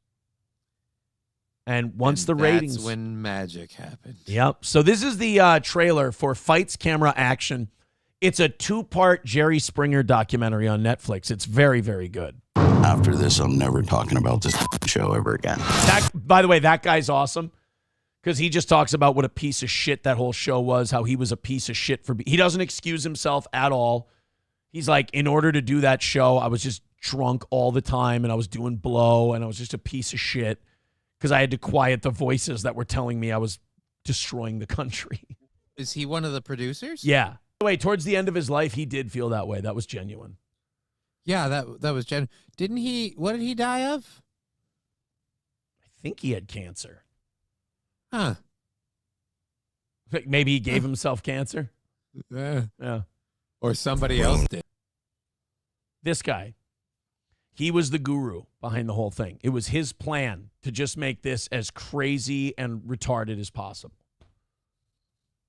Well, so Gino's dad is the one who did everything? It was actually Gino's dad, yeah. No, actually, Robin Williams never died. Oh, jeez. And then after he did it, did anyone else? No. Yeah. He was the only one. But that's what I'm saying. What does that say about us? And then it makes horrible people. But it makes the internet make sense. Like, the internet didn't cause people to be this way. They were always this way. They were garbage. Every time you give the American people the opportunity to show who they are, they'll always disappoint you. And they'll celebrate it. People like me, people like you, people who notice it and see it, they're like, hey, fucking weirdos, hey, fucking this. These people are, Vincent D'Onofrio's description of the human race in Men in Black is the description you could give of internet-dwelling, like, Discord types. It's just barely conscious pond scum, totally convinced of their own superiority as they scurry about their short, pointless lives. And the Jerry Springer Show took that and monetized the fuck out of it and showed that there's a lot more people into that shit than we should ever be comfortable with. I don't think. Well, I mean, in that sense, fuck you. I don't care either. Like, you did show up where you paid to be there. You agreed to do all of this, and you just kept going along with it. At what point are you not responsible for your own actions? Yeah, fuck you and your psyche at that point. Big time. Yeah. Towards the end of his life.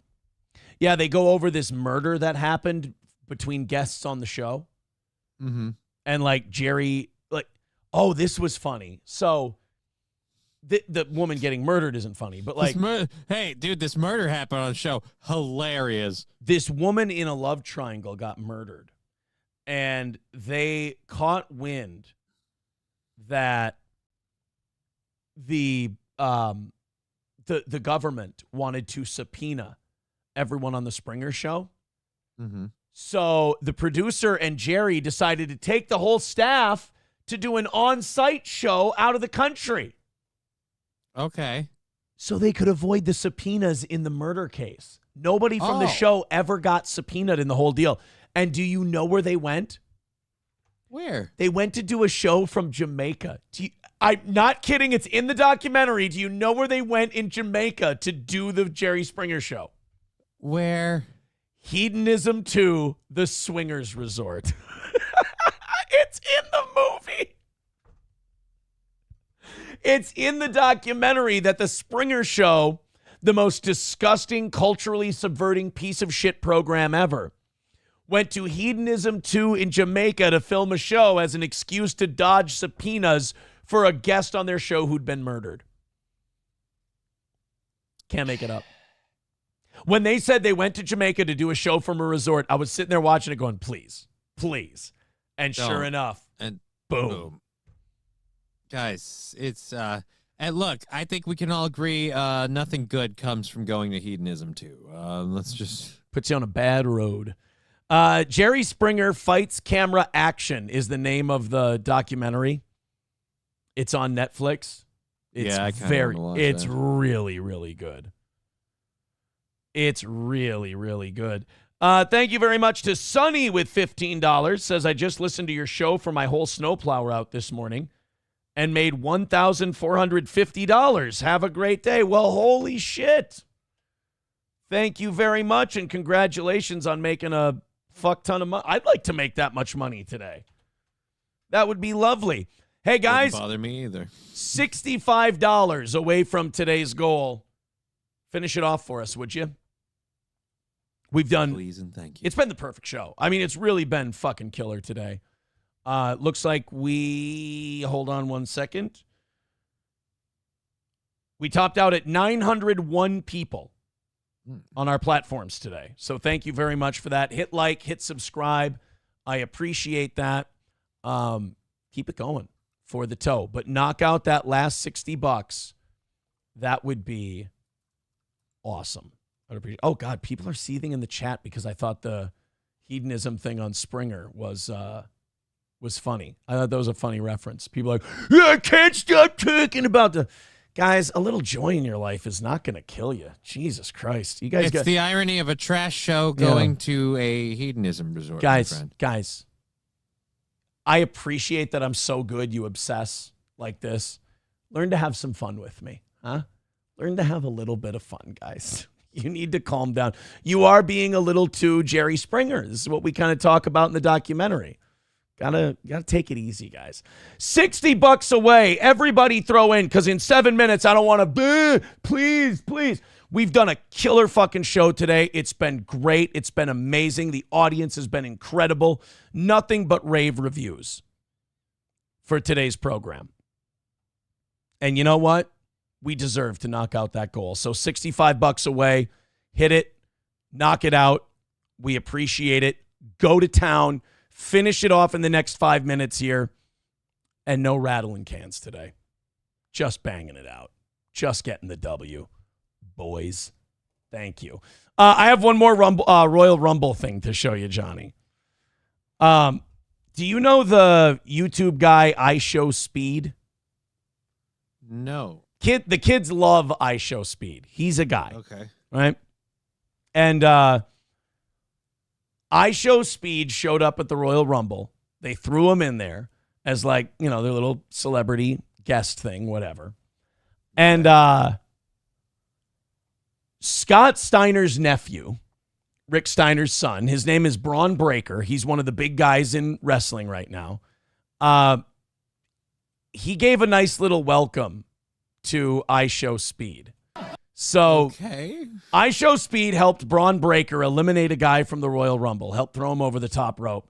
And then Braun Breaker congratulated I Show Speed in a very particular way. Now, if you don't like shitbag, dipshit YouTubers, you might like this next clip.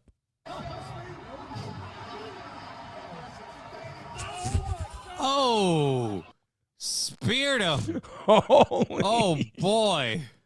And look, wrestling stage, wrestling's this, wrestling that. Absolutely. But I've been a pro wrestler. I've been in matches. And I can tell you, even when they're working, even when they're like, hey, we're going to take care of things, don't worry, blah, blah, blah, this shit hurts.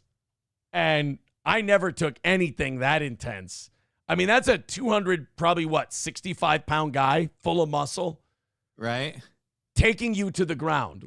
No matter how much he pulls that or works it, that's going to fucking You're still hurt. getting hit. Oh, yeah.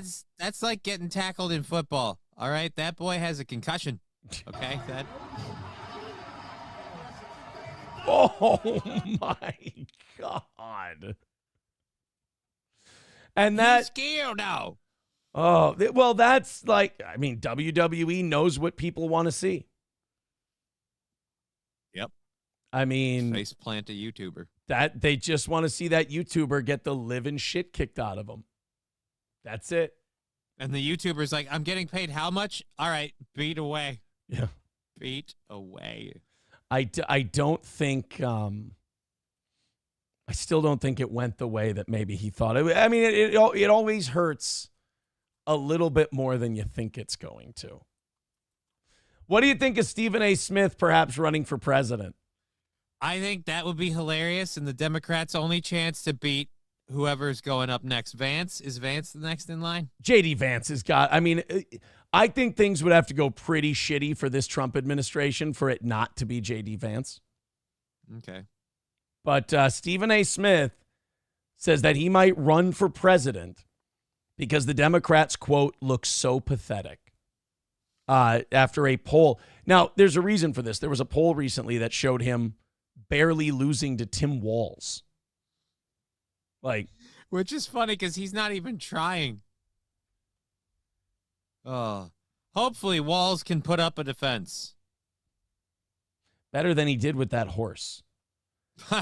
So, yeah, Tim Walz polled at 3%. Stephen A. Smith polled at 2% for the 2028 Democratic nomination. Fuck it, right? I want to see that debate. Fuck it. I want to, dude, I'm especially for this if Mad Dog Harris is his running mate. No, Mad Dog Russo. Or Mad Dog Russo. Fuck, yeah. I got his name wrong. Jesus Christ. I'm here for it. Yeah, dude. I'd see Stephen A. run for president. All right, guys, here's what we're going to do. We're going to knock out this $65. I'm tired of it. I really am. Just fucking crushing it. Just killing it. Doing an amazing show. So much so that people who don't like it can't fucking handle it. And they got to come up with copes. Knock it out. $65 away from a win. We're just going to sit here before overtime. Someone says you missed Johnny's brilliant Waterboy reference. What was your brilliant Waterboy reference? Oh, when he hit, you were playing the tackle video, and I just looked over you and went, he's scared now. And then just. Oh, I thought you were doing Jim Ross. No. I was doing the Waterboy gang. I don't get that. Why did I miss that? I don't. I thought that was a Jim Ross That's thing. what he said when I think it's the first time that that Bobby Boucher like got insulted on the practice field, and he's running at him. He's like, and he just tackles him, and everybody's like, whoa! And then when they go to the the Bayou speaking whatever his name is, he just goes, "Oh no, he's killed now!" Holy shit! I did. That went right over my head. I don't get the reference. All right, guys. Deadpool and Wolverine references for months. $65 away from today's show or from today's goal. Do it. Throw in a couple of bucks. God, are you guys there's like 2 or 3 people in chat coping about the fact that I've done pro wrestling too. Guys, look, you have to let me go. I know you love me. I've literally seen it. I was there. It's not a lie. So I don't. Oh, you're making this up. Like dude, I filmed him. And guys, it's not a big deal. It's a fun thing I did. You're just going to have to get over it. I do fun shit that's not on the internet. I'm sorry, but you guys, you look desperate. It's amazing what you can get up to when your entire life doesn't revolve around double clicking. Yeah, guys. I'm the only one rooting for you. Really, I am. All right, guys, $65 away. We deserve it. Throw in a few bucks. We got to rally up because we only have 5 minutes. 5 minutes left on the clock to make this show successful. It's been a quality show. It's been a good show, but it is a failure if we don't knock out that goal. That goal is necessary to the show's survival. $65 away. We've been asking you all morning. If you haven't thrown in yet, throw in $5 or $10. It won't take much to get this knocked out. We appreciate you being here. We love you. Hit like, hit subscribe. Let's start the show. Let's start the day off successfully, or the week off successfully. I think we've done an amazing job. I think you guys love having this show around. Knocking out the goal is essential to keeping that show around. So, no more fails. No more misses. No more, fucking A. We know we do a good job, but God damn it, we just can't seem to get it all the way there. Mm-hmm. Let's do it. Ignore the haters. Ignore the fucking weirdos who love me too. Let's be honest. You'll love me too much. Let's just throw in a little goodwill, a little positivity. Let's fucking throw in a couple of bucks. Knock out this last $65. I hate this part. I'm going to be really honest with you. I disgust myself with this part. I know this show's good enough. I really do. The fact that so many people try to sideline it and whatever shows how fucking good it is. They're scared. They're threatened by it. So throw in a couple of bucks. Let's knock this out. 4 minutes to go. Right now. Couple of dollars. We can do this. We can do it, guys. Couple of bucks. See how quiet that is? It's not fun. Uh-oh. That's not good. I don't like that. $65 away. Jokes. $65 away. And as soon, we don't have to wait till the buzzer. Just do it right now. We'll get right back to the show. We don't have to do this part. $65 away. Come on, baby. Fuck this shit up. I'm pumped. I'm excited. I'm not sick anymore. I'm not fucking feeling like dog shit. We've banged it out today. We've killed 4 hours of your day. Respond with a couple of bucks. Let's hammer this thing out. Let's call it a win for the toe. Come on, baby. Streamlabs, PayPal, Venmo, Super Chats, Rumble Rants, Bigot on Socialist Media, gifting a membership. Thank you very much. 60 away. Get it, guys. Keep going, just like Bigot on Socialist Media did. Streamlabs, PayPal, Venmo, Super Chats, Rumble Rants, get them all in there. And let's do this thing. 60 away. If they don't like it, fuck them. Grand Poobah with $10 says, don't say I never did nothing for you. Thank you, buddy. $50 away from today's goal. Big drops. Finish it off. Call it a win for the toe. 2 minutes to go. $50 away. Everybody throw it in. Everybody throw it in. Everybody chipping in. Don't wait for somebody else. You go. You do it. Let's call it a win for the toe. $50 left to go. Keep it going. We're getting a win today. We deserve a win today. $10 from Paul. Thank you, Paul, over there on PayPal. Atomic Ray gifting a membership. $35 away from today's goal. Here we go, baby. Be done. Here we go. $35. Finish it off. Finish it off. Call it a win, baby. 1 minute to go. $35 away. Finish you off. You've earned the extra. You've earned the extra 30 minutes. But let's get it down to 0 and let's call this thing a win. They're gonna hate it. They're gonna fucking choke on it. They're gonna suck on our cocks. Fuck them right in the ass. Let's get them, baby. Streamlabs, PayPal, Venmo, Super Chats, Rumble Rants. Get them. Finish this shit off. You don't like it?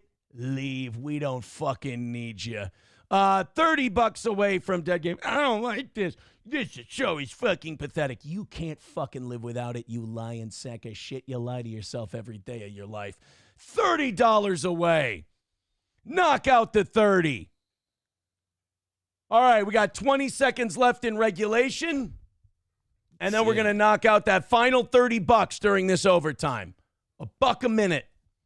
We're going to hammer it out. Ready? Here we go. Final countdown. Streamlabs, PayPal, Venmo, Super Chats, Rumble Rants. Finish this thing off. Got a killer show today. 10, 9, 8, 7, 6, 5, 4, 3, 2, 1.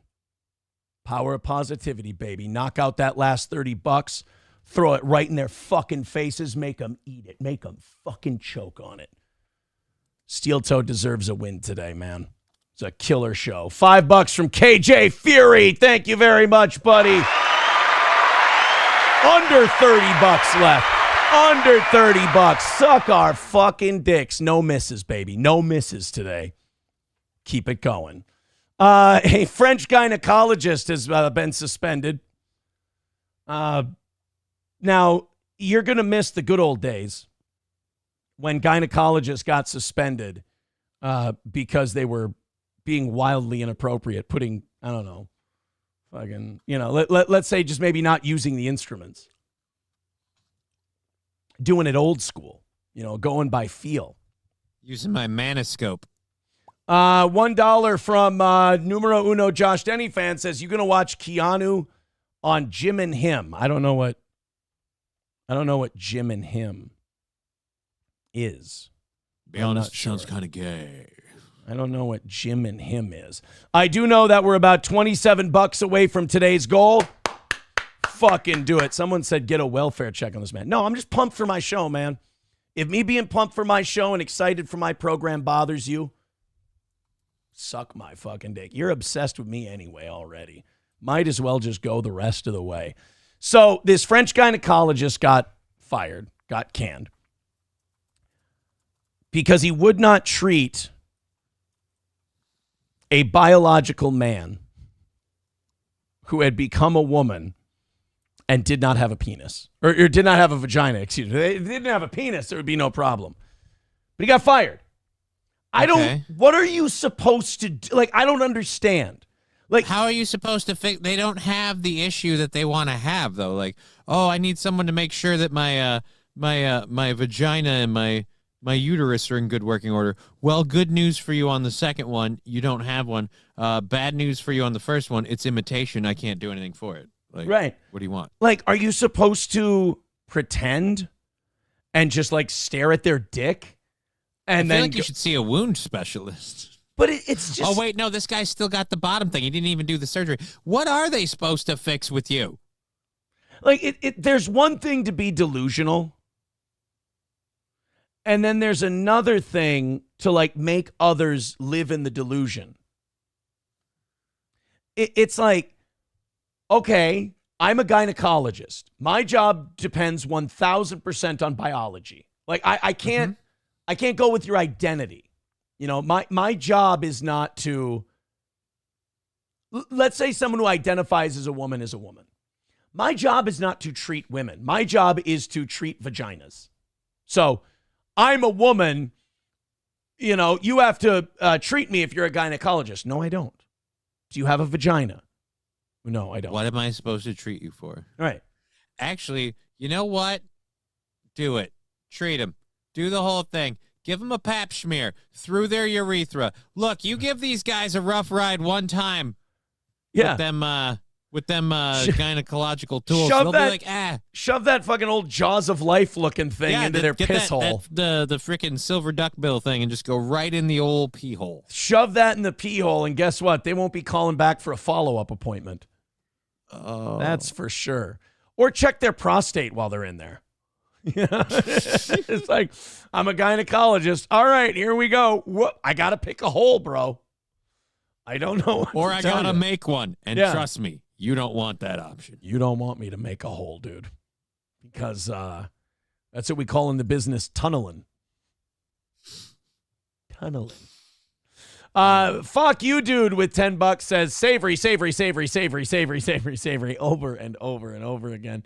Numero uno, Josh Denny fan says $1. I watched less than 2 minutes of this, and it was already incredibly cringy. We'll get there if we can, buddy. $5 from Coltrane says Panama caved. U.S. warships can pass through for free, and they are canceling Chinese contracts. Mexico caved and gave up 10,000 troops to secure the border and find more drugs. Like I said, I feel like Canada's going to cave just because, like, I think Trudeau kind of stood up like, I'll be the first, and then everybody will rally behind me. And then Panama and Mexico are like, nope. And he's you guys. But Jesus, man. I tell you, I'm willing to admit I was wrong on tariffs if it keeps working. Well, if Trudeau folds today, then I would say it's definitely working. He's already coming to the table this afternoon. So much for all that tough talk. Maybe he just wants a free meal. Thank you, Coltrane. Thank you to Fuck You, dude. Now we're only $20 away from today. Let's get down to zero. Let's start with a win for the toe. I'm passionate about these, man, because it's the only shitty part about this show. Everything else is better than everybody else does. You can tell the way people who claim to not like it obsess. They fucking love me. They're my biggest fans. They can't help themselves, and they're full of cope. So let's knock out that last 20. It's the only thing I have to worry about with this program. And that goes down to zero. It's nothing but 100% wins. That's why they get so mad about the goal. The only thing they can get mad about is the goal, because that's the only sliver they have left to hang on to. And we're $20 away from kissing it goodbye. Fuck off. How's that for a W? I'm going to get confrontational on them. $20 away. The fans are great. Keep supporting the show. We appreciate it. Look at Tridio with $5. Thank you. Says, I just wanted to congratulate you on the recognition you got on the world stage. Due to tariffs, Trump has renamed Canadian bacon to cuck ham after you. Thank you, buddy. Before anyone asks, no, I'm not selling cuck hams. I don't have cuck ham money, okay? You don't have cuck hams? No, I don't have cuck hams. Okay. We got this, baby. Eaton Clam says some constructive criticism on today's show. Not enough wrestling and goal talk. God damn it. We'll get there. $15 away. Finish it off. Cut these guys off at the fucking knees. Crush them. Kill them. Destroy them. $15 away. Hammer it out. So this guy, a French gynecologist, barred from practicing for a month. Oh, no, didn't just lose his job. Can't work anywhere. Okay. For a month because he was a naughty boy and he wouldn't stare at a trans pussy and pretend. He wouldn't play make-believe. A guy who's probably booked up all day, has very important appointments. People see him for real health reasons. And he wouldn't play pretend for 15 minutes, so he can't work for a month. I'm sure that really empowers and helps a whole buttload of women. Riding Dirty Llama with $4.99 says, play the earworm link I post in chat, Aaron. Oh, yeah, here's the earworm link. We're $10 away from today's goal. Say his name and he appears. $10. Let's get that last 10 in there. Here we go. I believe in Joe Hendry. $10. London and Paris and Tokyo, America, Scotland and Canada and Mexico. What do they say? I believe in Joe Hendry.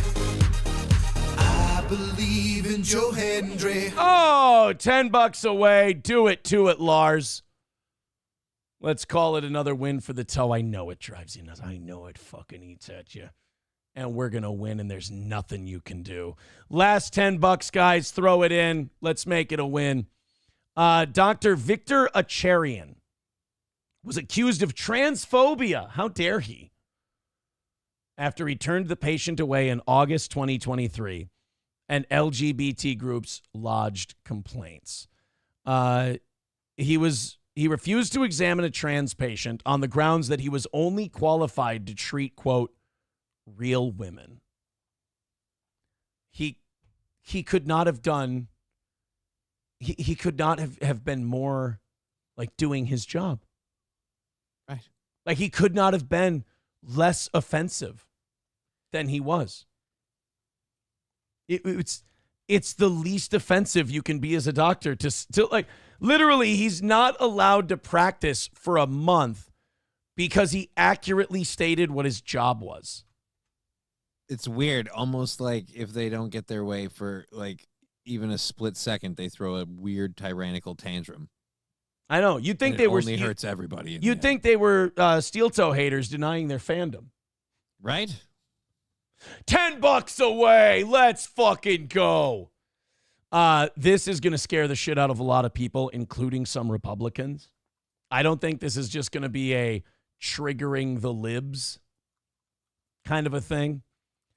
Johnny, go ahead and read that headline. Elon Musk granted full access to sensitive Treasury Department payment systems, accuses Department of fraud online. Now, Elon Musk, as the head of the Department of Government Efficiency, has been basically handed the credit cards and credit card CVC codes. CCV codes. He's been given all of it. And a lot of people are going, wait, what? And they're like, yeah, what did you think this Doge thing was? And they're like, oh, I didn't. Like basically, it's another thing where Trump goes, this is what we're doing. And then when he starts doing it, people go, wait, you were serious about that? Like, yeah. There's like, what do you want from him? He's doing exactly the thing he told you he was going to do. Stop getting mad. Stop getting surprised when he does it. Like, how abused have we been by politicians that we watch one actually do what he says? And we're mad, or there are people who are mad, like, wait, hold on. He ran on that, but he's actually going to do it? That's not fair. We're Bill Murray in Ghostbusters 2.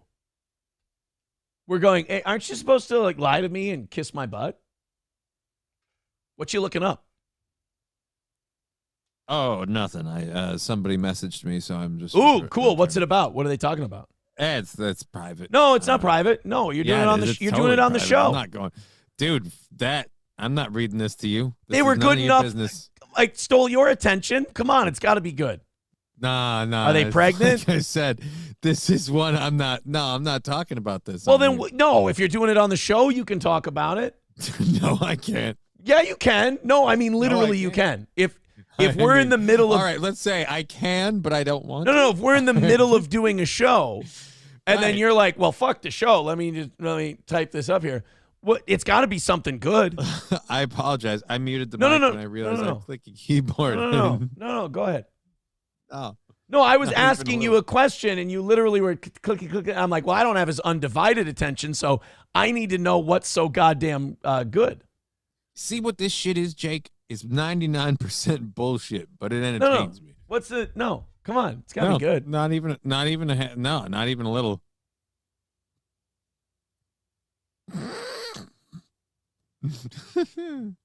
They say hi though. Anyways, yeah, no, I'm good. I'm good. What do you want from me? This is what I do. This is what I've been doing for 10 years. I'm not going to talk about what's in there to this. Ask Corey how the show would change when I would if I would catch his eyeballs in the chat just reading while I'm looking at him. Oh, yeah, that's a shame. So what are you guys talking about? Did you get somebody? Not much. Did you get somebody pregnant? No, not yet. What? No, not yet. I haven't gotten anybody pregnant. You asked me a question. I answered it. How's that shocking? What's I don't understand. Can you give us I a like hint to leave on the what window open for possibility? Can you I give mean, us I a haven't hint gotten on any- what the topic might be? Good morning. Okay. Like good morning and what? Yeah, but how'd you mean it? I don't. I have no idea. Okay. Just checking. Hulkamasha Baby with $1 says, Aaron, you read messages you don't tell us about all the time. It's one of the wonders of being the host. Yeah, you get to play with. As the host, you get to kind of play around, and you got to run the chat, and you get reading messages part of my job as the host of the program. Part of your guy, Carlos Cameo says, tomorrow on Steel Toe, Johnny reads the Quran on air. That would be a good one. Hey, boys and girls, $10. That's all we need. $10, and it's a win for the toe. Streamlabs, PayPal, Super Chats, Rumble Rants, so on and so forth. Throw in that $10. Let's call it a win. It was a great bang-up show today. We got 15 minutes left. I ain't losing anymore. I refuse to. I'll die begging. And we'll get ourselves a win to start the week. Plus, begging. I think we've been owning so many people for so long that I'm kind of feeling my oats, and I'm like, I got to stop being shy about it. If you get up this early, I don't care why you watch. You're a fan. You love the toe. You can't help yourself. And the fact that year over year our audience is up considerably, it probably bothers you. Hey, let's get 10 more bucks in right now because I'm autistic like that. And then all these other people can make videos and clips trying to convince themselves that they don't love Steel Toe. I think that'll be important. There's $1.99 from James.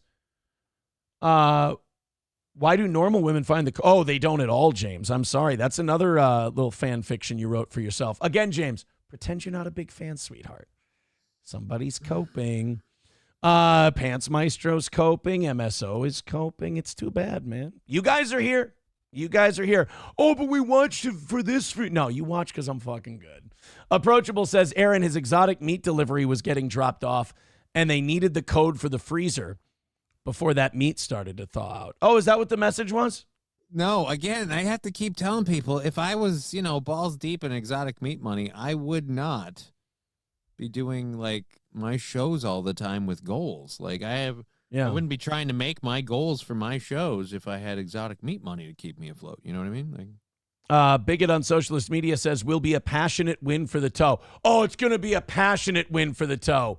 But do that $10, guys. Come on. Don't make me wait so long. This is a sign of failure right here is what this is. $10, bring it in, final win. Let's do it for the real thing. Couple of 5s, couple of 2s. Let's do. I don't want to wait till 10:30. Fuck that noise. It doesn't matter how desperate we are for it. Getting it to 0 is the key. If we do that, that's a win. Doesn't fucking matter. So Elon Musk has the credit card. Speaking of credit cards, you guys got 10. Get it in there. Finish it off. Elon Musk's Department of Government Efficiency gained access to Treasury Department data over the weekend that is considered sensitive. Well, no shit. What did you think the guy was going to do? I don't know. I'll just take the credit cards and, buy a vacation. I don't know. The guy Henry'd the shit out of it. I don't know. The guy is supposed to look for redundancies, look for waste, look for fraud, look at all of that. He's supposed to be looking for all of that stuff. And what was he supposed to do? Do that without any access to the finances? Look, we understand how you have to cut the costs, but we don't want you to examine what we spend money on. Right. Okay, your job is to cut shitload, trillions of dollars from American federal government spending. Here's the trick. You don't get to look at it. Wait, what? You just got to do it with the debt clock. Yeah, exactly. You just got to look at the debt clock and make educated guesses. That's what you have to do. You have to cut everything, but you can't know what you're cutting. Hey, by the way, Kraken slapping with $10 says, here, be happy. We win, you lose. That's the way it works. We win, you lose.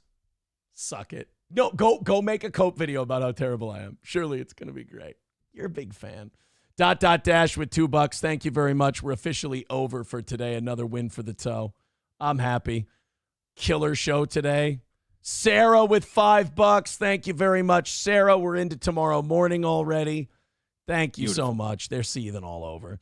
The news comes days after it was reported Friday evening that President Donald Trump backed this commission, and it was seeking to get its hands on systems responsible for handling trillions of dollars of annual payments. So basically, Elon Musk is kind of using Rocket Money. He's kind of using the Rocket Money app to see where our auto pays are going. Right. And he's just going to start shutting down auto pays. Depending on who they are, yeah. Yeah. Like that's his job. And now they're panicking. They're worried. They're like, oh my God, Elon Musk has access to all these things. Like, hey, shithead, this was the plan all along. A lot of us are like, yeah, in order to cut costs, you're going to have to figure out where you're spending your money and then stop. It's another thing that all these people are worried about that we're like, guys, this is what it's like the FBI thing. This is what we're all excited what we were hoping for. Yeah. But they gave a madman a look into the federal books. Like, I know, it's going to be a wild ride. Like, get ready. Like, he's autistic, and they're letting him play with the finance, or letting him examine the finances. Yeah. It's going to be fun. They gave a lunatic autist control of numbers. This is going to get wild. The system could give the Trump administration another mechanism to unilaterally restrict disbursement of money approved for specific purposes by Congress, a push that has faced legal roadblocks. Well, guess what? Elon's just going to start pulling wires until you file lawsuits. And quite frankly, I don't really approve of the things that Congress has been approving for money. Like, again, the Ukraine thing. Congress approved almost all of that Ukraine money. I'm not for that at all. And apparently $102 billion of it just kind of missing. Was it 100? Yeah, because it was what, 177, and they said they've gotten 75. That piece of shit, dude. I saw that clip from what's his name this morning, Zelensky. Mm-hmm. The nerve of someone you gave $177 billion to. Yeah. To go, look, we didn't get all that cash. Oh, you mother. Especially when you're one of the people who probably knows where the other pile went. And you're like, yeah, no, I'm just going to go, guys, look, we didn't get all the money you promised. I need some more. My bank accounts aren't flush enough. I don't have enough houses, cars, and suits. I'd really like that. I know I come out in front of you guys wearing homeless clothes, but that's because it's part of the character. Yeah, I'm going to dress in my, what do you call it? My, what's that shit he wears? He wears like the, thermal clothing jacket and my sweats or whatever the fuck it is. And then I'm going to take $75 billion here. Zelensky money. I like his brother better, the auto parts king. Right? Ray Zelensky was the guy. Oh, wow. Yeah, see this motherfucker. And I 100% believe that this piece of shit knows where that money went and knows where it is. Here's Zelensky. Says, look, when I hear, and I heard before and today, we hear from the United States of America that America gave Ukraine hundreds of billions, 177 to be more precise.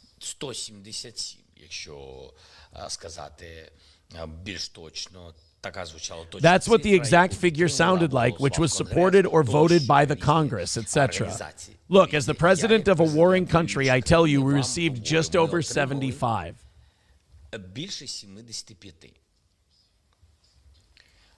That is 100 billion of these 177 or 200. Some people even say we have never received.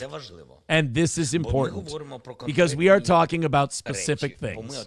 Because we got it not with money, but with weapons. We got 70-something billion worth of it. There is training. There is additional transport. There are not only prices for weapons. Є додатковий God, this fucking guy. транспорт, є не тільки ціну на зброю, були гуманітарні. There were humanitarian programs, social, etc.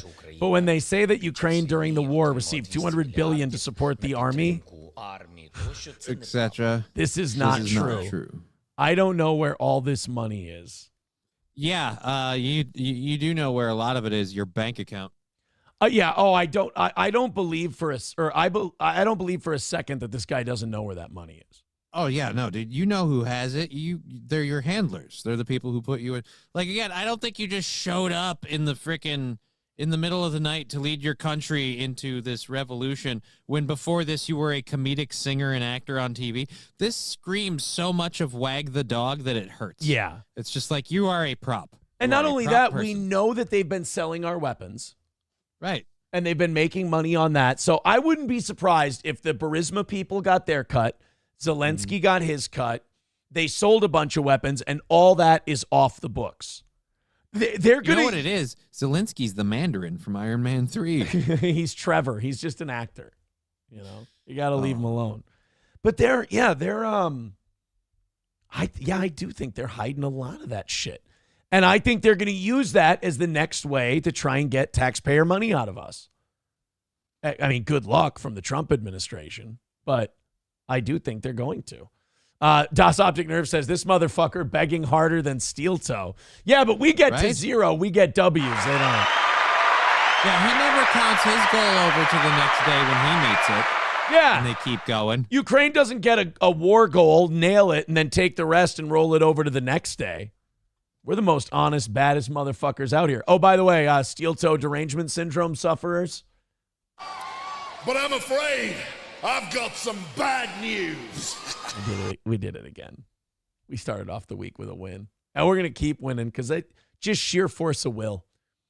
Just sheer force of will. That's it. Oh, wow. I like this.